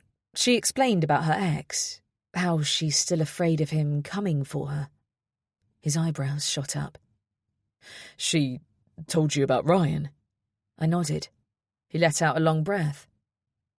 "And what are you planning to do with that information?" "Do with it?" He twisted his mouth. "I'm just saying, morals go out the window when it comes to money. Wouldn't you agree?" I bit my lip, glancing across to the house he'd somehow managed to afford on a policeman's salary. "Did yours?" I bit back. What morals did you have to bend to buy a house like that in this pretty little village? He glanced towards it dismissively. It was a wreck, practically derelict. I bought it at auction for next to nothing and did it up myself. Took years. I gave a shrug. Sure you did. I sighed. I thought we were getting somewhere, Aaron. And yet here you go again, tossing out outlandish, nonsensical remarks and accusations. What is it you think I'm planning to do, He looked at me, considering, and I went on. Annie's business is her own. I have no intention of sharing it with anyone else, okay? He was silent for a moment, folding his arms across his broad chest as he regarded me, analysing me like a bug under a microscope. Finally, he gave a resigned nod. Okay, He broke off, rubbing his palm over his face as if he was suddenly exhausted. Sorry, he mumbled. He had the grace to look sheepish, his eyes softening again. I'm just protective of her. And this, he gestured to me in the doorway. It's out of the realms of normal, and it makes me uncomfortable. I'm sorry, he repeated. I screwed up my face, unsure what to think. Fine, but if you could just stop jumping down my throat, I'd appreciate it. Got it. I put the shopping bag down by my feet and folded my arms. Did she... I broke off, not wanting to continue the conversation, but knowing there was nobody else I could ask. I could hear the desperation in my voice, the fear, and I didn't want him to pick up on it too. I tried again, though the second attempt was not much better. Have you seen other babies here? His face blanched, and he quickly shook his head. What do you mean? I just wondered, did Annie have a baby? Is that what she told you? He whispered. She didn't tell me anything. He stepped back, as if he'd been caught divulging secrets he shouldn't share, then swallowed, glancing up at the window above, as if he might find her looking down at us. Annie doesn't have a baby. His words were firm. She's fragile. Her mental state is... She's been through a lot. I won't tell you her business, it isn't for me to say, and I get that you don't mean to cause issues. But you being here, your daughter being here, you really should go. Soon. What do you mean? Is she dangerous? I asked, thinking of that mad glint in her eye as she'd held the hammer in the kitchen, the moonlight streaming down behind her, the complete lack of remorse or apology as she stood over my ruined phone, the way I could hear her walking around her bedroom behind the bolted door at all hours of the night, the pit she was digging with a level of obsession that was impossible to ignore. A high-pitched creak sounded above us, and I looked up to see her bathroom window opening wide, steam bellowing from it, her shower clearly finished. Tell Annie the plums are divine, Aaron said in a loud, jovial voice.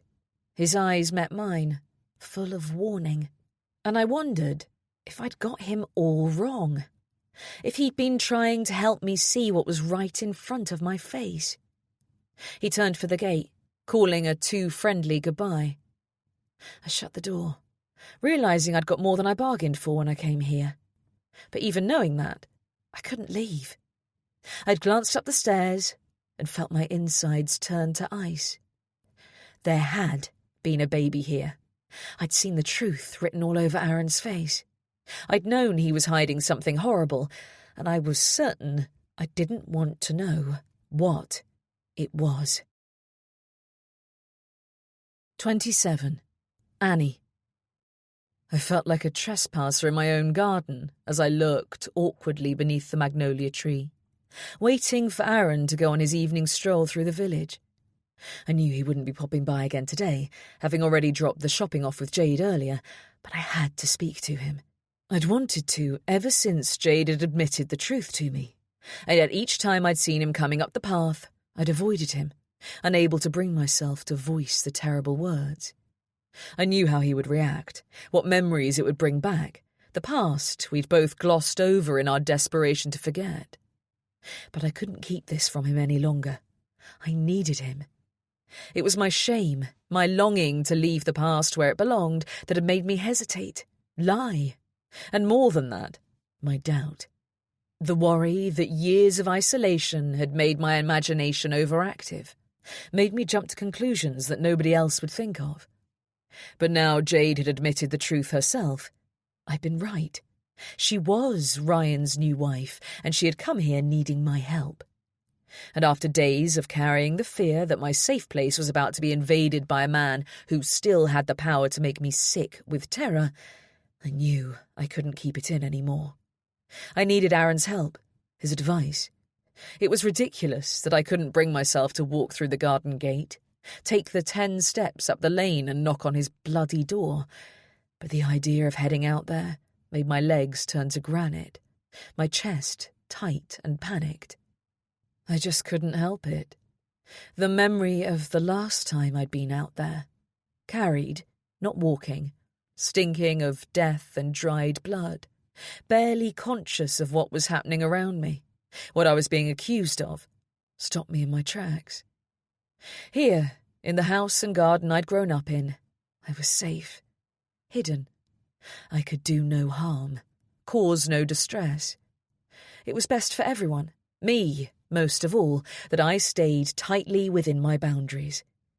The sound of footsteps jolted me from my thoughts, and I stepped out from beneath the tree, standing just inside my front gate. His gaze as he passed rose to my house, trained on my bedroom window. I cleared my throat, and he stopped short as he saw me waiting there. "Annie, hi." His face broke into a wide smile, despite the way we'd left things when we last spoke. I was relieved, I realised, that he was still on my side. I'd been more upset than I wanted to admit at his reaction, though I knew it had been my own lies that had caused it.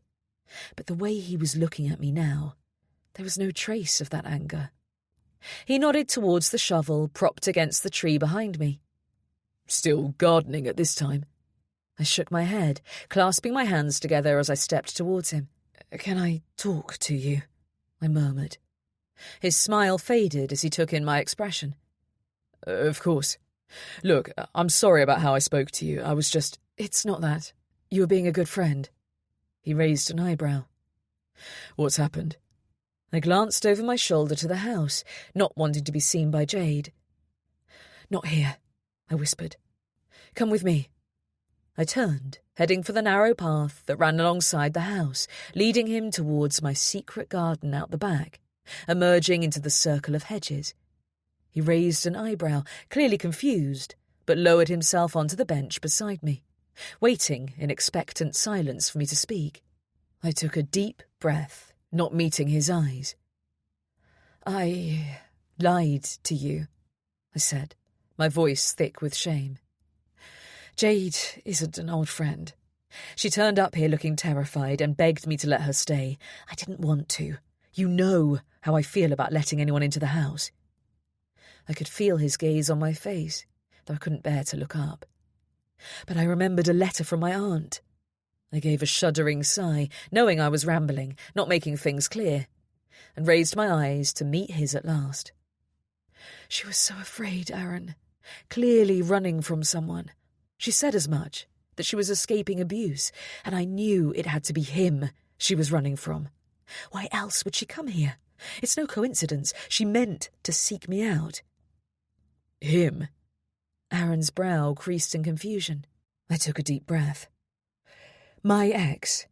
I met his eyes meaningfully, knowing what memories the word would dredge up for him. "What makes you think he has anything to do with this woman?" he asked softly. "My aunt told me last year that Ryan had got married. There was a photo, not that I can find the bloody thing now, but I was sure it was Jade." He nodded, then pressed his lips together, taking it all in. "You should have told me what you were thinking, Annie. You don't have to deal with every challenge alone. You're allowed to ask for help." His brown eyes met mine, and I held his gaze, feeling the swirling guilt in my belly at having got it wrong again. "I've been so afraid," I whispered. "She admitted it. She is his wife. She married that monster." He frowned. "She said that?" His tone was incredulous. I should have warned her, done something when I received that letter and found out he was getting married. But I let myself hide away here, and now she's discovered for herself what kind of man she's shackled herself to. He reached for my hand, his fingers linking through mine, cool and strong. It's not your fault, Annie. You know you could have told me this earlier. I would have helped you. My heart stuttered. A current of electricity I wasn't strong enough to resist passing through me. A rush of heat chasing up my neck, warming my cheeks. I wasn't ready for this. Didn't know if I ever would be. I slid my hand from his, leaning back to create some space between us, ignoring the flash of disappointment in his eyes. I reached beside me to pick up a tiny yellow leaf from the hedge, ripping it in half, rolling the pieces between my fingers in an attempt to dispel the nervous energy pumping through my veins. I didn't want to talk about him, to remind you of the person you'd met back then. You hated me, I reminded him quietly. You were disgusted by me. I closed my eyes, picturing the first time he'd seen me, the cold, blank look of a professional trying to keep his composure. He'd been in uniform, surrounded by his team, blue flashing lights everywhere. A perfect nightmare. The weeks that had followed had been a blur. He didn't deny my accusation, and I felt sure he was thinking of that time too. It's taken a long time for us to get to this place. This friendship, I said, risking a quick look at his eyes, surprised to see them still warm, open. I didn't want to ruin that. I bit my lip. I'm glad you told me. I wish you'd done it the day she showed up. I don't know if she's being totally honest with you, Annie. Don't trust her blindly, and don't share your secrets with her. My secrets? He took a deep breath, his nostrils flaring. I'm not going to call you naive, because I think you see things in a person that everyone else would miss, but as much as I admire that about you, it's also your downfall. You look for the good in people whilst glossing over the red flags. It's how you found yourself in that toxic excuse for a relationship, trapped, being taken advantage of, and still walked away blaming yourself. I ran my tongue over my teeth, then chewed my lip. I'm different now, I said softly. He looked at me as though he wasn't sure about that, and I felt the stubborn desire to prove it, to show him he'd got it wrong. I had been weak, pathetic, but there was a fire in me now, a darkness I couldn't squash, casting shadows on the very fabric of my soul. And though I knew I should be afraid of it, try to eliminate it, I wouldn't. It brought me comfort, made me sure that if it came to it, I could delve into those dark spaces in my mind and somehow come out as a victor. Because the alternative was unacceptable. I would never be a victim again. Aaron sighed. I Googled her. Jade. I couldn't find any trace of her online, but I never went further than that. I knew you would tell me who she really was when you were ready. It makes sense that she'd give a fake name if she was afraid of a man like that looking for her. He paused. Here's what I'm going to do. I'll pop into the station first thing tomorrow and get the team to run some checks on her, confirming she is Ryan's new wife. Something in his expression made me think he still didn't believe it. But I didn't want to focus on that. Not when he was offering to help me. You don't need to do that. For my own peace of mind. And then we'll get her into sheltered accommodation. As much as you might want to help her, you shouldn't put yourself in a vulnerable position to do it. You have to protect yourself. The baby, Aaron, that baby. We'll get her somewhere safe, okay? Far away from here. Away from you. She's going to be gone before you know it. She's going to be fine. I shook my head, unable to believe him, unable to stop myself picturing another baby who hadn't survived.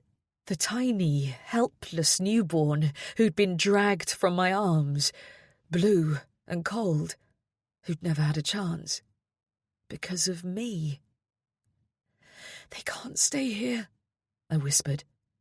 I know. He put his arm around me, pulling me close, and just for a moment, I let myself sink into his warmth, knowing I didn't deserve his comfort. 28. Jade. I hadn't had the chance to ask Aaron to help me get a new phone before he'd rushed off yesterday. He'd left me feeling shaken, afraid, and I'd made up a plate of food and taken it to my room before Annie emerged from her shower, needing the safety of the thick wooden door to let me breathe freely. But I had to have a phone, and I couldn't leave to go into town. I was sure that once I did, I wouldn't be allowed to set foot back inside. Annie would come to her senses and lock the door behind me. And if I was spotted, if he found me, I couldn't risk it. The rushed foray into the loft had turned out to be a waste of time. I hadn't picked the right box, it had turned out, though I'd been so hopeful I'd finally got what I'd come for. I knew there was a more likely option. I needed to go into her bedroom. I'd seen all those papers spread out on every surface when I'd walked in on her frantically searching for something the day after I arrived. I didn't know if she'd found whatever it was, as she'd given no clue as to the outcome. But that was where she kept the things that were most important. I paced back and forth, watching my tiny daughter sleeping, her jet-black hair already long enough that it was curling into tiny ringlets, framing her perfect face. I wondered if I'd made the wrong choice, if I'd already failed her. I couldn't relax as I waited for Annie to go outside, as she always did, to pick up that shovel. My nerves felt frayed, my heart constantly racing. The ticking of the grandfather clock in the hallway, a persistent reminder of how long I'd already been here, how little time I had left. I heard a door opening and rushed to the bedroom window, but it was Aaron, not Annie, I saw heading outside. Scooping Amala into my arms, I rushed down to meet him, letting myself out just as he opened his car door, parked up on the lane outside. "Aaron," I said breathlessly, rushing through the gate to intercept him. "Where are you heading?" He paused, straightening as he looked at me, confusion written all over his face. Into town," he replied. "I have some things to attend to." I nodded, feeling stupid, vulnerable, but knowing he was my only option. I really need a favour. My phone got broken and I need a new one urgently. I know it's a massive ask, but do you think you could pick one up for me?" I reached into my pocket, pulling out a wedge of cash. "I'll pay, of course. I really need one. Today. Anything they have. It doesn't need to be fancy. I have a SIM," I added, grateful that I'd been able to retrieve it from the debris Annie had left on the kitchen floor. "Just any Android phone. Please?" He stared at me, and I waited for the onslaught of questions, the moment he would tell me to go and get my own phone and leave his friend in peace. But instead, he reached for the money in my outstretched hand. "I'll see what I can do," he said, his voice almost gentle. I blinked in surprise. He'd made it clear I was unwelcome here. I'd expected him to argue. What had changed? Where was the warning in his tone that I'd learned to anticipate? I nodded, stepping back as he climbed into his car. I watched him drive away, then headed back inside, hoping he wouldn't let me down. The floorboards creaked under my bare feet, and I tensed but kept moving forward, knowing it might be my only chance. Annie's door had been closed, but like mine, it only had a bolt on the inside, no key. I'd feigned tiredness after sharing a plate of tuna sandwiches with her in the kitchen, heading up to nap with Amala as she finally went outside to take up her shoveling. She should be a while, hours, but I had to leave no trace. I couldn't let her suspect I'd been in here. As this quiet moment unfolds, let the soft music guide your thoughts into a calmer space before the story returns.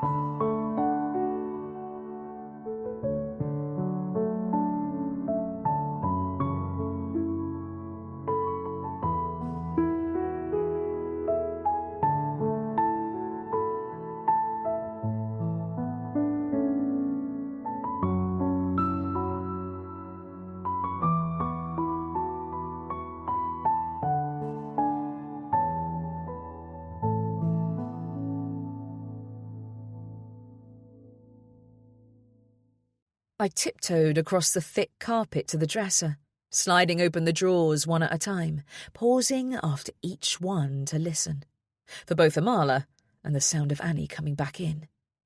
I didn't want a repeat of yesterday when I cut it far too fine.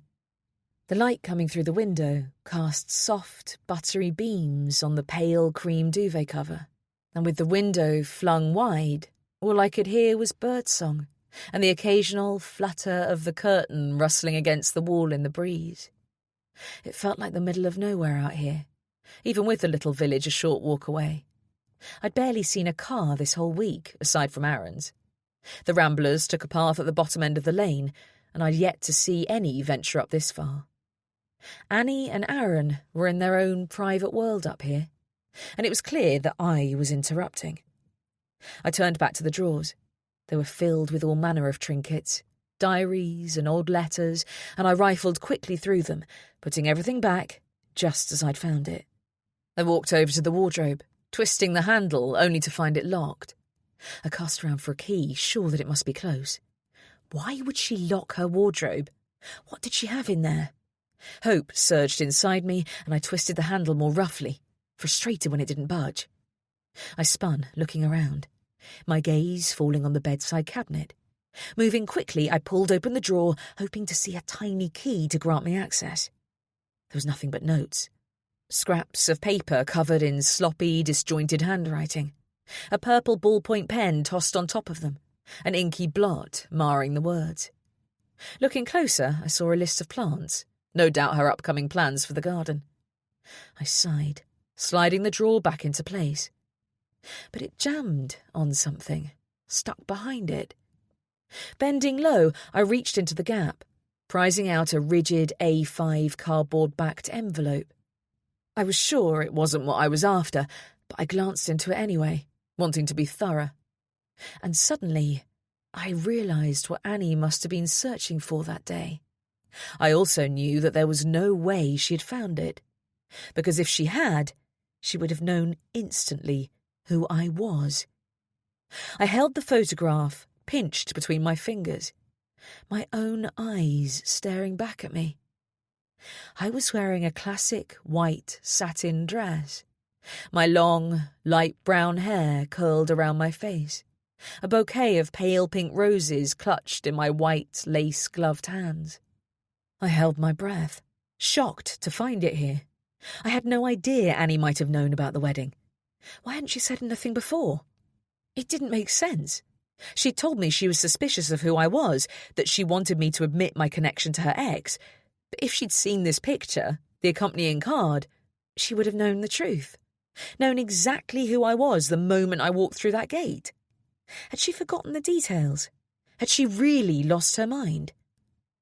I pushed the drawer closed, checking that there was no evidence of my snooping, and, casting a frustrated glance at the impenetrable wardrobe, straightened up, shoving the photograph back into the envelope. I would take it into my room to hide away. I couldn't risk her finding it while I was still under her roof. 29. Annie. I wished I hadn't told him, hadn't opened the floodgates to the outside world.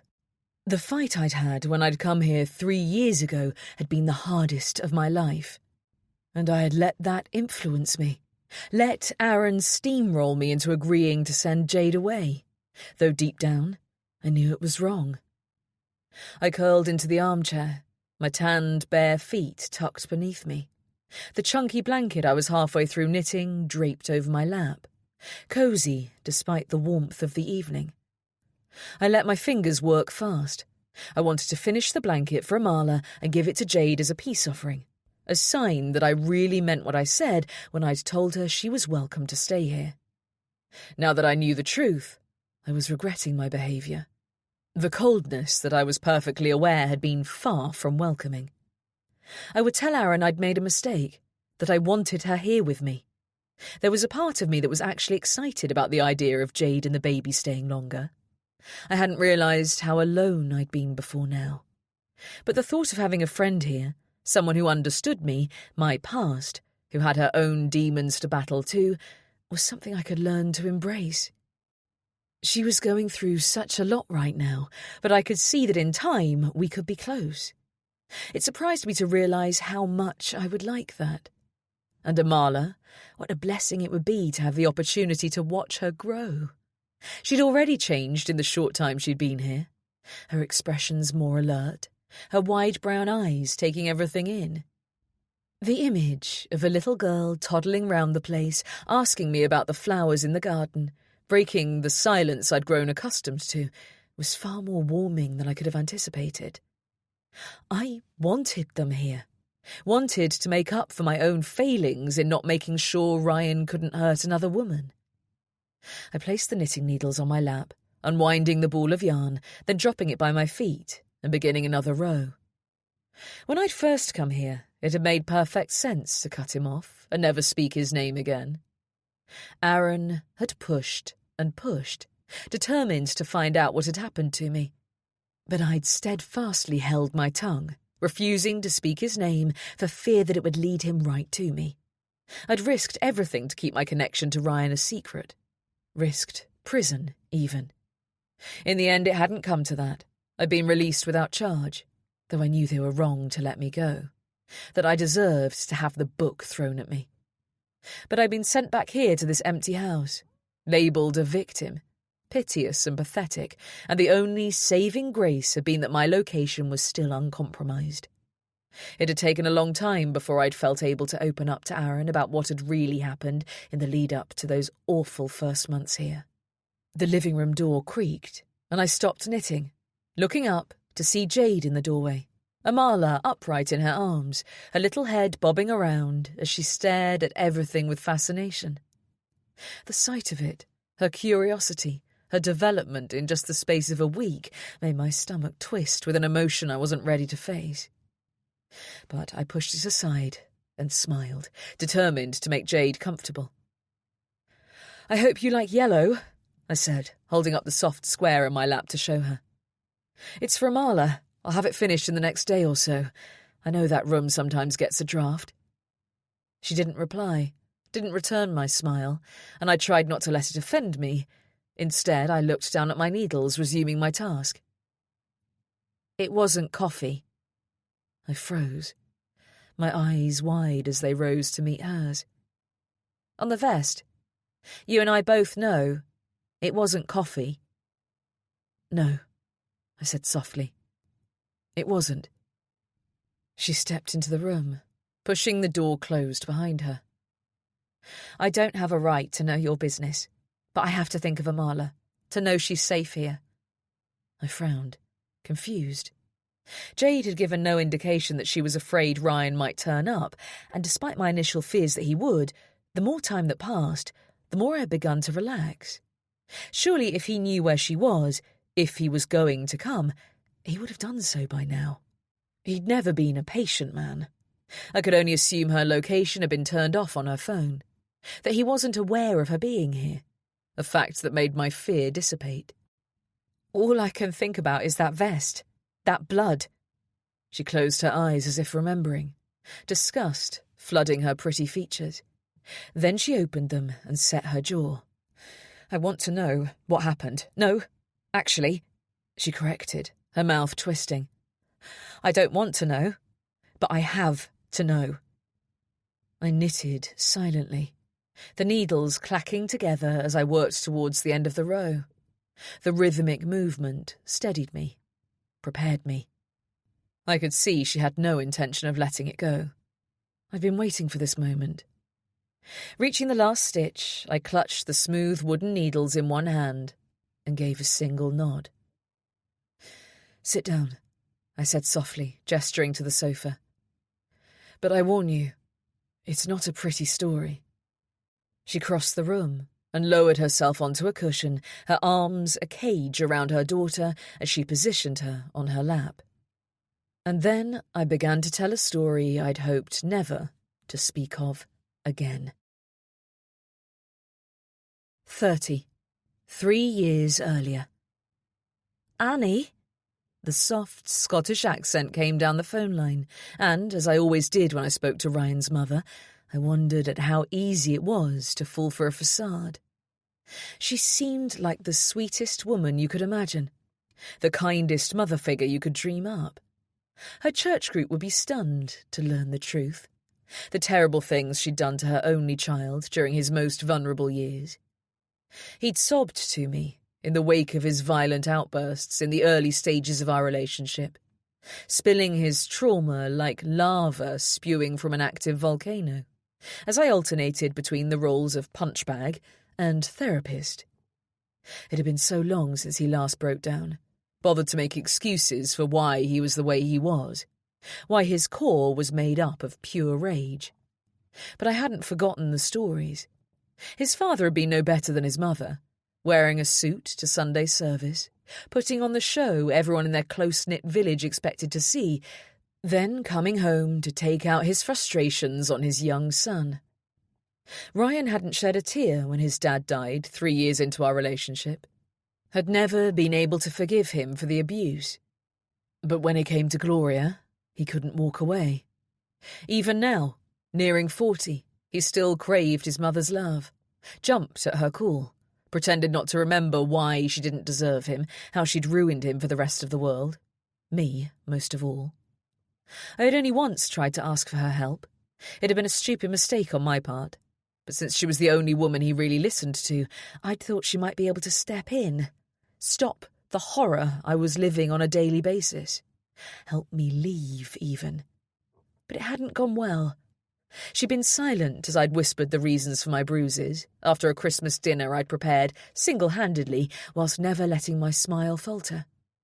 Ryan and his grandma had been distracted playing cards, and I'd caught Gloria in the kitchen, making sure to bend low as I reached for an oven tray so that she couldn't miss the purple bruise the size of a house brick across my hip bone. When she had studiously turned away, I'd grabbed her wrist and breathlessly begged her to help. She'd made some muttered comments. "That won't do. Not acceptable to treat you this way." And then the party had gone on as planned. For 3 days I'd waited, tense at the thought of what I'd done. Ryan's reaction if he found out. I think I'd known instantly that I'd made a horrible mistake. I'd been right. He'd dragged me from our bed in the middle of the 3rd night, and the beating had been so intense I was sure he meant to kill me. By the end, I wanted him to kill me, just to make it stop. He'd been angrier than I'd ever seen him, before or after, and the trigger was that he didn't want his mother to have any reason not to love him. I'd badmouthed him to the only person whose opinion he cared about, and that, he told me, was unforgivable. He'd not held back after those floodgates had opened. I'd thought life was bad prior to that Christmas, but I quickly found it could get so much worse. Now, I held the phone with my left hand, cradling my heavy, pregnant belly protectively as I shuddered at the memory. "Hi, Gloria," I said, keeping my tone light, friendly. "Is the man of the house there?"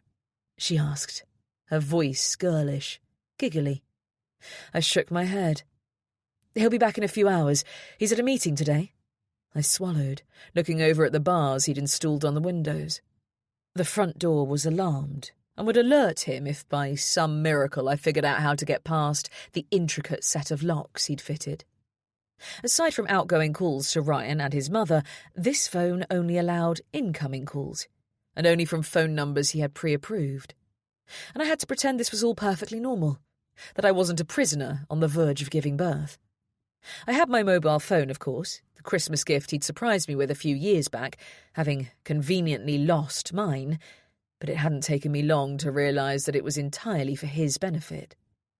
Not only was it used to track my every movement, well, when he bothered to let me out of the flat, but he would go through every number that was listed in my call log, interrogating me over them, calling them himself and telling them not to contact me again. I was dreading the moment he discovered I'd had a call from my mother's number 3 weeks ago. It had been the first time we'd spoken in several years, Ryan making it clear that the punishment would far outweigh the benefit of trying to keep up a relationship with her. I'd been shocked to see her name on the screen, a flash of hope igniting in my belly that perhaps I wasn't entirely alone. That harrowing call had been on my mind every moment of every day since. The screams, the roar of water. I'd been terrified he would find out my parents had both drowned in that horrific accident, that he'd want to go after the fortune they'd left behind. But he was too wrapped up in himself to notice my grief, my trauma. "Oh well, no trouble," Gloria said, breaking into my thoughts, her voice conveying nothing but kindness, patience, honed by years of practice. "I just wanted to let you know that there's a new company who've installed this super-fast broadband in the village. It seems a massive inconvenience, but everyone says it's excellent." Right," I said, not understanding why I needed to know that. "I'm getting the man round tomorrow to fit mine. Madge said he's very good, so I've cancelled my internet, and that means my phone won't work until he's been." "Does it?" She gave a tinkling laugh. "Yes, dear, because it's run off the internet. I'm expecting it to go off sometime in the next 30 minutes, and then I won't have it back until tomorrow. I wanted to let Ryan know so he doesn't worry if he can't contact me. You know how he loves our nightly chats." I opened my mouth to explain that there was no need to cancel one service before getting the other, that if she'd left it, the switch could have been instant, and there would never have had to be a gap. But then, an idea, a terrible idea, hit me. "I understand. I'll let him know," I said, trying to keep my voice steady. "I'm sure he'll be disappointed. He does love your calls."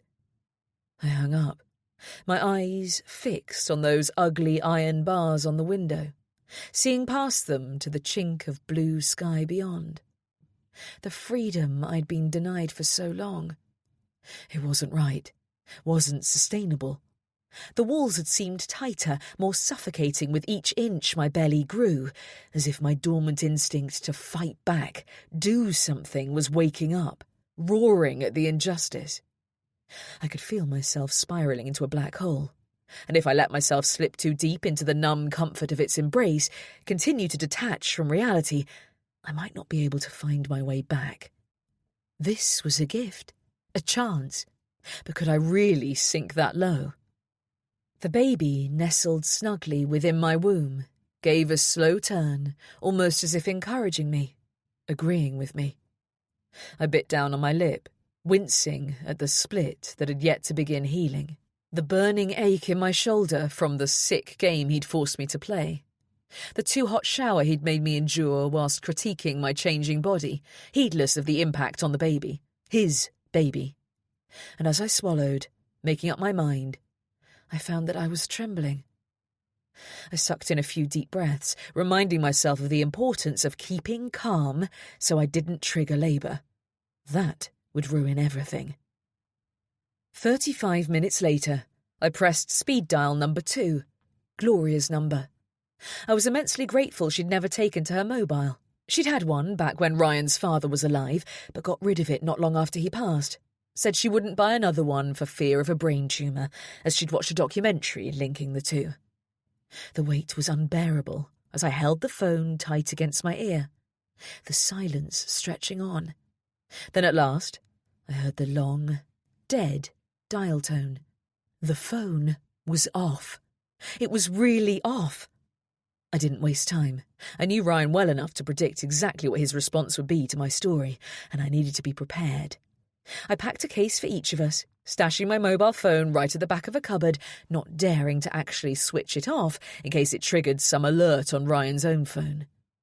Whispering a low apology under my breath, hoping what I had to do wouldn't harm the baby, I rushed to the kitchen, pouring 6 heaped tablespoons of salt into a glass, then mixing the still warm kettle water into it, stirring it and watching it dissolve.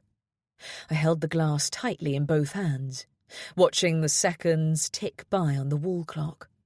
At 5:10 exactly, I heard Ryan's car pull up below, on the shared gravel car park. I took a deep breath, pinched my nose, and gulped down the salty concoction. Then, eyes watering against the urge to throw it instantly back up, I washed the glass and put it away in the cupboard still wet. I was standing by the front door, ready and waiting, before he even reached it. I never deviated from the routine he insisted on. Always met him with a smile, hands clasped modestly in front of me, makeup refreshed, hair washed and styled. I wore the 3-inch heels he found sexy, even though my swollen ankles protested.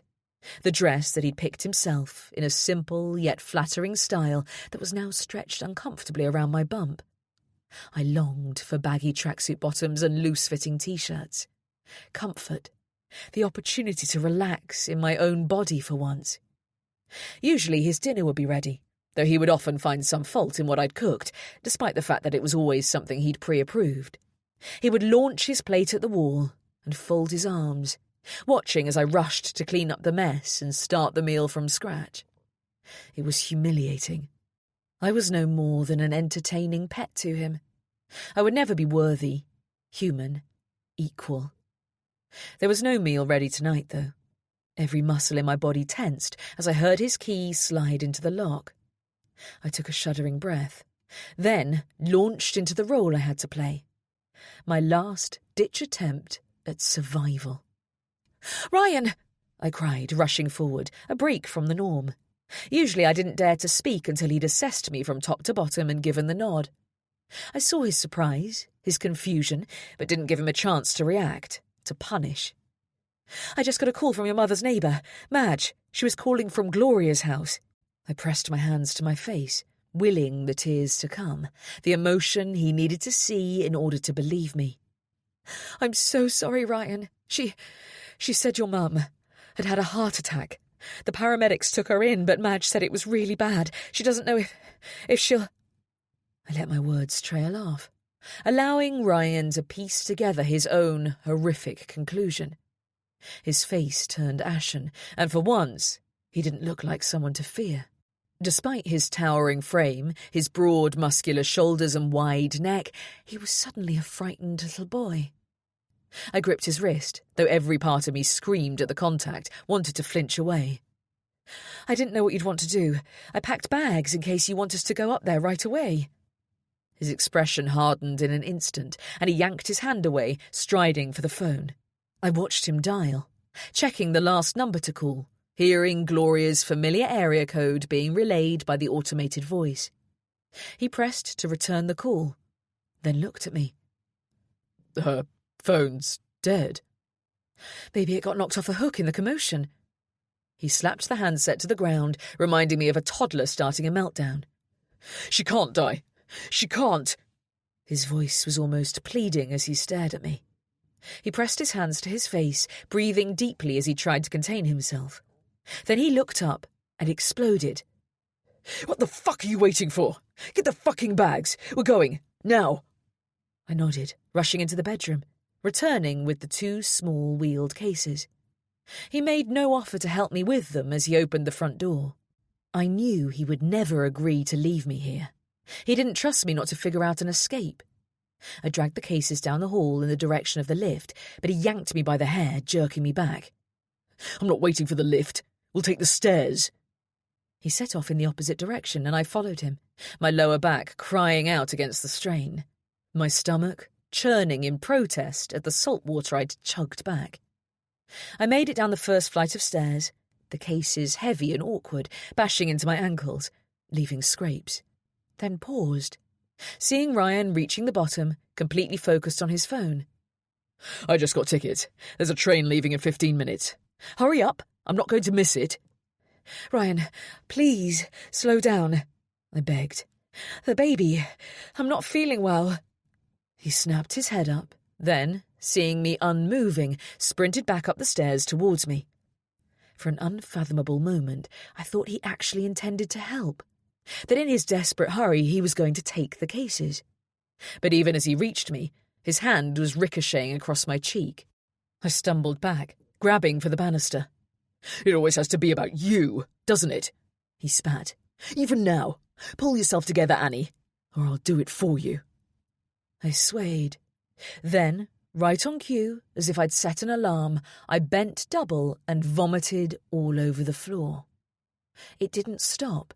It kept on coming, the retching, agonizing, burning my throat, making my belly contract.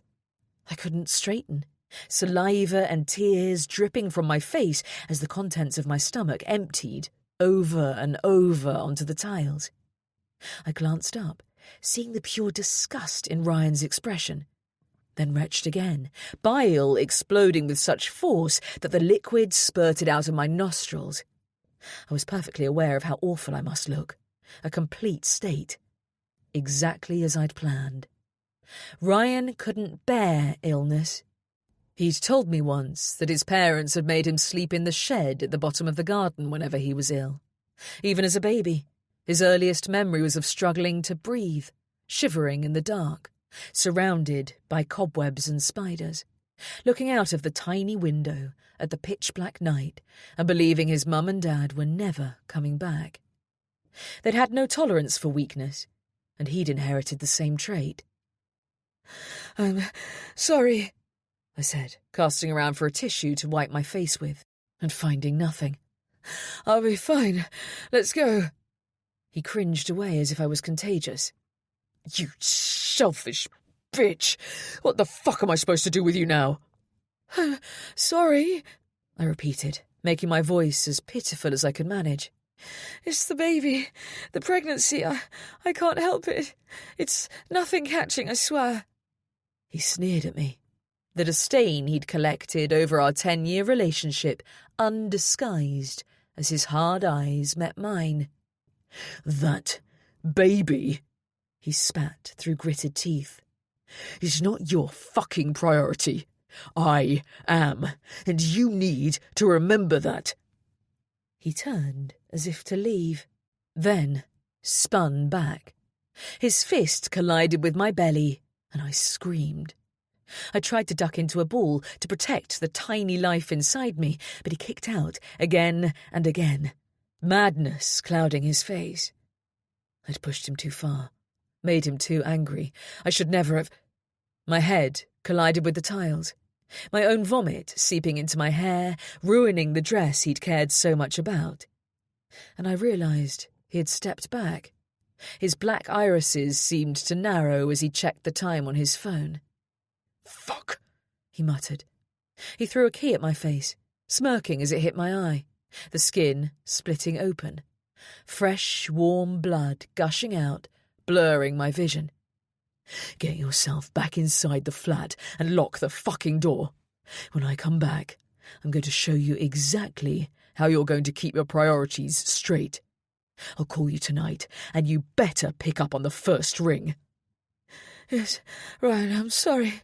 I will," I said, not daring to break eye contact.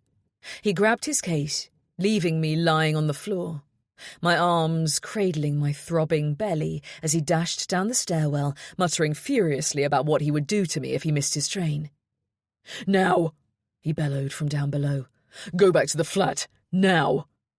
I heard the door bang, the car starting up, the skid of tyres on gravel, and then he was gone. Hauling myself to my feet, heedless of how I looked and smelled, I slid my hand through the handle of my case and slowly, body aching, descended the stairs. I walked out of the fire door into the fresh air and flinched at the brightness, the freedom. I didn't look back. 31. Now. I was trembling, I realised. I had curled myself into a tight ball on the armchair, and as I talked, I'd unpicked half the blanket I'd been knitting without even noticing. Jade's pale face had turned sallow, her lips devoid of colour as she clutched Amala tight against her chest, a statue of pure horror. I wondered how much of what I'd told her was her own experience. Had Ryan changed at all in the past 3 years? If he had, I couldn't imagine it was for the better. She had to have known what she was going to hear.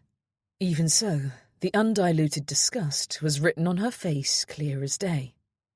She glanced down at Amala, and when she looked back up, her eyes were glistening.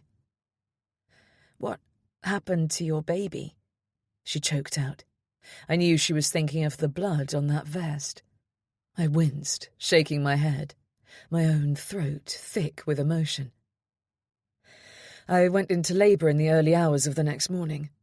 I was here, in my bedroom, Alone, but that felt safer. I couldn't stand the idea of being in a position of vulnerability whilst giving birth. Couldn't let myself be in that situation ever again. That must have been terrifying. I nodded, remembering the pain, the fear, the sensation of ripping in too, knowing it would all be worth it if I could just get through the night. I closed my eyes, picturing that final agonizing push, the silence that had followed. He was stillborn, I said softly, the words barely a whisper. He had injuries, broken bones. I swallowed back a sob. I let it happen. Let that monster beat me time and again, even knowing he was harming our son. I couldn't get free. I tried, but I couldn't find a way. And my ineptitude, my inability to escape, cost my baby his life. Oh, Annie. I should have found the courage to call the police, but I told myself they wouldn't help me. I didn't trust that I'd be safe. And the things he would have done to me. I was too scared. Too fucking weak. I swallowed. Did he do it to you too? Did he hit you while you were pregnant? I didn't want to know, to picture her going through the same, but I couldn't stop myself from asking. She bowed her head, a silent answer that spoke 1,000 words, and I felt the urge to scream building inside my chest. I should have found a way to warn her, to help her. The moment I'd got that letter from my aunt, seen Jade smiling and innocent in a white dress, oblivious to the trap she was walking into, I should have risked my anonymity, my safety, to tell her the truth. I could remember the fear that had erupted inside me at the knowledge of what I was obligated to do. The instant response, shoving the letter back into the envelope and putting my head in the sand, not wanting to know. I'd allowed myself to turn my face away, and it was only by sheer luck that Amala had survived. If she hadn't, I would have been responsible. Another baby I could have saved, should have saved. I pressed my hands to my face, trying not to throw up. But the blood, Jade whispered. There was so much of it. How the blood was mine. I looked down, picking at the blanket again.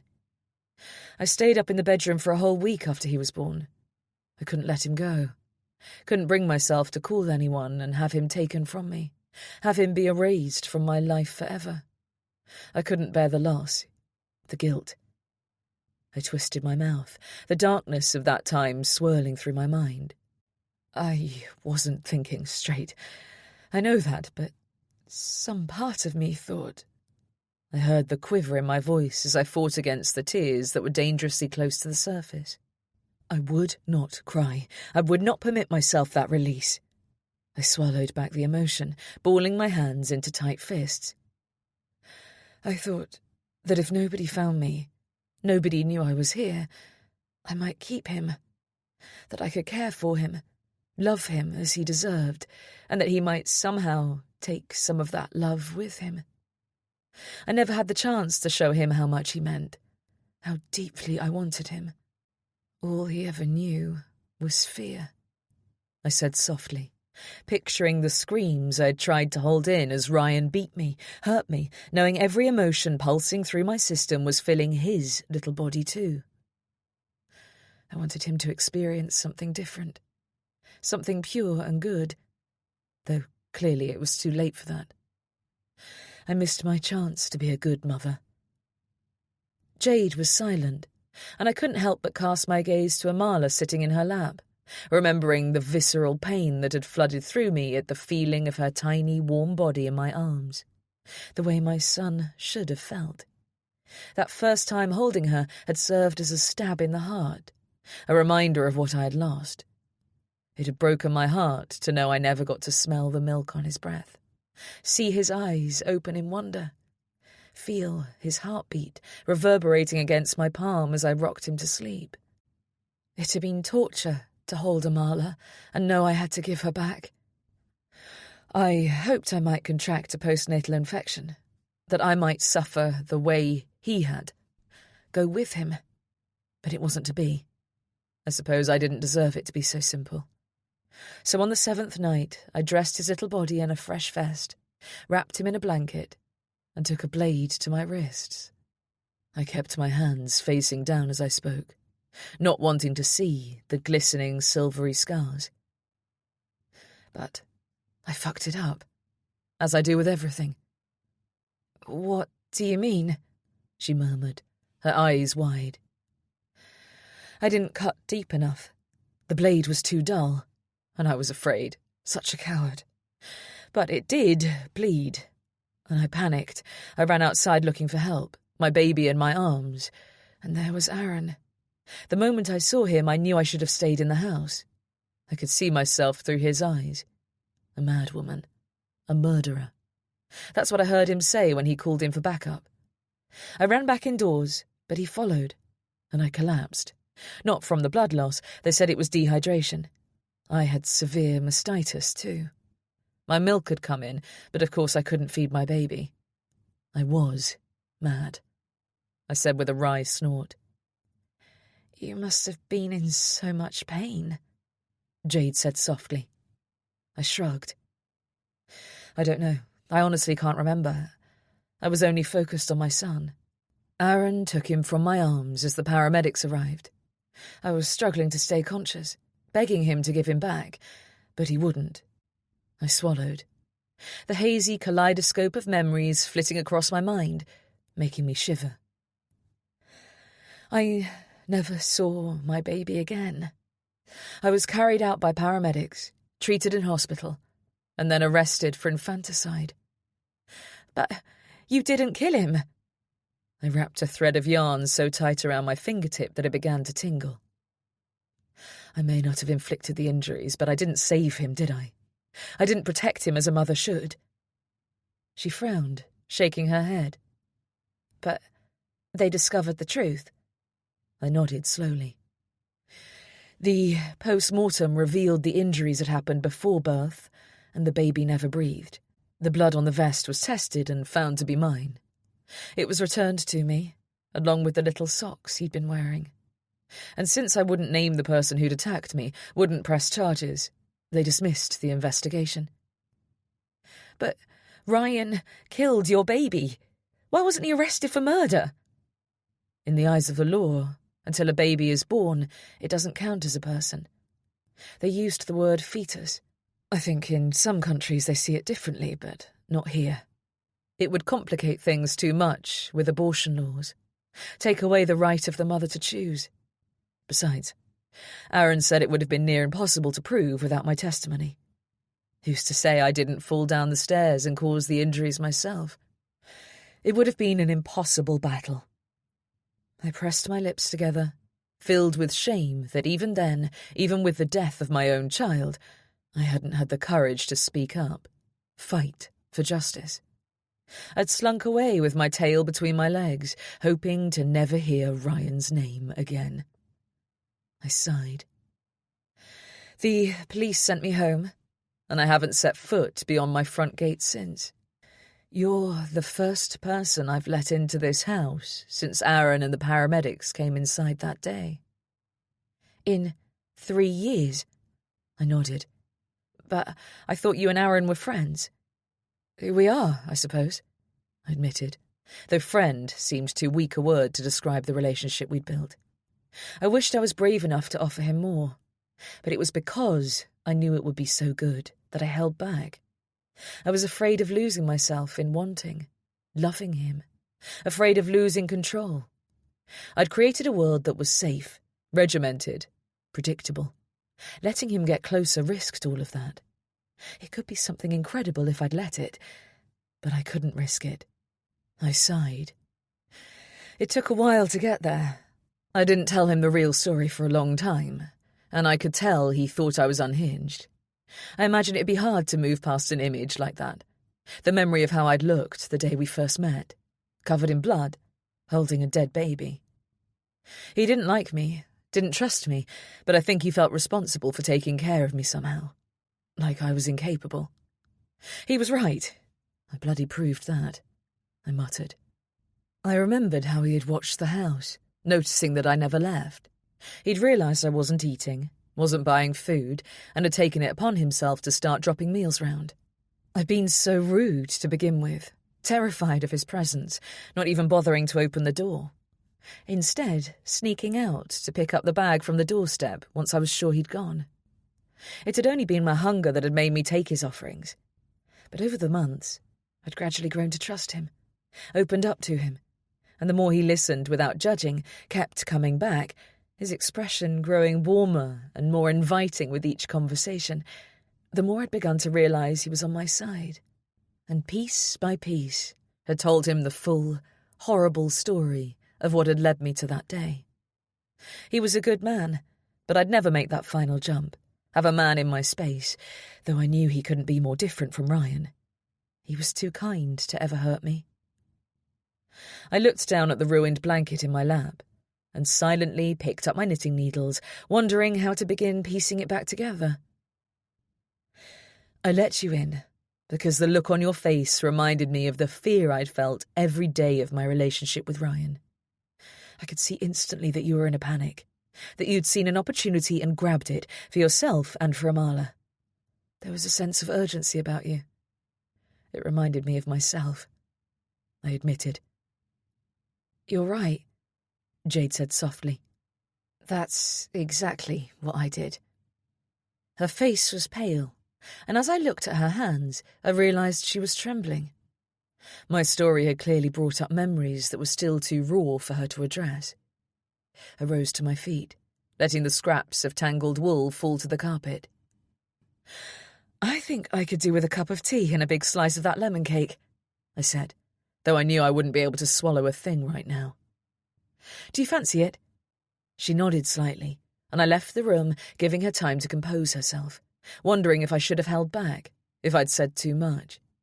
I knew she was picturing what could have happened to Amala, realising just how lucky she had been to get away before it was too late. 32. Jade.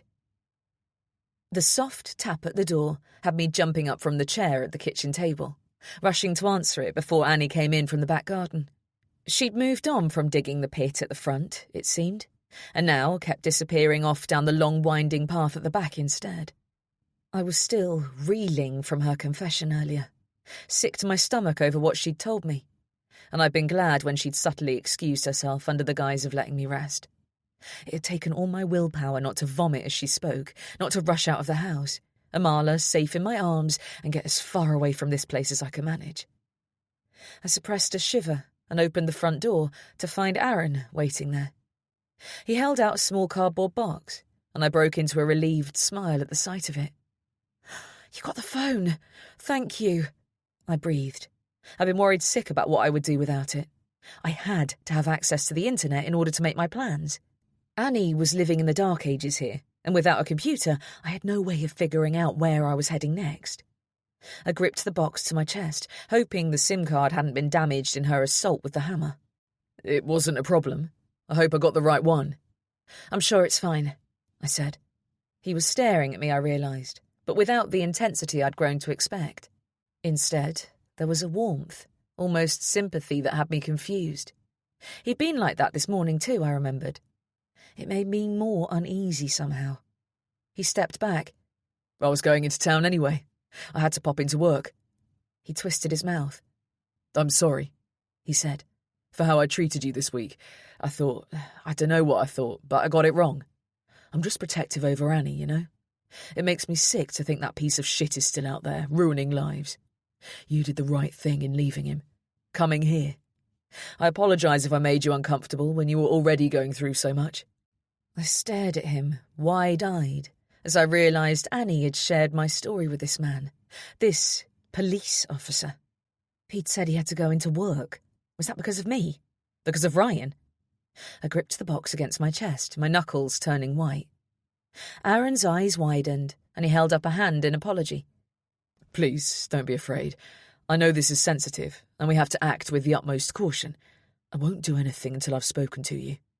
He doesn't have any idea we're aware. I shouldn't have said anything. I just wanted to make sure you knew you can always talk to me. I'm here if you need me, okay?" I nodded, unable to speak, and I could see that Aaron was regretting his words, wishing he could take them back so as not to unsettle me. I choked out a muttered thanks for the phone, then pushed the door closed, leaning my head against it. Time had run out. Everything was about to fall apart. I ripped open the box and took out the new phone, then with shaking hands pulled the SIM from my pocket and slid it into the slot, dread swirling in my belly at what I had to do next. I closed my eyes and sucked in a deep breath, knowing I had no choice. I had to call the man I'd hoped to never speak to again. 33. Annie. The breeze barely ruffled the leaves in the golden hedge, but I was grateful of the shade they provided as I sat, head bowed on the smooth bench. I felt drained from the conversation I'd had with Jade, though I was glad I'd told her, that we were getting closer at last. I'd never expected to talk again about the day I'd left Ryan, especially not with a virtual stranger, but I'd known I had no choice. And deep down, I'd been aware of the fact that she deserved to hear every detail, to understand how close she had come to losing her daughter. Perhaps now she would feel able to open up and share her own story with me. It wouldn't be easy for her. There was so much shame and denial involved. He had always been able to twist every situation to put the blame on me. I could so easily picture how he had done the same to her. The fact that she'd been brave enough to leave was a miracle in itself. The shock on her face had shown me that she hadn't expected my story to be so dark, and I wondered if that was a good thing. Perhaps he hadn't shown her his true colours to their full extent yet. They'd barely been married a year, and even if they'd met straight after I left, they could only have been together 3 years at most. The violence had crept up so slowly in my time with him that I was already trapped before I realised how bad it had become. The control had been his first weapon, and it had become so clever, so sick, I'd missed the warning signs. It was possible she'd had more of a sense of self-preservation and had left at the first signs, as I should have done. The thought that it hadn't been so bad for her was a comfort, but I wished she would share what he'd put her through, so I could know for sure.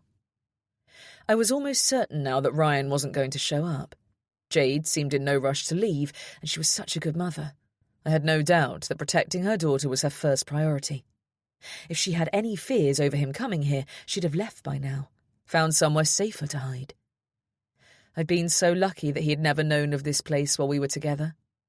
He'd taken an instant dislike to my parents during the handful of pub lunches we'd shared, though he'd been overtly charming to the point of sleazy, and he'd never joined me when I'd visited them here in the early days of our relationship. It hadn't taken long before he'd guilted me into cancelling my visits in favour of keeping him company. If he'd known where they lived, or bothered to keep in touch with them, he'd have tracked me down the moment he returned from Scotland. Seething at having found his mother alive and well, knowing that for once in his life he'd fallen for someone else's game. The image of him arriving home to find the flat empty, tearing it apart in his search for me, to punish me, sent a shiver down my spine. And I rose to my feet, needing to move. What if he did come, though? What if he was just biding his time? My instincts were tingling. Jade still seemed so wary of everything, so jumpy, and though I knew she and I were on the same side, I couldn't help but think of the threats he might have made. She was trapped in a world of fear, a place I knew like the back of my hand. And that frightened me, because a scared woman was capable of bending her morals, but a mother would cast her values to the wind if it meant protecting her child. As I should have done. I should have slit that bastard's throat in his sleep to save my son. It wasn't the first time the thought had crossed my mind. I imagined ramming a knife into his chest, watching the blood spurt, hearing him beg me to stop, to save him. I'd pictured going back to that first missed period when I'd tentatively shared the news that I was expecting, only to have him spit in my face. I should have done something then. Poured rat poison in his coffee, thrown petrol over him and flung a match into his smug face. Anything to save my son. I was sure Jade had been going through the same thoughts during her pregnancy. She'd been strong enough to save her child, and I was glad. And now that she was here with me, we could figure out a way to make sure that man would never hurt us again. Nervous energy rippled through my veins, and I felt an urgent need to pick up my shovel, move my body, do something. I walked briskly back up the path towards the house, stopping short before I reached it. I could hear Jade's voice floating down from her bedroom window. Was she talking to Amala? I moved closer, making sure to keep to the grass to soften my footsteps, and paused, listening. Her voice was hurried, harsh. Clearly she wasn't speaking to the baby. She sounded like she was on the phone. But how? Hadn't I smashed hers to pieces? Heart racing, I slipped through the back door and, as quietly as I could, skipping over the floorboards I knew to be creaky, tiptoed up the stairs to listen outside her bedroom door. I held my breath as she spoke. "I'm not your wife anymore," she said sharply. "Not for much longer, anyway." There was a pause, and I could hear her pacing across the floor as she spoke again. "What? No! Please just answer my question. Tell me what I need to do so we can finish this. I can't live like this anymore. I need it to be over." Another pause. "I don't want to see you. I'm not going to tell you that." A burst of white dots exploded across my vision, panic igniting in my chest. I let out a long breath, gripping the wall to steady myself. She was talking to Ryan. Why on earth had she contacted him? What a stupid, stupid girl. What could possibly be worth taking such a risk? I waited to hear more, but the church bells began to ring, reverberating through the open window, drowning out whatever she was saying. All the bravado, the strong-willed intentions to stand up for myself, leached out of my bones, and I turned, rushing for my own bedroom, stepping into the safe little cocoon and bolting the door from the inside. I would not open it. Not for her, not for anybody. I would not let him take me again. I curled into a ball on the carpet and trained my eyes on the door, knowing it was only a matter of time. He was coming. 34. Only seconds had passed when I heard Jade's footsteps rushing along the hallway. The door handle rattled as she tried it, and then a cacophony of bangs sounded against the thick wood. I held my knees tightly beneath my chin, rocking on the carpet, the muscles in my face twitching involuntarily.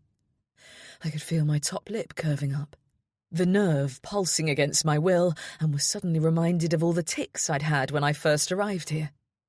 Every sound would force me into a physical reaction, blinking too much, trembling from head to toe. The way my thumbnail would flick frantically against the inside of my index finger until it wore through the skin. It had been so long that I'd forgotten how his very presence reduced me to this pitiful creature. But now it was like slipping back into an old, worn-in pair of shoes, as if they'd been waiting for me all this time. The Pavlovian response of knowing I was a victim, in danger, was built into my very being. Jade slammed her fist into the wood again, bashing so hard I jumped. "Annie, open the door. I know you're in there." "No," I shouted, my voice weak, croaky. "Annie, you have to. He's coming. Oh my God, he's coming now." The edges of my vision went dark, and I fought with myself to stay present. The window caught my eye, and I thought desperately that I might climb out of it, escape somehow. Could I slide down the drain pipe? Could I get to Aaron's house? He would help me, protect me. I saw my reflection in the mirror above the dresser and shook my head in disgust. Protect me? Why should he have to? Had I learnt nothing in the past 3 years? Had I grown at all? I would not be reduced to this shell of a human being. I was worth more than this. I took a deep breath, then stood up on shaky legs as Amala gave a high-pitched cry. I had to help them. I would not be that coward, would not leave Jade and her baby to face whatever vindictive intentions he had in store for them. Squaring my shoulders, I strode over to the door, unlocking it to find Jade gripping Amala, her eyes wide and filled with fear. "The bells," she gasped. "I was on the phone and he heard them. He heard the bells. He stopped talking. It was as if he recognised them, and then he hung up on me." She gripped my hand. "He knows I'm here. He's coming, Annie." I nodded calmly, though inside I was screaming. "Then we have to leave. We'll go next door. I said, ignoring the way my entire body stiffened at the idea of stepping through the gate. I had no choice. Aaron will help us. He'll keep us safe. She shook her head, panic lacing her words. He won't. We can't trust him, Annie. Why the hell do you think he would protect you? You know that your name is still plastered over the internet. The ads and Facebook page are still running. Why do you think that is, huh? I stared at her, stunned. Aaron wouldn't lie to me. He wanted me to be safe, didn't he? He wouldn't lead Ryan here. I swallowed, unsure how to absorb her words, the shock paralysing. I didn't believe it was possible, but there was no time to argue the odds now. Right, I said softly, the only choice available to me becoming glaringly obvious. Right. I walked past her and she followed. What are you doing? I didn't answer, but I felt her behind me as I walked as calmly as I could manage downstairs, heading to the back door. Annie, Jade pushed. We need to stay inside, barricade ourselves in and stay quiet. We don't have time for whatever it is you're doing. Ignoring her, I headed purposefully down the path to the workshop, unlatching the door. The axe lay on the far side of the bench, and I strode towards it, clasping it in my hands. An odd sensation of certainty settled over me. Ryan was coming. Now. And whatever happened today, I wouldn't let him take me back without a fight. I was willing to do anything to keep my freedom. I looked at the deadly blade, touching my fingertip to the edge, feeling the sting as the metal pierced through my skin as easily as cutting through butter. I gave it a test swing, glad that I'd spent the past 3 winters chopping logs for the open fire in the kitchen. I could do this. I would do this. I closed my eyes, my mind racing. I would have to wait till dark to get rid of the body. The pit for the pond was already deeper than I was tall. I'd need Jade to help me move him, but together we could do it. And she would help. She'd understand there was no choice. He'd forced us into a corner. And now we had no other option. She wouldn't have to bloody her hands. She just needed to stay back, keep Amala safe. I would deal with the rest. I had to. I sucked a deep breath into my lungs, the fresh sawdust smell bringing me a sense of solidity, reminding me of everything I was set to lose if I didn't summon my courage. I opened my eyes, half surprised to find Jade staring back at me from just inside the doorway. Her face was set, and I frowned at the sight of something glinting in her hand. Looking behind her, I saw the door closed, a padlock looped through the thick metal latch. She held the key up. We have to stay in here. Hide until he leaves, she said quietly. He'll go if he can't find us. I shook my head. No, Jade. He'll just come back. Again and again until he wins. Don't you get it? This is his favourite game. Cat and mouse. Hide and seek. He expects us to cower away and hope he'll give up, but he won't. Not ever. I have to put a stop to this. For good. I can't live with the threat of him looming over my life anymore, knowing he's out there biding his time. We go out there ready and face him head on. We will not be his victims, never again. She stared silently at me, and I watched her jaw flex, a stubborn, decisive expression I hadn't seen from her before settling on her delicate features. She met my gaze, and then, as I stared back, wondering what she was thinking, she turned to the high rectangular window I'd left open to clear the dust and, to my shock, tossed the key out of it. What the hell did you do that for? I cried, shocked. You aren't thinking straight, Annie. What, you're going to kill him? Really? She raised an eyebrow as if the idea I'd been playing with in my mind for days now was simply ludicrous. We stay in here and we keep quiet. No, I shook my head. Absolutely not. I won't do that. Not again. The many times I'd hidden from Ryan, huddling in the wardrobe, the coat closet, beneath the bed, flashed through my mind. He'd always found me. He had enjoyed the chase, the search, his unhurried footsteps drawing ever closer as if he was stretching out the inevitable for his own sick amusement. He'd love nothing more than arriving to realise we had set up his favourite game. I won't hide in my own fucking garden. Not here.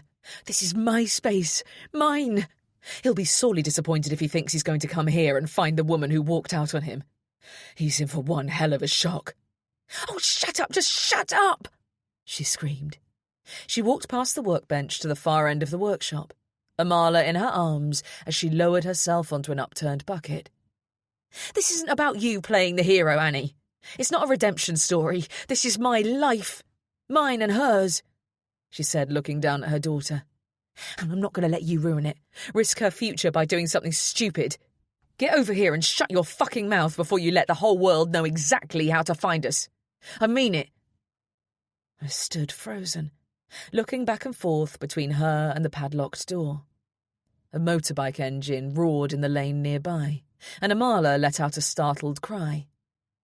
I met Jade's eyes and saw pure desperation written on her face. I could break through the door with the axe, go across the path and be at Aaron's house in a matter of seconds, though Jade's accusation that he'd failed to protect my privacy made me wonder how much trust I could really place in him. I could break out of here, but I couldn't leave her, couldn't walk away from the baby and risk her coming to harm. I wouldn't have another infant's blood on my hands. If Jade wouldn't leave, wouldn't make a run for help with me, I couldn't go either. The realization made nausea swell in my belly, my palms turning slick. I gripped the axe, breathing hard as I weighed my options, taking a final, desperate look towards the locked door. Then, swallowing my self-disgust, I did the one thing I'd sworn to myself I would never do again. I cowered in the dark and waited for him to find me. 35. The motorbike engine came to a stop, and I gritted my teeth, wondering if it could possibly be Ryan already. There was no way he could have made it from our old flat in such a short time, but perhaps he hadn't come from there. Perhaps they'd even moved. I had neglected to ask, I realised now. I'd taken so much for granted. Jade was utterly silent, as if she knew exactly what was coming next and was going through a mental checklist of how to prepare. She sat on the upturned bucket, Amala drowsing in her arms, her eyes trained on her feet, shoulders hunched. Her posture reminded me of myself when I'd been at his mercy. The constant, obsessive lists I would make in my head. Had I ironed his shirt with the crease just how he liked it in the sleeve? Had I made the bed to his standard? Would he accuse me of overcooking the steak, even though it had barely touched the pan? All those stupid little rules he created in the name of sending me dancing in circles, driving me mad, trying to jump through the never-ending hoops he tossed before me. I'd been so busy trying to remember everything on the list, I never stopped to ask myself why I was bothering. At least, not until it was far too late to get out. Was Jade making a plan for what she would do to placate him if he discovered us here? She was clearly lost in her thoughts. The only sign that she was on high alert was her hand moving in swift circles against Amala's shoulder, comforting herself more than the baby, I suspected. I, on the other hand, couldn't keep remotely still. I paced like a caged leopard, back and forth beside the workbench, clambering onto my stool to peer out of the narrow rectangular window every few minutes before hopping down to resume my agitated pacing. I was filled with the primal urge to flee before the opportunity was gone. How long would it take before he found us? Would he look out here? Or, I thought, biting my thumbnail and tasting the dirt embedded beneath it, would he for once give up, assume we'd convinced one another to make a run for safety? Why weren't we running for safety? This was ridiculous. I chewed my nail, my gaze flitting between Jade and the window, trying to see if there was any movement inside the house. I'd locked the front door. I knew I had, but a lock had never stopped him before. I suddenly remembered how Jade had left it unlocked her first night here. What if she'd been out there today and I hadn't checked it? The side gate was wide open anyway, and the back door too, where we'd rushed out in a panic. We didn't stand a chance. He was coming, and it was too fucking late to do anything about it. Why hadn't I left a week ago? I'd known who this woman was from the day she arrived, known exactly the danger she posed in even setting foot inside my house. From the second she'd walked through the front gate, it had been inevitable that he would come. For her and for me. If I hadn't been so scared of leaving the house, I could have saved myself. But I'd wasted time. I'd tried to talk myself out of the imminent danger. Once again, I'd been given an opportunity to stand up for myself, make myself proud. And instead, had transformed instantly into a deer in headlights, a victim rather than a fighter. He would kill me this time. The realization was like a bucket of iced water to the face. He would never give me the chance to get one over on him again. He would end my life, heedless of any consequences he might face. He'd once whispered to me in the dead of night, while he thought I was sleeping, that he almost wished I would try and leave. "I dream of it sometimes," he'd said in his gravelly voice, the voice I'd once thought was the sexiest thing on the planet, as he pressed his chest to my curved spine. "You leaving me. The hunt." He chuckled in the dark. "I would destroy you, you know. You wouldn't walk away." I tried to keep my breathing even, though I was sure he must know I was listening, aware of every word, the terrifying lullaby he crooned. His huge hand slid up my naked hip, over my breast, coming to rest gently on my throat.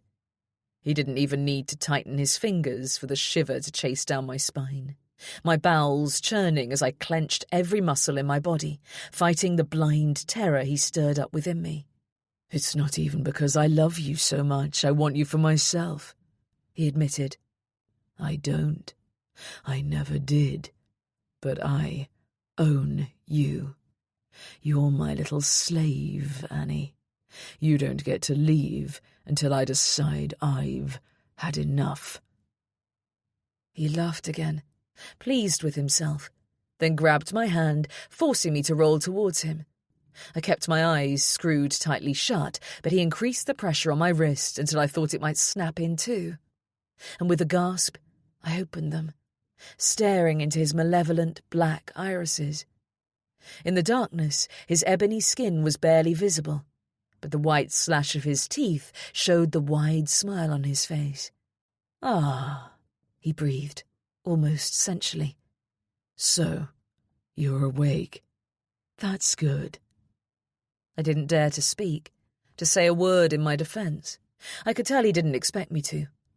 Somewhere deep down, a tiny voice screamed at me to fight back, to claw and slap and scream until I either got free or he put an end to this miserable excuse for a life. But I was silent, just as I always was. He smirked, the pressure on my wrist easing, and I held my breath, hoping he would roll over and go to sleep. Instead, he eased himself onto his back, propping one muscular arm beneath his head, yanking me on top of him. "Now," he said, danger lacing his voice, daring me to refuse. "Ride me like the little whore you and I both know you are." He let go of my wrist, perfectly relaxed in the smug knowledge that I wouldn't fight, wouldn't refuse. I looked up at the ceiling, cringing at the feel of him, as he shoved upwards against me. And as he invaded my body, I tasted bile at the back of my throat and wished I was brave enough to end this. End him. The workshop seemed to be closing in around me as I tried to shake off the memory I'd long since suppressed. My heart was racing, and I found myself gasping for air that wouldn't come. My throat narrowing in panic. I bent double, my hand cramping around the axe I couldn't bring myself to put down, the fingers of my free hand digging into my knees, bruising hard, as I choked against the dust-filled air that did nothing to calm me. There was a ringing in my ears that was growing louder, and I knew that if it didn't stop, I would faint. I would die. "Shh! Do you have any idea how noisy you're being?" Jade snapped, and I turned to meet her furious eyes. I can't help it," I sputtered. "I'm having a panic attack." I gripped my throat, my head spinning. I couldn't wait here. I had to find a way to get free. I spun, rushing for the door, the axe raised high above my head as I prepared to swing it, heedless of the commotion it would cause. And then Jade was standing in front of me, blocking my escape, her calm eyes meeting mine. She reached out and prized the axe from my aching hand, simultaneously shifting her drowsing daughter into my arms. "Hold her," she whispered gently. "Breathe with her." The relief was instantaneous. It was as if this warm, soft baby, her eyes closed, her chest moving steadily up and down, her breath escaping in contented little puffs, had flipped a switch. The frantic thrum of my heartbeat in my ears began to fade, and I clung to her as if she were a life buoy in the middle of a thrashing ocean. I couldn't fall apart, not when her safety, her very existence was at stake. I closed my eyes, letting the panic seep slowly away. My trembling fingers, the only remaining clue to how close I'd come to the edge of reason. Jade gave a short nod, as if she had known it would work, then took up her place on the bucket again, returning to her thoughtful state. "What will we do?" I said softly. "When he comes—" She shook her head, refusing to offer up an answer. "Do you think he will look here?" I pushed.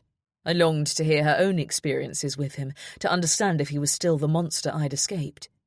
Maybe he loved her in a way he'd never managed with me. Maybe he would be more forgiving. Maybe he'd see me holding his daughter, and his fatherly instincts would get the better of his vindictive desire for revenge. But then I remembered the sick look of pleasure on his face when he thought he'd risked my pregnancy, and knew it was impossible. A man who'd stooped that low could never come back. He wouldn't be able to survive his own guilt if ever he tried to become a better man. It was easier not to. "He'll look everywhere," she murmured. "Military men never leave a stone unturned." She spoke so quietly it was as if she'd forgotten she was answering my question. I frowned.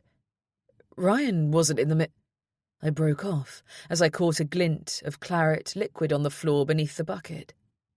My eyes travelled up the leg of Jade's jeans to where bright red blood pooled at her crotch. "You're bleeding!" I cried, forgetting for a moment to keep my voice down. Now that I really looked at her, her face was far paler than it had been earlier, and there was a clammy sheen to her freckled skin.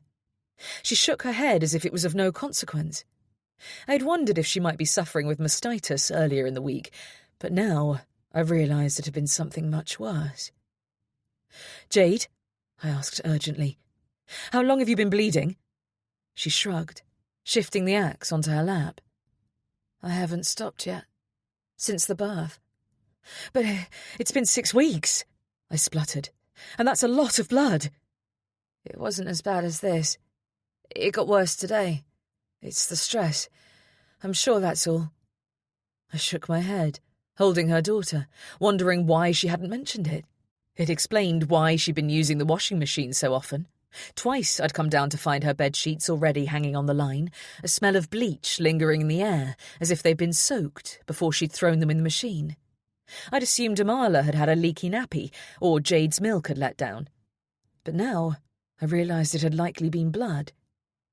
"You have to go to the hospital. There could be a piece of retained placenta causing it, not to mention an infection." "I'm fine." "Jade," I whispered urgently, "I'm serious. You're going to make yourself ill. These things can turn nasty very quickly." She closed her eyes as if she could block out my words, and frustration swelled in my belly. "For goodness sake!" I broke off as a deep male voice called out. "Hello?" I gasped, and Jade's eyes flashed wide open.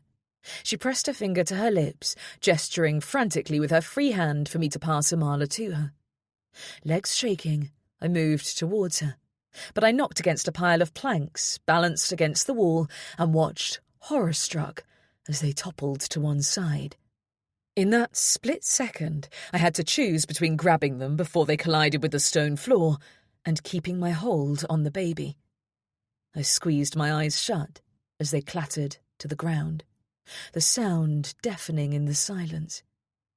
I held my breath, unmoving, praying that he had somehow missed it, that he was already in the house, creeping through the corridors, hoping to catch us. Slowly, I opened my eyes, staring intently at the door. From across the lawn, I heard the familiar creak of the back door opening wider. And for a second, hope filled my chest. He hadn't heard. He was going into the house. I bit down on the inside of my cheek, silently begging to be spared. Just as Amala let out a high-pitched bellow, startled by the noise, or unsettled by my own terror. There was a bang as the back door was slammed shut, and then heavy footsteps sounded on the paved path, heading in our direction. 36.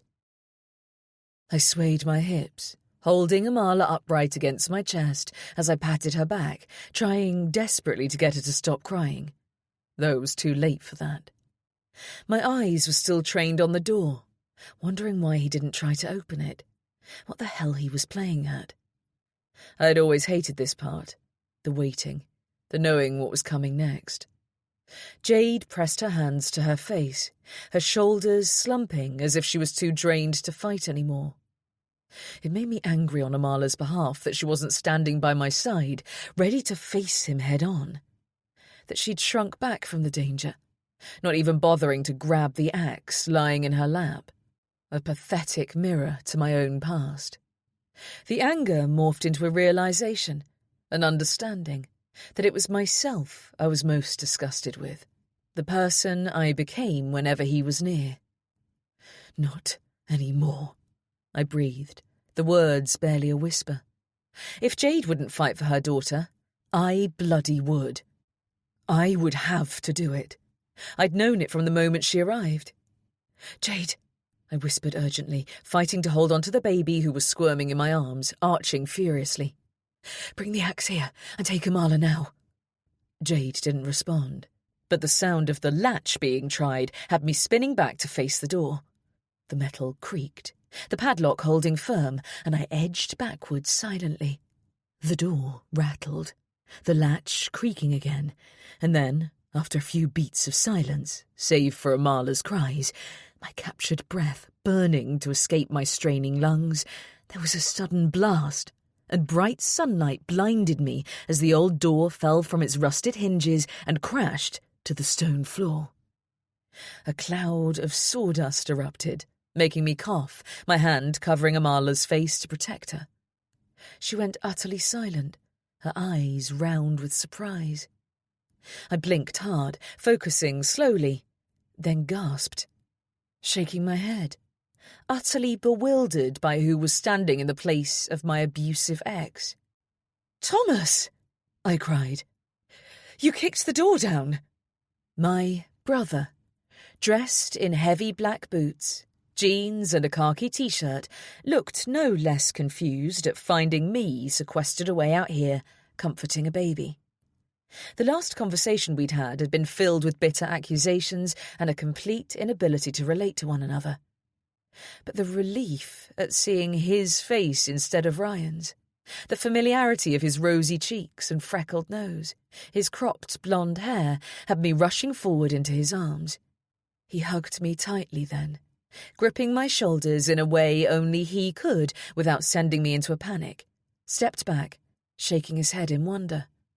"You had a baby?"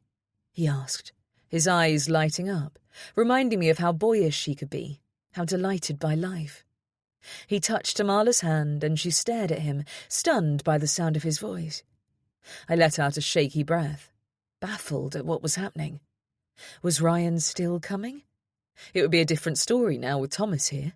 I'd explain everything to him, be honest for once about what Ryan was like, and Thomas would stand with us against him.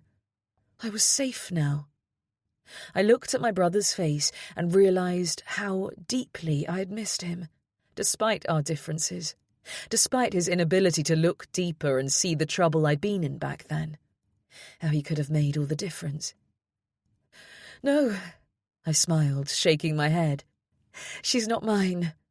I stepped back to reveal Jade, who rose in one swift motion to her feet as if she had suddenly come to life. "This is Jade. Amala is her baby." The smile fell from Thomas's face and he stepped past me, his eyes wide, hurt. "You had a baby, and you didn't think to tell me you were carrying my child?" "What?" I gasped, looking at Amala in confusion. "Thomas, you know her?" "Of course I do. She's my wife." He spun, looking at the baby in my arms again, taking her in properly now. His expression morphed from a kind of wonder filled with reverence, a man setting eyes on his daughter for the first time, to betrayal. I saw the exact moment his reality shattered, his heart snapping into pieces. He set his jaw, his eyes hardening. I knew what he was seeing. Amala was a beautiful baby, but her hair was thick and black, where his was blonde and fine.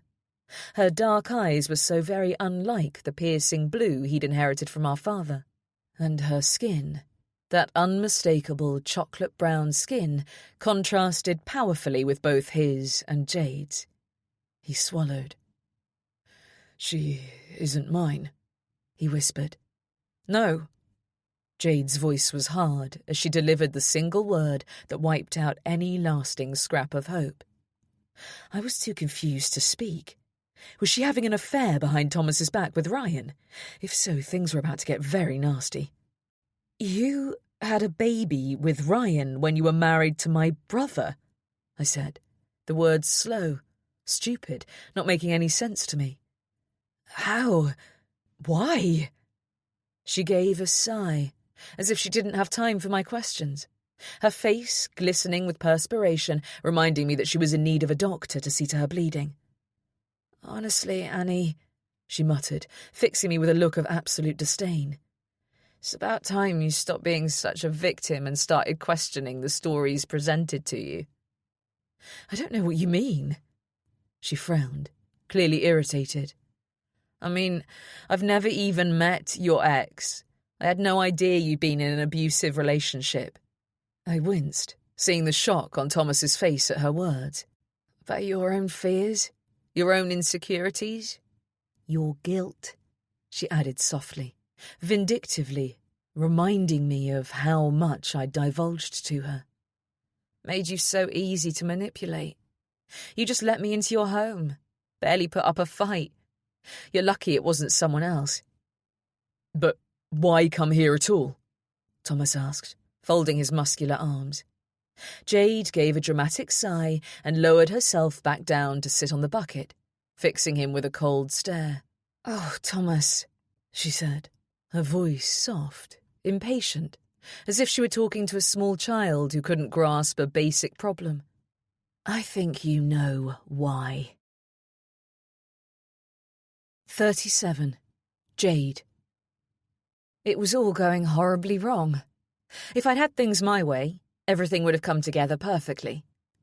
Thomas was supposed to be on tour with the army for another 3 months yet. I didn't know how or why he'd got early leave, but his impending return had ruined everything. Forced me to flee with only the clothes on my back just weeks after giving birth. Still dealing with the heavy bleeding that had gradually worsened this past week. I hadn't had time to figure out all the details of my plan, and it showed. It was a mess. If it hadn't been for Sarah randomly passing my house as I was putting out the rubbish in my dressing gown, concealing the bulge of my postpartum belly as Amala slept indoors, excitedly sharing the news that our husbands were on their way home, I would never have had time to get out. Trust Thomas to think he was being romantic in surprising me. I hadn't seen Sarah in months, not since before our respective husbands went away, and had managed to hide my pregnant belly from the world so she was none the wiser. Thank heavens.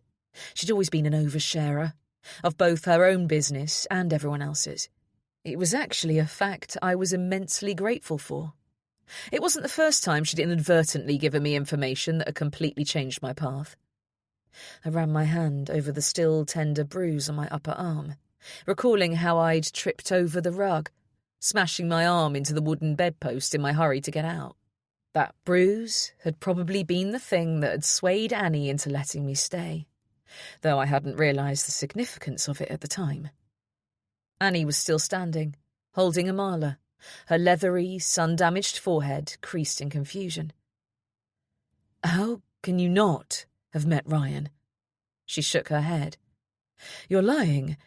My aunt sent me a photo of you at your wedding to him. I've been searching high and low for it, but I never forgot it. It took me a little while to make the connection, but I know it was you in the photo." I pursed my lips, thinking of the envelope that had been jammed down the back of her bedside cabinet drawer and that was now hidden behind the bath panel in my ensuite. The accompanying invitation that still had the unanswered RSVP attached.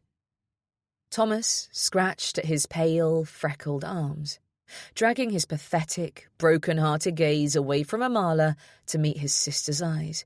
"You're confused, Annie. I sent you the photo of Jade last year. It was of her in a white dress at our engagement dinner." He cleared his throat. "Along with an invite to the wedding. You never replied." Annie shook her head. "You sent it." He nodded. "An olive branch, after the way we left things when we last spoke." She gasped, clearly remembering, her eyes wide as she rubbed circles into Amala's back, still swaying her hips in the instinctive way mothers always seemed to fall into whenever they held a baby. "You just sent a scrap of a note with the invite, saying you'd met someone. There was no apology." She swallowed, and I could see 1,000 unresolved emotions crossing her face. "You didn't take back any of the awful things you called me after Mum and Dad died. Did you honestly expect me to turn up at your wedding?" He looked down, suddenly sheepish. "I meant to have a face-to-face conversation with you when I saw you, to get to the bottom of our disagreement. The whole day I kept watching the door, hoping you'd walk in, but you didn't come." "I was angry," she admitted. "Hurt." "I know." She shook her head. "But there was definitely a letter from Aunt Betty telling me that Ryan had got married. I remember reading it. I was shocked that he'd moved on so quickly. Thinking about it now, there must have been 2 letters around the same time. I guess I blended them into one in my memory." "I'm sorry," he said, his brow creasing as if holding back a wince. I could imagine how uncomfortable he was right now. I'd once been told that he was deep, but that hadn't been my experience of the man. He met his sister's eyes.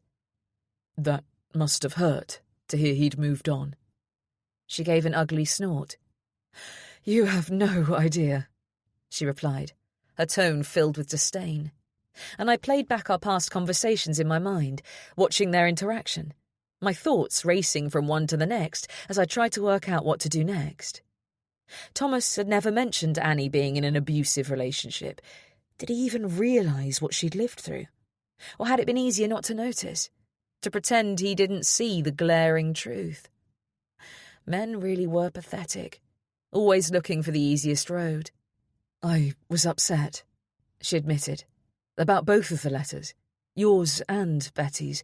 I recall not wanting to face either of them. It was too much to cope with. Our fallout, Ryan's wedding. He did get married. There was definitely a photo of a girl with long brown hair just like Jade," she said, throwing a glance my way. "I remember, because he had his arm around her and his hand was in her hair. It was made to look romantic, but—" She broke off, shaking her head, her lips paling. I was hardly about to admit that she was spot on about there being a photograph of me. I hadn't seen the one of Ryan and his new wife, but if her reaction in the loft, having seen the odd snap of the 2 of them in the pub, was anything to go by, she would have set it alight the moment she laid eyes on it. She had told me herself that she didn't want a photo of her ex under her roof. The photo of me, though? That one she'd kept. I found it myself in the back of her bedside table. It was just me in the picture. I'd been smiling so much it hurt my cheeks. Not because I was excited for marriage, but because I knew I was close to pulling this off. And Thomas wasn't going to back out. He had been so sure about me, right from the moment we met. The photographer had made me stand under the floral archway, the Italian-style waterfall in the foyer of the hotel, artfully behind me, and I'd complied, knowing my dress was beautiful, my face youthful and happy, my long brown hair loose and shining. "Look." Thomas pulled his phone from his pocket and showed it to Annie. I knew what she was seeing. His lock screen had been that very photo for the past year. "See?" he said. "Yes," she whispered. My stomach cramped, and I clenched my teeth together, trying to hold in the blood, wishing it would just stop. I let out a long, slow breath, closing my eyes and counting silently to 10, then looked up to find them both staring at me with avid expectation on their faces. 38. Then. The pub was crowded, and I pushed aside the gravy-streaked dinner plate, picking up my wine glass and leaning back against the red leather bench, taking in the Friday night activity unfolding around me.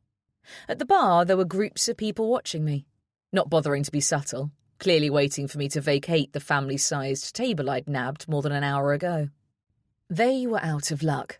I had no intention of going anywhere. I poured myself another glass of ice-cold Pinot from the half bottle I'd chosen, taking a deep sip and sighing with pleasure. I'd missed this. Missed so much over the past 8 months. Oh, but it had been worth it. The noise of the place was comforting, familiar, easing my transition, and I smiled to myself, thinking of where I'd spent last Friday night. The tiny cell in the prison I'd called home for the past 8 months, in the notorious HMP Bronzefield, the largest women's prison in the whole of Europe. I'd thrown up when I'd heard I was going there. My lawyer, useless lying fuck he turned out to be, had said I wouldn't go down. He'd been so sure of himself that I'd believed him. It turned out he'd been on the brink of losing his 40-year marriage, having been caught in an affair, and his mind had been elsewhere as he went through the motions, placating me like a child. When the judge had read out the verdict, the sentence, I'd felt like I must be hallucinating. It was a blessing that I'd been the only prisoner in the van that day, that nobody had seen the sweating, vomiting pile of jelly I'd become when I realised where we were heading. I'd fallen apart completely, crying like a pathetic child. But by the time the van pulled up at the prison gates, I'd got it out of my system. I'd climbed out of the back, head held high, and from that moment had never once shown a scrap of fear. Even when I'd seen my cellmate have a finger sawn off for disrespecting one of the inmates, or watched 2 women on GBH charges hold down one of the new girls and suffocate her with a bin bag. They'd waited for her, known she was being brought in, that she'd messed with someone she shouldn't have, and made up their minds that she wouldn't survive the week. I'd kept my mouth shut, turned my face away, and pretended not to see. I'd had to do that a lot. There had been things I'd seen whilst trapped in that hellhole that had changed me. Things that had scarred deep inside where I could never reach. But it was the price I had to pay.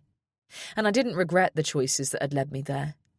Really, if I reframed it, looked at it from a logical perspective, I was lucky to have stayed in one place for so long.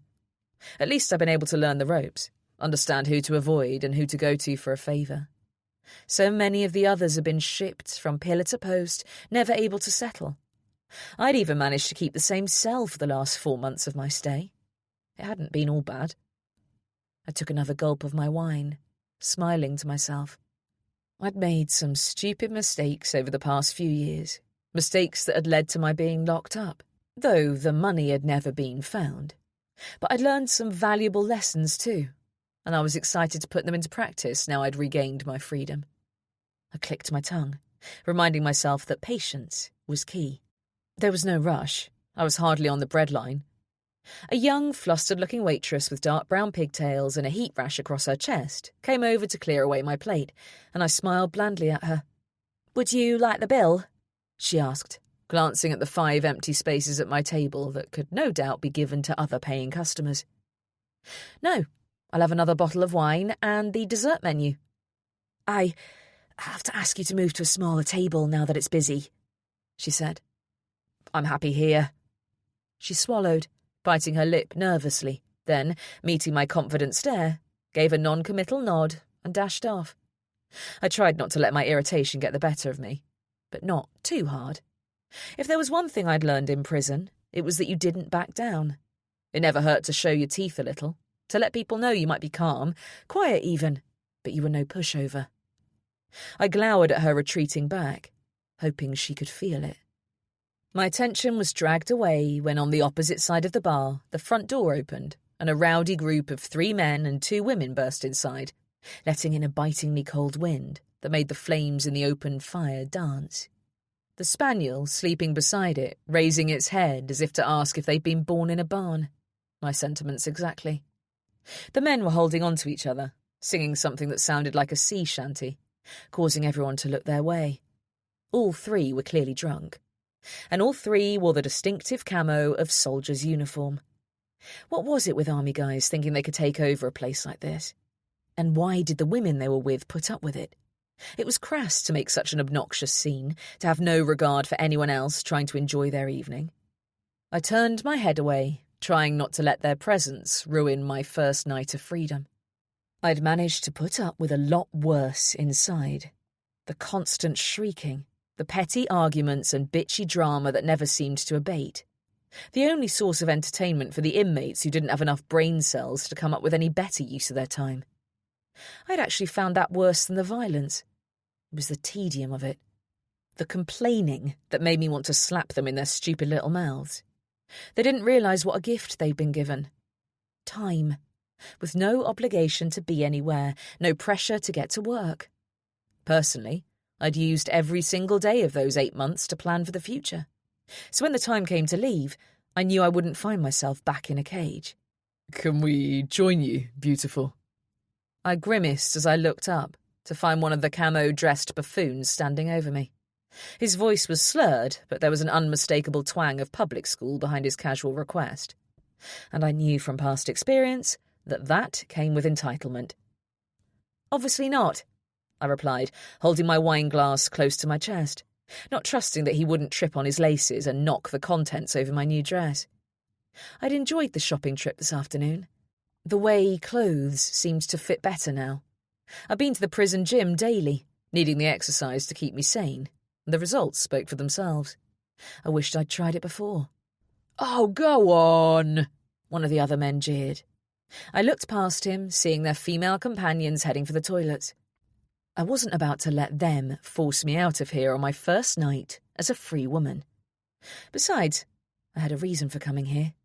I would hardly find a decent target from the comfort of my sofa, would I? This was the best table in the pub. It enabled me to see out the window and watch who was coming and going, and to assess the place without having to gawk around like a loser. I wasn't moving, wasn't leaving, and I'd be damned if they thought they could intimidate me. Ignoring their bloodshot puppy dog eyes, hoping they'd fuck off and leave me in peace, I turned away from them and came face to face with the nervous young waitress, holding a bottle of wine in the dessert menu. I already knew what she was going to say before the words left her mouth. "I'm so sorry," she stuttered, the heat rash creeping up her neck now, making me narrow my eyes, hating how weak she looked. I couldn't bear it. Wished she had the guts to tell me straight. She might have earned a scrap of my respect then. "My boss insists that we need this table for larger parties." "Are we not a large enough party for you?" asked the blonde man, the one who'd called me beautiful, sliding in beside me, slinging an arm over my shoulder that I instantly shrugged off. The women returned from the toilets and sat down without seeming to notice my resistance to their presence. The waitress gave a quick, relieved nod. "Oh, yes, of course. Can I get you a menu?" "Yeah, please. What are we drinking, ladies? Red?" He glanced at the fresh bottle that the girl had placed in front of me. "Or white?" He winked and reached for the bottle, topping up my glass, and I snatched it back, jamming it into the ice bucket. I could feel his eyes on my face as he spoke. 3 bottles of that stuff," he said. "And 5 more glasses." One of the women giggled. "You don't even like wine, Thomas." He grinned, flashing a glimpse of straight white teeth. "I do tonight." He rested his arm on the bench behind me, as if we were old friends, and I scowled, trying to focus on the dessert menu in my hands. "Fucking tenacious, aren't you?" I muttered under my breath, seeing him break into a grin in my periphery. If I wasn't enjoying my freedom so damn much, wasn't so good at keeping my cool, he'd be lucky to make it out of the pub with both his balls. Almost an hour later, one of the women slid into the obnoxious man's place on the bench as he and the other men got up to go outside for a smoke, as if he could make himself more repugnant. He would come back stinking of cigarettes and lech all over me again. I'd had enough. I'd managed to eat the double chocolate brownie with whipped vanilla bean cream, savouring every decadent mouthful, whilst the group who had infiltrated my evening chatted noisily amongst themselves. I'd had another glass of wine and a coffee, and now I was ready to call it a night. On my terms. I was glad I hadn't scurried off with my tail between my legs and let them ruin my evening completely. "He likes you," said the woman with her leg inching ever closer towards mine. Her breath pure alcohol fumes as she leaned into my personal space. Her name was Sarah. I'd heard it across the table enough times that it felt like fingernails scraping down a blackboard now. "What?" "Thomas!" She laughed, shaking her head as if I was stupid. "I'm sure he doesn't. You have nothing to worry about," I replied, my tone so icy it would have served as a warning to a more sober woman. Sadly, in her current state, she was incapable of picking up on that. How ridiculous it was that women allowed themselves to drink until they became a walking target. She'd surrendered every ounce of control and had nothing but blind hope that the men she was with would keep her safe. I couldn't do it. Leave my fate up to the good judgment, good nature of others. I liked a glass of wine as much as the next person, but I forced down a pint of water or a black coffee after every 2 drinks, knowing it was the sensible choice. This woman needed a few harsh truths, some near misses to give her a damn good wake-up call. She let out a high-pitched burst of laughter. "Oh, I'm not worried. I'm with Graham, the one with dark eyes. We've been married almost 2 years. She grinned, wiggling her fingers close to my face to show me her wedding ring. A simple band dotted with tiny diamonds. I wondered where her engagement ring was. Why some women decided to wear only the wedding ring once they'd signed the papers. I'd want both. I wanted it all. "Congratulations." My tone was dry, and I gestured to the waitress to bring my bill, but she didn't see me. Irritated at the thought of having to go up to the bar to pay, I rifled through my bag for my new purse, stuffed with cash. "Poor Thomas has been single for years," Sarah continued conversationally, as if we were the best of friends. She reminded me of those awful drunk girls in the toilets on a Friday night. The ones who tried to make you their best friend and tell you their life story, whilst badly reapplying their lipstick in a smeared mirror. Why did they always try and hold your hand as you were walking back out to the bar? It made me want to slap them away. She gave a dramatic sigh, as if begging me to ask for more information, and when I didn't, she went on as if I had. "He finds a girl he likes, and then a few weeks in, he realises there's nothing below the surface. Vapid." She laughed again, then slung an arm round my shoulder. "I'm not vapid," she whispered too close to my ear, the fumes making my eyes water. "I'm actually a teacher. Primary school. They say kids drive you to drink, don't they?" She answered her own question with another gulp of wine, then mercifully leaned back, trying to focus on my face. "Thomas might not seem like it tonight, but he's deep. He doesn't go out like this often. He's more likely to be off hiking or wild swimming than at a bar, but the boys just got leave and—" She gave a sudden wide yawn that showed her surprisingly perfect back teeth. "We missed them. Roses with James. 4 years." She touched my hand. "He likes you," she repeated. "Give him a chance. He's been so unlucky. Girls find out he comes from money and they change, you know. Start sizing him up for a Birkin." I paused, already halfway out my seat, lowering myself down and turning to face her. "He attracts gold diggers?" I asked, meeting her bloodshot eyes. "Oh, like you wouldn't believe. His parents—" She broke off, burping long and loud, then giggled, wafting the smell away with her hand. "Sorry, too much wine." "His parents?" I pushed, interested now. Her eyes widened. Rich. She pressed her hand to her mouth as if she was spilling state secrets. I hoped she wasn't about to evacuate her stomach over my nice dress, but I wasn't worried enough to walk away from what was turning out to be a very enlightening conversation. She dropped her hand. So very rich, she finished. Thomas doesn't give a shit about money, though. But he'll be getting an inheritance someday, though, I should think. I mused. Oh, they died a year or two back. Boating accident or something. He never talks about it. But from what I can tell, he walked away with a small fortune. Or a big one. She laughed again, pleased with herself. Their house was like something out of a movie. Picture perfect, and the biggest in the best spot of a very la-di-da village. I could do country living, she added, more to herself than to me now. I'd love my own sheep. She glanced up at the sound of male laughter as the men returned to the warmth of the pub. Shh, she whispered, far too theatrically. They're coming back. She squeezed my arm, and I didn't shrug her off. Just give him a chance, okay? She moved out of his space without waiting for an answer, going to join the other woman and the barmaid who were cackling loudly about some idiotic joke. Thomas slumped down on the bench, and I waited a few seconds, then adjusted my position, my leg pressing firmly against his.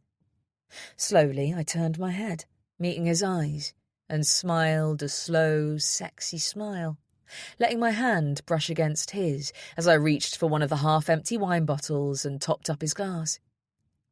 I had this one at a little pub in the South Downs a few weeks ago, I said, making my voice husky, a skill I'd practiced to perfection. It's good. It's the spot, especially after a long day of hiking. Nothing like a country pub roast after a day out in nature. But I suppose in your line of work, you don't get much time for walking for pleasure. I pressed the glass into his hand, our fingers grazing briefly, smiling softly at the unmistakable light that now shone in his eyes. He opened his mouth to correct me, instantly reminded me of his favourite spots in the South Downs, and I leaned in, giving him my full attention. I hadn't expected it to fall into my lap. I hadn't thought it would be so easy. 39. Annie. Now. You never told me your parents were rich. Lord and Lady of the Manor, it would seem. Must have been a nice childhood. Jade met my brother's eyes with a look of pure spite I hadn't imagined she had in her. I felt like I'd been dropped from a tall building, free-falling, trying to grasp hold of something that might make sense. I'd spent a week jumping at every noise, waiting for Ryan to slam his fist into my front door, alternating between wanting to protect Jade and thinking this was all some elaborate game. But now it was sinking in that Ryan had nothing to do with any of this. He wasn't coming, hadn't found me. The relief I should have felt at that realization was notably absent. Instead, I was just confused. And watching the way Jade regarded my brother, the disdain in her eyes, I suddenly experienced a feeling of familial protectiveness that had lain dormant so long I hadn't known it was in me. Thomas blinked. Jade, the last time I saw you was 6 months ago. You were kissing me goodbye at the train station. He lowered his voice, his pale cheeks turning pink. You said you didn't know how you would sleep without me cuddling you. I managed just fine. You were pregnant. That day at the station. You had to have been. Yes, I met someone. The timing wasn't ideal, and I didn't intend for it to happen. You didn't intend to cheat or to get pregnant?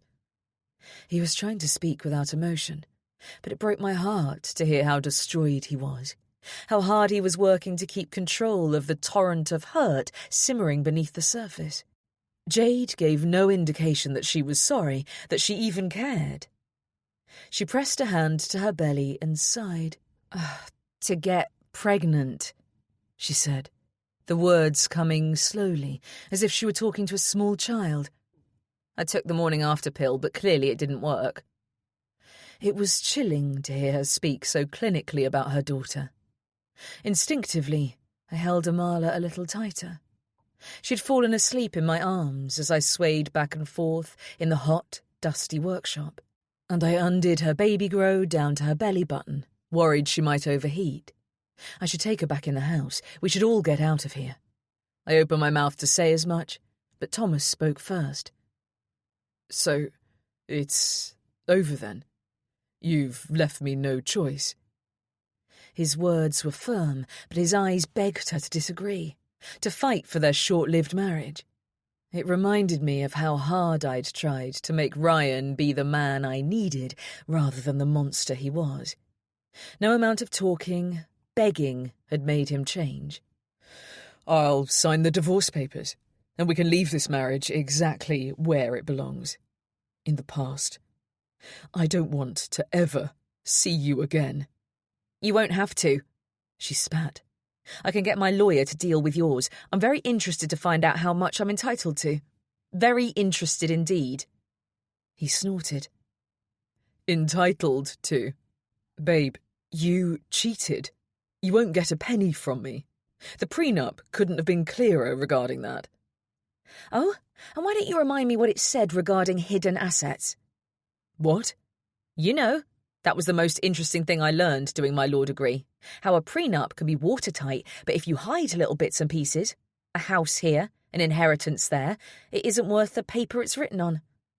I didn't hide anything. She broke into a slow, cruel smile. Darling Thomas, we both know you did. Now, I don't want things to get nasty between us, not when we started out with so much love for each other. I'm sure we don't need to get lawyers involved if you're honest. Reasonable. We can come to an agreement of a fair sum, don't you think? He shook his head, genuine confusion crossing his features. And I felt a cold wave of realization as to why she'd come here. She wanted the house. My house. A combination of indignant rage that the whole time I'd been hosting her she'd been after my sanctuary, and righteous satisfaction that she had wasted a journey, fizzed through my veins. Thomas shrugged. I have a small army pension, which I declared. I don't own anything. No property. No stocks and shares, and you read the clause that said you'd get nothing if you cheated. I only did the prenup in the first place because I didn't want us fighting over any pets. Remember? The clause said that if I bought a dog in the event that we separate, I get full ownership.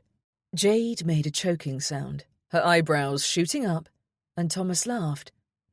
There's nothing else. You can whistle, love. I hope you enjoy claiming benefits. I'm sure you can get plenty now you're a single mother. Or are you planning to go back to the other guy? He asked bitterly. Maybe you'll have more luck fleecing him. The look on Jade's face told me that conning Amala's father was indeed part of her plan. Why did you come here? I asked, needing answers. Because I wanted to find the paperwork, the deeds to the house, your parents' will. They aren't in our flat. I've searched through all his stuff. Sarah told me they left a fortune, and I want my share. I met Thomas's eyes. A vindictive pleasure in ruining this poisonous woman's plans passed between us. For once, we were both on the same page. Thomas took a deep breath. I suppose that's why you married me. For the money. Why else? Look at you, she exclaimed.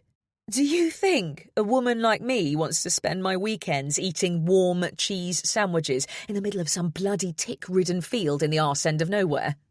Have you even once taken me to a nice restaurant? A weekend away somewhere worth going, rather than the bloody YMCA hostel in Snowdonia? Have you bought me a piece of decent jewellery? She yanked a silver chain from inside her shirt, engagement and wedding rings hanging from it. I had these valued. They're a piece of shit, not even worth $1,000 between them. Is that how much I mean to you, Thomas? She laughed bitterly. I want more than you're willing to give. So, yeah, I mean to take it, and then we can say our goodbyes. It's only because of the pregnancy that I've let it drag on this long. I was too sick to have the energy to do anything before Amala was born. And she added, gesturing with disgust to the blood on her jeans. I haven't exactly been at my best since she arrived. You coming back early was a nightmare, to be honest with you. He shook his head. Sorry to inconvenience you. She sneered. You can't understand it, can you? How it feels to have nothing. To realise you have the power to change that. Do you really expect me to feel guilty over using what options I have to make my life better? While you were swanning around in your blazer and tie at the local prep school, eating home-cooked dinners and playing tennis at the weekends, I was picking fleas off my little sister in sheltered accommodation. Do you know what it's like for two young girls to grow up in one room with a single mother who brought men in to buy sex from her while we pretended to sleep? Do you know what it feels like to go to bed hungry night after night? To watch as your sibling wastes away? They took her, put her in foster care, and I don't know what those bastards did to her, but she was dead within the year. You wouldn't understand any of that, would you? How could you? You had a silver spoon from birth. Only the best. I pressed my lips together. I'm sorry you went through that. It sounds like a difficult childhood. She glared at me. I'm not interested in your pity, Annie. No, I replied, moving to stand beside my brother, holding a mala with one arm and reaching out with my free hand to squeeze his shoulder as I looked coldly at the woman who'd dared to hurt him. So it would seem you've come for money. Obviously, she spat. And you've been searching for paperwork. Proof that Thomas owns half this house and our parents' fortune. That's right. I nodded, then smiled. I don't see what's funny. Like I said, we don't need to involve lawyers. You have two choices. Sign over the house to me, or, even easier, you can do a bank transfer. I have an offshore account. It'll be done and dusted in a matter of minutes. She held out her hands, palms facing up, as if she were presenting lunch options at a conference, asking something so simple it didn't require more than a few seconds of contemplation. Give me what I came for, and I'll give you a divorce. I met her eyes. Thomas signed over the house to me 3 years ago. That was the last time we spoke. What? You heard me. He called me after the funeral, and when he found out I'd moved back in here, he called me a money grabber, said that if I cared so much about the house, I could have it. You must have noticed he doesn't have any interest in money. He didn't want anything from our parents. Thomas cleared his throat. I didn't want anything that might change me as a person, make me become like them. I wanted to make my own life, be free of them for good. I'm sorry, Annie, for how I spoke to you back then. Jade stepped forward, shaking her head in disbelief. No! I ignored her as I met his eyes. It was never about the money for me, Thomas. It was freedom. From Ryan. I should have told you earlier what I was going through. Made you understand the kind of man he was. Asked for your help. Understanding dawned on his face and he stepped back, joining the puzzle pieces. Oh, fuck, I'm sorry, he said, his voice gruff, full of emotion. I shrugged. It's in the past. So, he was abusive. I dipped my head in confirmation. It's a story for another time, but yes, badly, and for a long time. This place was my chance at freedom. He never once came here, didn't have a clue about where I'd grown up. He never cared enough to ask, and that turned out to be a blessing, a chance for a fresh start. Jade held up a hand, cutting off our conversation. Hold on. So you're saying... Thomas looked at her as if she were a piece of dirt on his shoe. You've wasted your time. He folded his arms, regarding her. I have no claim to this house, and I didn't take a penny from my parents. I didn't want to inherit privilege. I wanted to make something of myself, show them I didn't need them, that despite all the ways they thought I was a failure, I'd made it on my own. I wouldn't have been able to live with myself if I'd used their money. The money they made being cold-hearted, narcissistic, smug... He broke off, taking a breath, then said simply, I signed it all over to Annie. Jade was silent for a moment. Right, she said softly, She dipped her head, and for a moment she appeared utterly broken.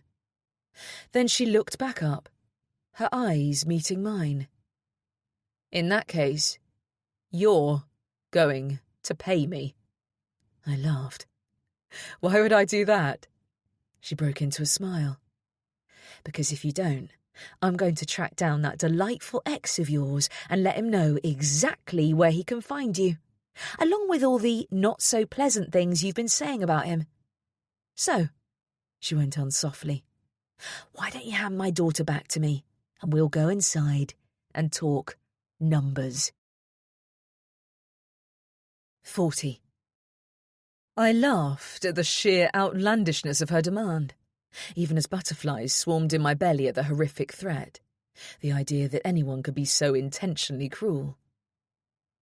"I think it's time you got your stuff and left," Thomas said coldly, standing strong beside me. Jade folded her arms, even as more blood dripped from the leg of her jeans. She no longer seemed aware of it, her entire focus now on me. "Jade," I said, a disbelieving, high-pitched tone bursting from my lips. "Even if I wanted to, which having heard what you've put Thomas through, I don't have it to give you." A few months after Thomas signed everything over to me, the debt collectors came. It turned out Mum and Dad had made some pretty poor financial decisions. By the time I cleared what they owed, there was only a small sum left, and I gave that to a handful of conservation charities more than 2 years ago. At the time it had felt important to make my own money, start selling the things I'd kept to myself for so long, put my woodworking skills to good use. It had brought me a sense of pride, something I'd forgotten I was capable of. Now, with things growing increasingly strained with Ron, I half wished I'd kept a little cushion to fall back on. But it was too late for regrets. "It might have escaped your attention," I went on, "but I live a pretty simple life here. I don't need millions for fancy holidays and caviar." Thomas looked at me in surprise, and I could see he was re-evaluating every assumption he'd made when our parents died. "You really gave it all away?" I nodded. Jade pointed a long finger at me. It was crusted in dried blood. "You still have the house. You can sell it." "I live here. It's my home. Do you seriously expect me to move onto the street so you can benefit from the profits?" I laughed. "Go home, Jade. Do better. Be better. For your daughter." She shook her head vehemently. "Don't you get it? I'm doing all of this for her future, a decent life. There are 2 kinds of people in the world today, the rich and everyone else. I won't be left behind to bow and scrape my way. I deserve more." "Do you?" Thomas asked. "Look at me," she shrieked. "Look at how easy it was to make you fall in love with me. You were begging me to marry you less than 6 months into our relationship. Of course I deserve the best. I was born to have, to acquire, to be given things. We're not the same, not alike in the slightest. Surely you realise that." "Oh, I do. You're nothing like me. Or my sister." His words brought a surge of comforting pleasure at the acknowledgement that he finally saw things as they really were, not how he assumed they had been. Outside, the church bells started up again, and he shook his head in wonder. "What?" I asked. "Those damn bells. I hated them growing up here. You, Mum, Dad, you all slept through the night, but I could never manage to tune them out. I'd just be drifting off to sleep and they'd start up again. I used to wonder why, who on earth needed to know it was 4:15 in the morning. Not me. The sound of them is imprinted on my brain. I can't delete them." He snorted. "Sometimes, if I wake suddenly at night, I still hear them. My imagination playing tricks on me. When Jade called me today, refusing to tell me what the hell was going on, why she'd disappeared without so much as an explanation, they were what gave away where she was." He looked at her. "I couldn't understand why you'd come here, or why you'd bothered to call if you weren't going to tell me anything of use. But now I get it. I suppose you were recording the call, planning to ask me about the house and get me to admit I owned half of it." Jade's silence was all the answer we needed, the livid expression on her face giving away her intentions. He shrugged. Well, sorry to disappoint you.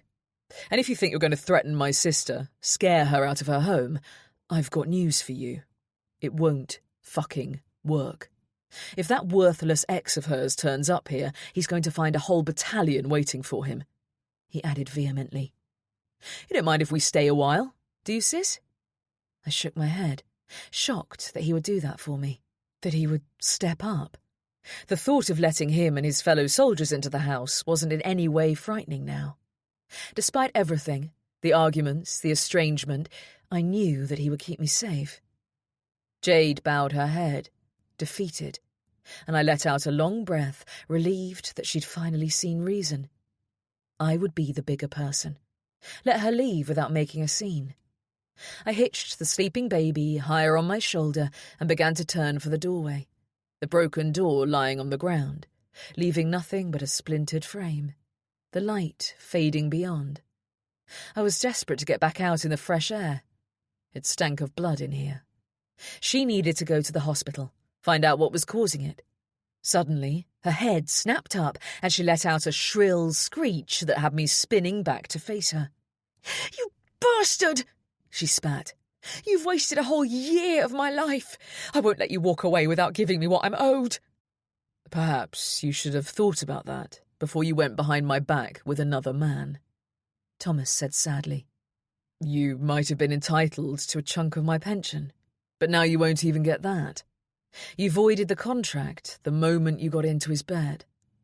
Jade launched herself forward, shoving him hard in the chest, slamming her fist into his belly with more strength than she should have had whilst bleeding so heavily. She swung the axe, and I screamed as the blunt edge smacked into the side of his head. As he stumbled back, clearly not expecting the attack, Amala woke in my arms and began to cry, startled by the altercation. "Watch out!" I cried, as his foot caught in a coil of chain I'd left on the floor. He fell backward, grasping at thin air, and I saw the silver flash of the axe in Jade's hand as she raised it, her eyes wild as she prepared to swing it again. "No!" I shrieked, clutching Amala. I looked around for somewhere to put the baby down safely, but I was too late. Thomas gave an agonized bellow, and I spun back just in time to see him tumble out of the open doorway. He rolled to his knees, crawling away, the chain still wrapped around his ankle, and as he disappeared from sight, the most horrific moan filled the air. Then there was silence. "Thomas!" I rushed forward, but Jade got to the door first, holding the axe up in front of her, barring my way. "Give me my daughter, now," she demanded, her eyes gleaming dangerously. "I have to go to him. I have to help." She swung at my face with the axe, and I was so shocked that Amala nearly slipped from my arms. Her cries were frantic, deafening, and I felt disoriented, terror seeping through my bones. "Are you out of your fucking mind?" I yelled. "I'm holding your daughter." "Oh, don't play Mother Teresa with me, Annie. It doesn't suit you. You killed your own baby. Stop trying to play the saviour with mine. I don't want your filthy hands anywhere near her. You're a murderer. You failed your own son, chose yourself over him because you were too damned weak to find a way out of the life you'd let yourself end up in." She gave a cruel laugh. "Do you think you've changed? That you're such a good person now? Is that it? I know you think you're finally ready to stand up to your ex and fight, but it's too late. You're a joke. Nothing you do is going to bring your son back. It's pointless. You failed, Annie. You failed your baby and you failed yourself. And now you can tell yourself your little fairy stories about how the next time you see him, it will all be so different. You'll be strong. But we both know you don't have it in you. You're pathetic. You can never take the necessary steps to end him, no matter what you might let yourself believe." I shook my head, her words cutting right to my core. "I don't know what you're talking about," I said coolly. "Right," she nodded, narrowing her eyes spitefully. "So it's just a coincidence that the moment you thought Ryan was headed this way, you started work on that pit in the front garden. Do you think I didn't realise exactly what you were dreaming of doing? I knew you were mad. I mean, it's obvious, isn't it? For a while there, I even wondered if you were planning to toss me and Amala into it. But then you told me about Ryan, and it all clicked. It was for him, right? It's a pond. It's going to be a pond. For the wildlife. She smirked. Oh, yeah, sure it is. I need to see Thomas, I cried, listening for any sound of movement and hearing nothing. Was he lying out there on the lawn bleeding to death? We need to call an ambulance. Did you cut him? Jade acted as if I hadn't spoken, as if my brother was of no interest to her now. I met her eyes and saw red. You're right, okay? I hissed. You're right. I didn't know it myself to begin with, but yes, the deeper the pit became, the more I realised what I was making, what I had to do. If you'd lived even a year in my shoes, you would understand. But you haven't, have you? You have no idea what I've been through. So yes, I would have killed Ryan with my bare hands if it meant not going back to that life.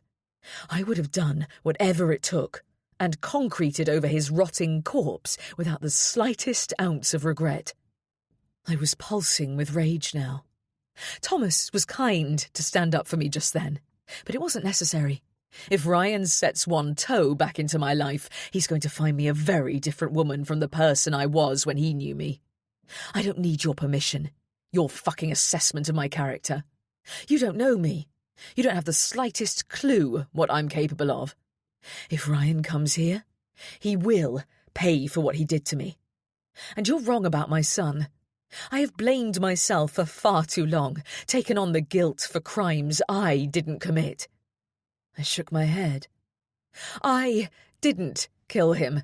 I wasn't responsible. I did everything I could to get out. I risked my safety time and again. It wasn't my fault that Ryan was too clever, too quick, too fucking disturbed to let me leave. It wasn't my fault he broke me down until I was too afraid to try. It wasn't my fault. I breathed, letting the words fill me, heal me. Jade shrugged. If that's what you need to believe to help you sleep at night. The axe glinted again, and I wondered if this madness had always been there, waiting to be unleashed. She nodded towards her daughter. Hand her over. No. I couldn't give Amala to her in this state. I would never forgive myself if anything were to happen.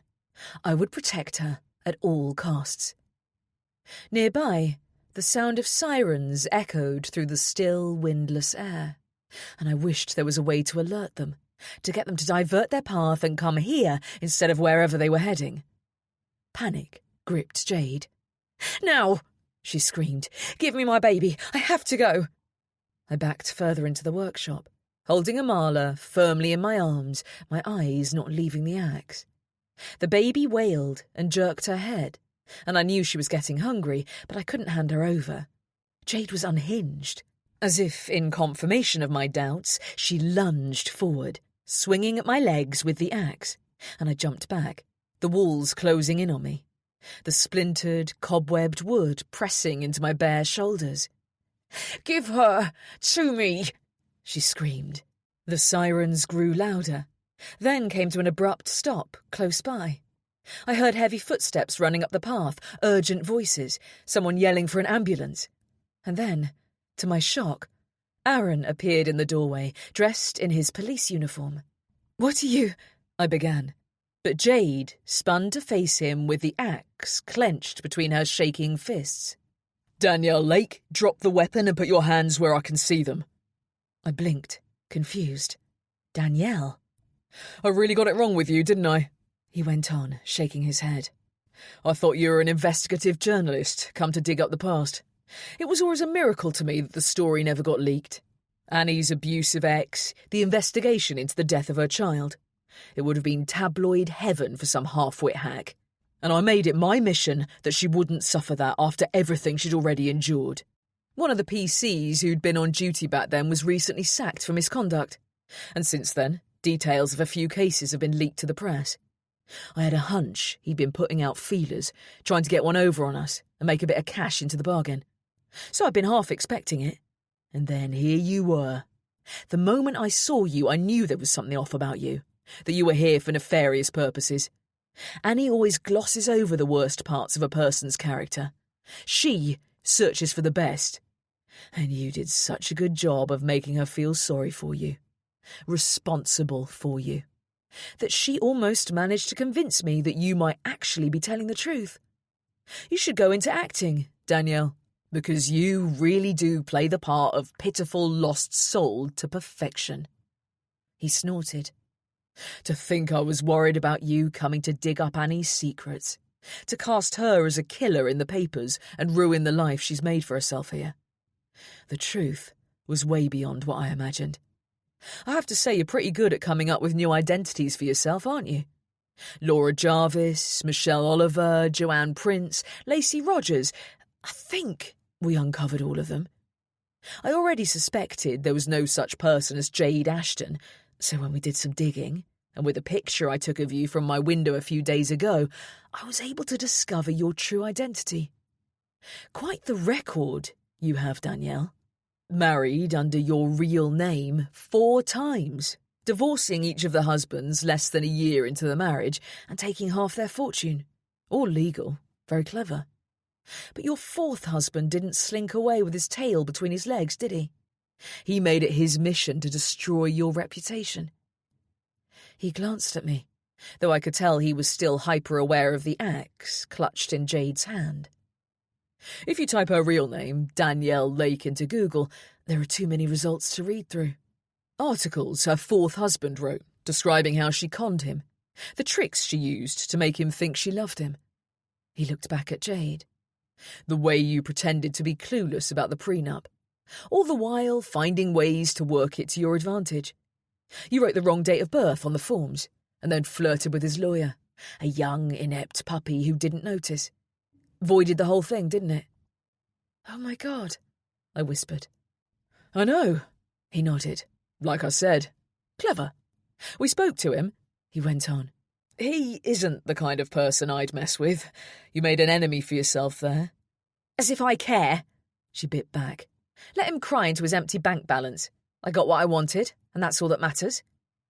He shook his head, as if shocked that anyone could be so calculating.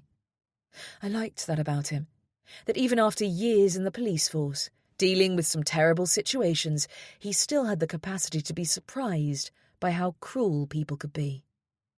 He was so good he couldn't bring himself to see the worst in people, even me. "So," he continued, "you couldn't use that name anymore, so you started creating new identities. You'd seduce some unsuspecting rich guy, then go through the farce of marrying him, though it wasn't legally binding. You'd even sign the prenuptial agreements. That part was especially clever, because it was your leverage, wasn't it?" "What do you mean?" I asked. "She scares the life out of them, reminds them of the prenup, and tells them she'll take them for half of everything they've got. Then when they panic, believing that they're legally bound to pay her, she plays the kind-hearted hero, getting them to transfer the money to some offshore account without getting lawyers involved. Always a hefty chunk, but far less than half, so the husbands think they've escaped lightly. But here's the most interesting part," he added, and I could tell he was enjoying this just a little bit. I supposed it made quite a change from arresting petty shoplifters and graffiti artists.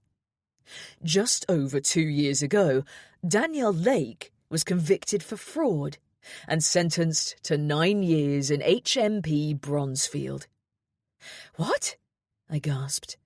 He met her eyes coolly, and I could see the rage pulsing through her. I wanted to warn him to stop goading her, to back down. He was pushing too far. I knew that look, that simmering energy that grew steadily more volatile in the moments before an explosion. I'd experienced the consequences firsthand from Ryan. He and Jade had a lot in common, it would seem. "Most prisoners who escape don't make it a week," he went on.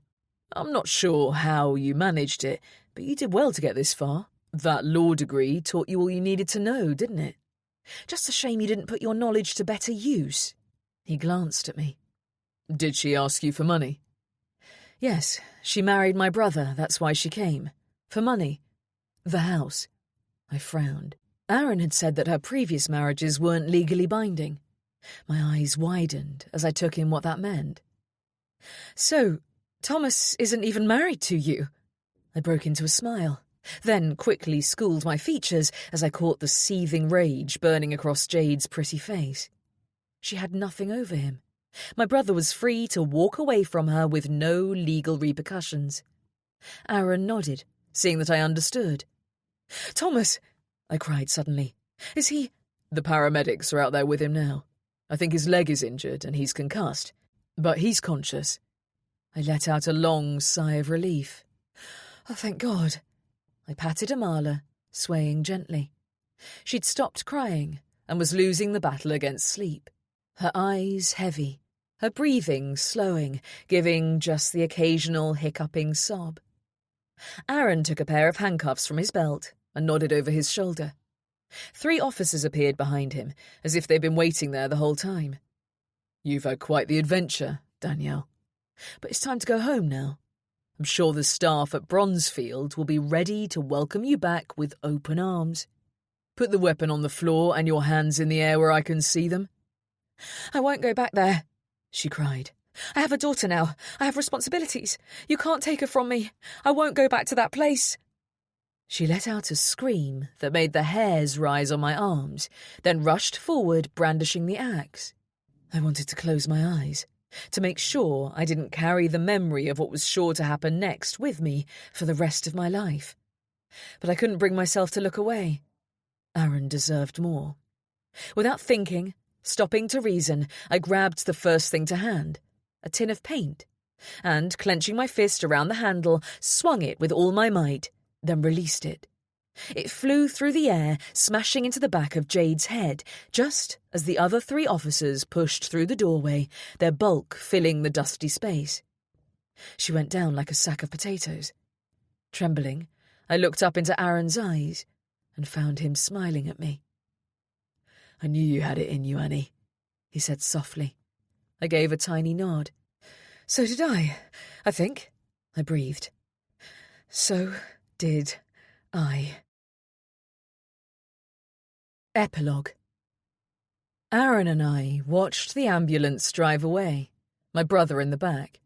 The paramedic had said that the axe had only gone in an inch or so into his thigh, thankfully missing any major arteries, though the blow to the head had caused him to pass out.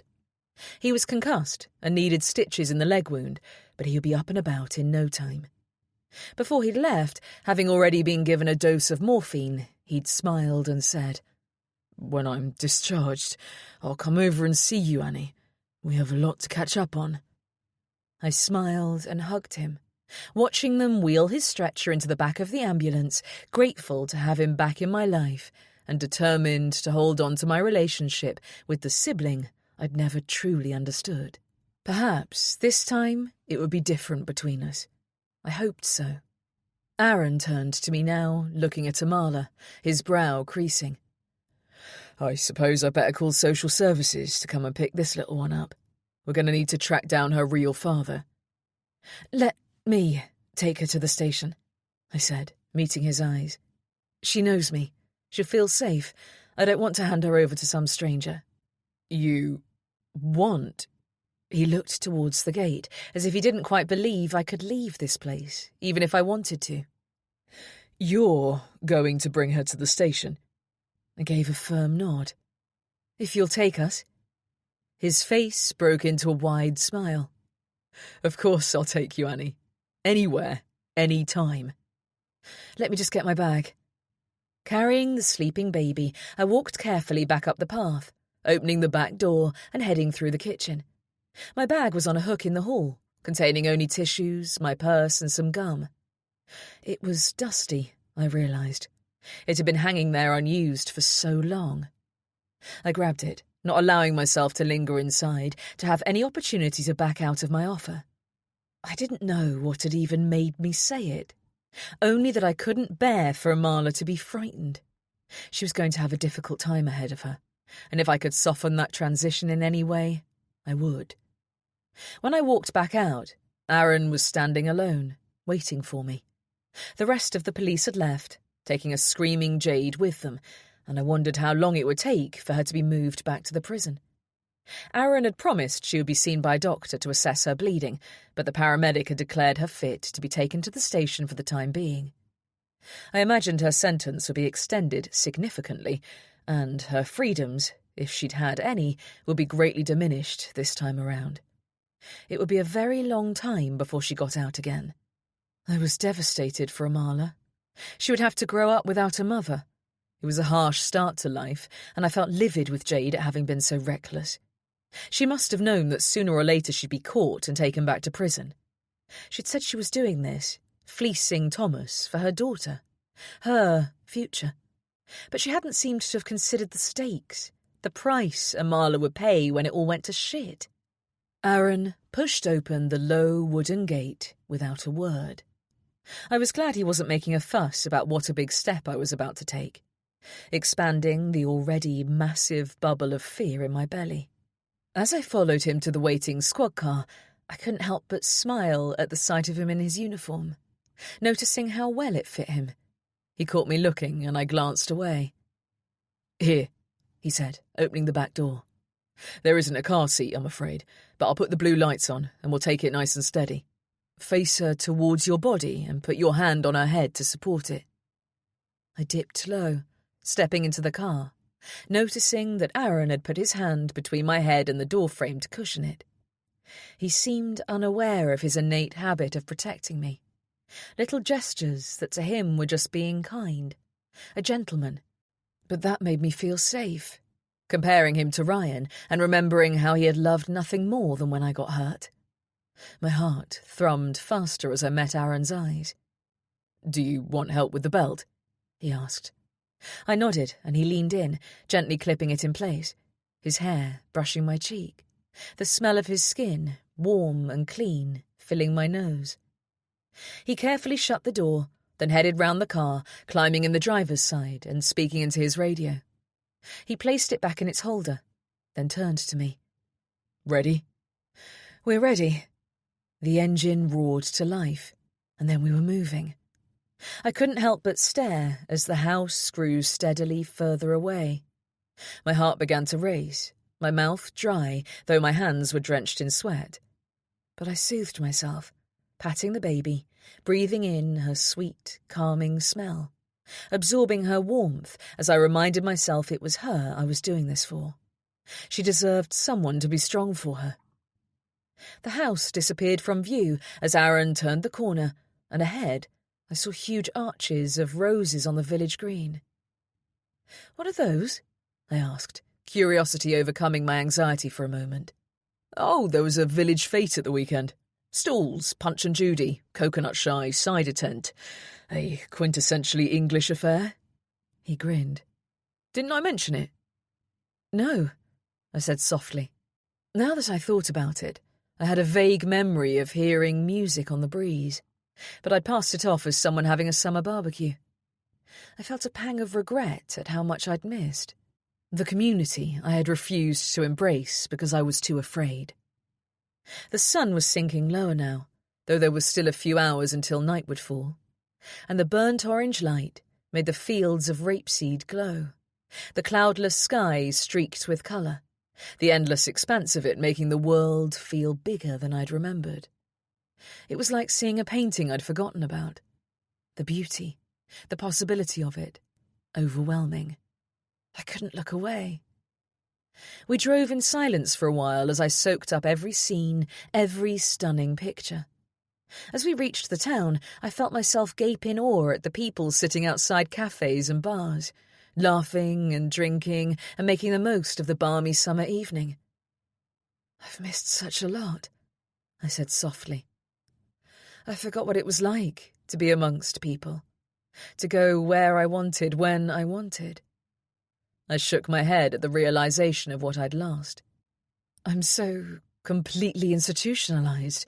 I didn't even consider I might want to leave the safety of my home. I let myself think it was all I would ever need. He made me a prisoner for 10 years, but I continued my own sentence for a further 3. I left him, but I was never free. Aaron shrugged, but in the rearview mirror I could see his eyes sparkling as if rejoicing at my unfolding revelation. He slowed the car to a crawl and pointed to a particularly lively cafe. That place does the most amazing tapas and sangria. I'll take you, if you like, he offered casually. This week?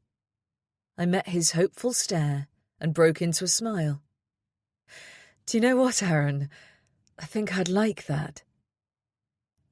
I sat on a squashy blue sofa in the police station staff room, Amala full from the bottle of milk one of the PCs had produced and wearing a fresh nappy, sleeping soundly on my lap as I ate a fairly reasonable chicken sandwich, trying not to drop crumbs on her. I was listening to, and occasionally joining in with, a lively conversation between two female officers on their break, and I was surprised to discover how at ease I felt. I'd expected a cold welcome, for people to remember the last time I was here, during the investigation surrounding my son's death. But whether Aaron had warned them to be kind, or for some other reason, there had been no indication that they even remembered me from back then. Everyone had been warm and friendly. I'd forgotten how good it felt to talk to other women, to smile and laugh. It was as if the person I'd been before I'd met Ryan had stuck her hand up, waving at me to notice her, and squinting, unsure, I watched as she walked towards me, growing steadily clearer with every step. I had forgotten her, become someone else, a caricature of what I thought I needed to be to survive. What I had wanted, any desires or interests or personality traits that didn't align with keeping me safe, had been squashed and erased. But now I remembered. I'd been happy once. Not just safe and content as I had been over the past 3 years, but raucously, unashamedly happy. I'd been loud and fun and excited by life, by adventure, by challenge. Ryan had seen that in me and taken great pleasure in dousing the flames. But now the embers were smouldering once again, and I would never let another person dampen my spirit. I wanted that woman back. The two policewomen broke into laughter, trading disastrous dating stories back and forth, and I leaned back against the sofa cushions, struggling to swallow the bite of sandwich through my own laughter. The door to the staff room opened, and I looked up to see Aaron standing there, dishevelled but gorgeous as ever. "You're still awake?" he smiled. "You really didn't have to wait all this time, Annie. It's been hours. Someone would have driven you home, and there's no shortage of willing volunteers to cuddle the baby." I shook my head, looking over at the clock on the wall, surprised to realise it was past midnight. The time had flown by. I wanted to stay with her, to make sure she felt safe. He nodded, and I could tell that he understood. I hadn't been able to protect my own baby, but I wouldn't repeat that mistake. He swallowed, then met my eyes. "He's here. They're waiting," he said, and though I'd been preparing myself for those very words, I felt my whole body tense. Tears blurred my vision, and I blinked them away, looking down at Amala. Once we left this room, I would likely never see her again. The thought made me want to cling to her, to fight against the inevitability of what I was about to do. My throat constricted, and I remembered how, just a few days ago, the idea of holding her had made me recoil. I hadn't wanted to revisit the memories of the last baby I'd held in my arms. Hadn't thought I was strong enough. I knew exactly why Aaron had been afraid of me being around her. It was because he knew I'd never really come to terms with my son's death. He was worried that all that suppressed pain, that awful grief and guilt would come flooding out. I could see now that he'd been terrified of what I might do. He'd had to watch the blood trickling from my slashed wrists. He knew what I was capable of if the darkness became too great. Losing my son had made me cold, emotionless, shutting that side of me down to protect myself. And I couldn't blame Aaron for being concerned when he saw me with Amala. But things had changed now. Holding her, allowing myself to care about her, had opened up something inside me that I'd long since forgotten about. I didn't want to lose that now, didn't want to let her go. I gave a shaky sigh and reminded myself that this wasn't about me. It was about what was right for her. She wasn't my baby to keep, but perhaps, in time, I would get another chance to be a mother. and I wouldn't let fear stop me if that opportunity came around. I lifted her gently from my lap, pressing a kiss to her soft, round cheek. A tear slid down my face, and I tasted salt, but I met Aaron's eyes, determined to do the right thing, as hard as it might be. "Okay," I smiled. "Let's go." He led me down a wide corridor and paused outside a glossy, walnut-coloured door, raising his eyebrow towards me in a silent question. I nodded, and he pushed open the door. 2 people were sitting inside, and I could see the tension coiled in their bodies at having been kept waiting. Aaron had told me that finding Amala's father hadn't been too hard. He and his mother had been actively searching for her and had filed a missing person report just days after her birth. He knew Jade as Lacey Rogers. She had sent him photographs of his daughter and told him that if he wanted to see her, he would need to transfer an outrageous sum of money into an offshore account. The idea that she would use the baby as leverage, that she would use her father's love to bribe him, was hard to stomach. It was the kind of thing Ryan would have done. The man stood, and I took him in, silently assessing him, though I knew I had no say in anything that happened next. Amala was his, and I had no right to prevent him from taking her. He was around 5'8", black, with strong, broad shoulders and kind, nervous eyes. He reached behind him, gripping the hand of a much older woman. She had the same warm, hopeful smile as him, and a head of wiry salt and pepper hair. Both of them looked kind, and as I took a moment to silently check in with my instincts, I felt no fear in my gut. They would love Amala. They already did. Aaron cleared his throat. "Sorry to keep you waiting.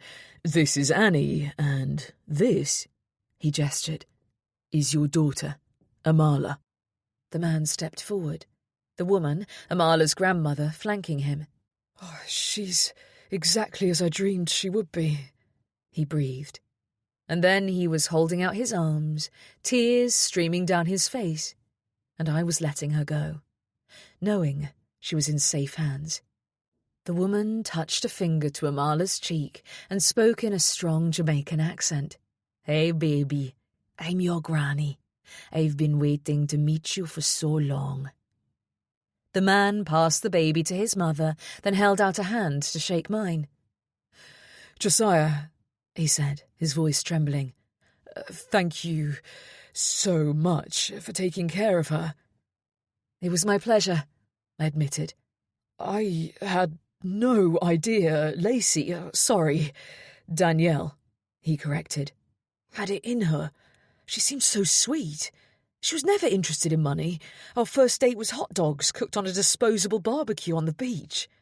I thought I'd finally found someone who wanted me, not my money. She seemed perfect." "Too good to be true," his mother said darkly, cocooning Amala against her breast. "And not nearly good enough for you. I never liked the girl. There was something off about her."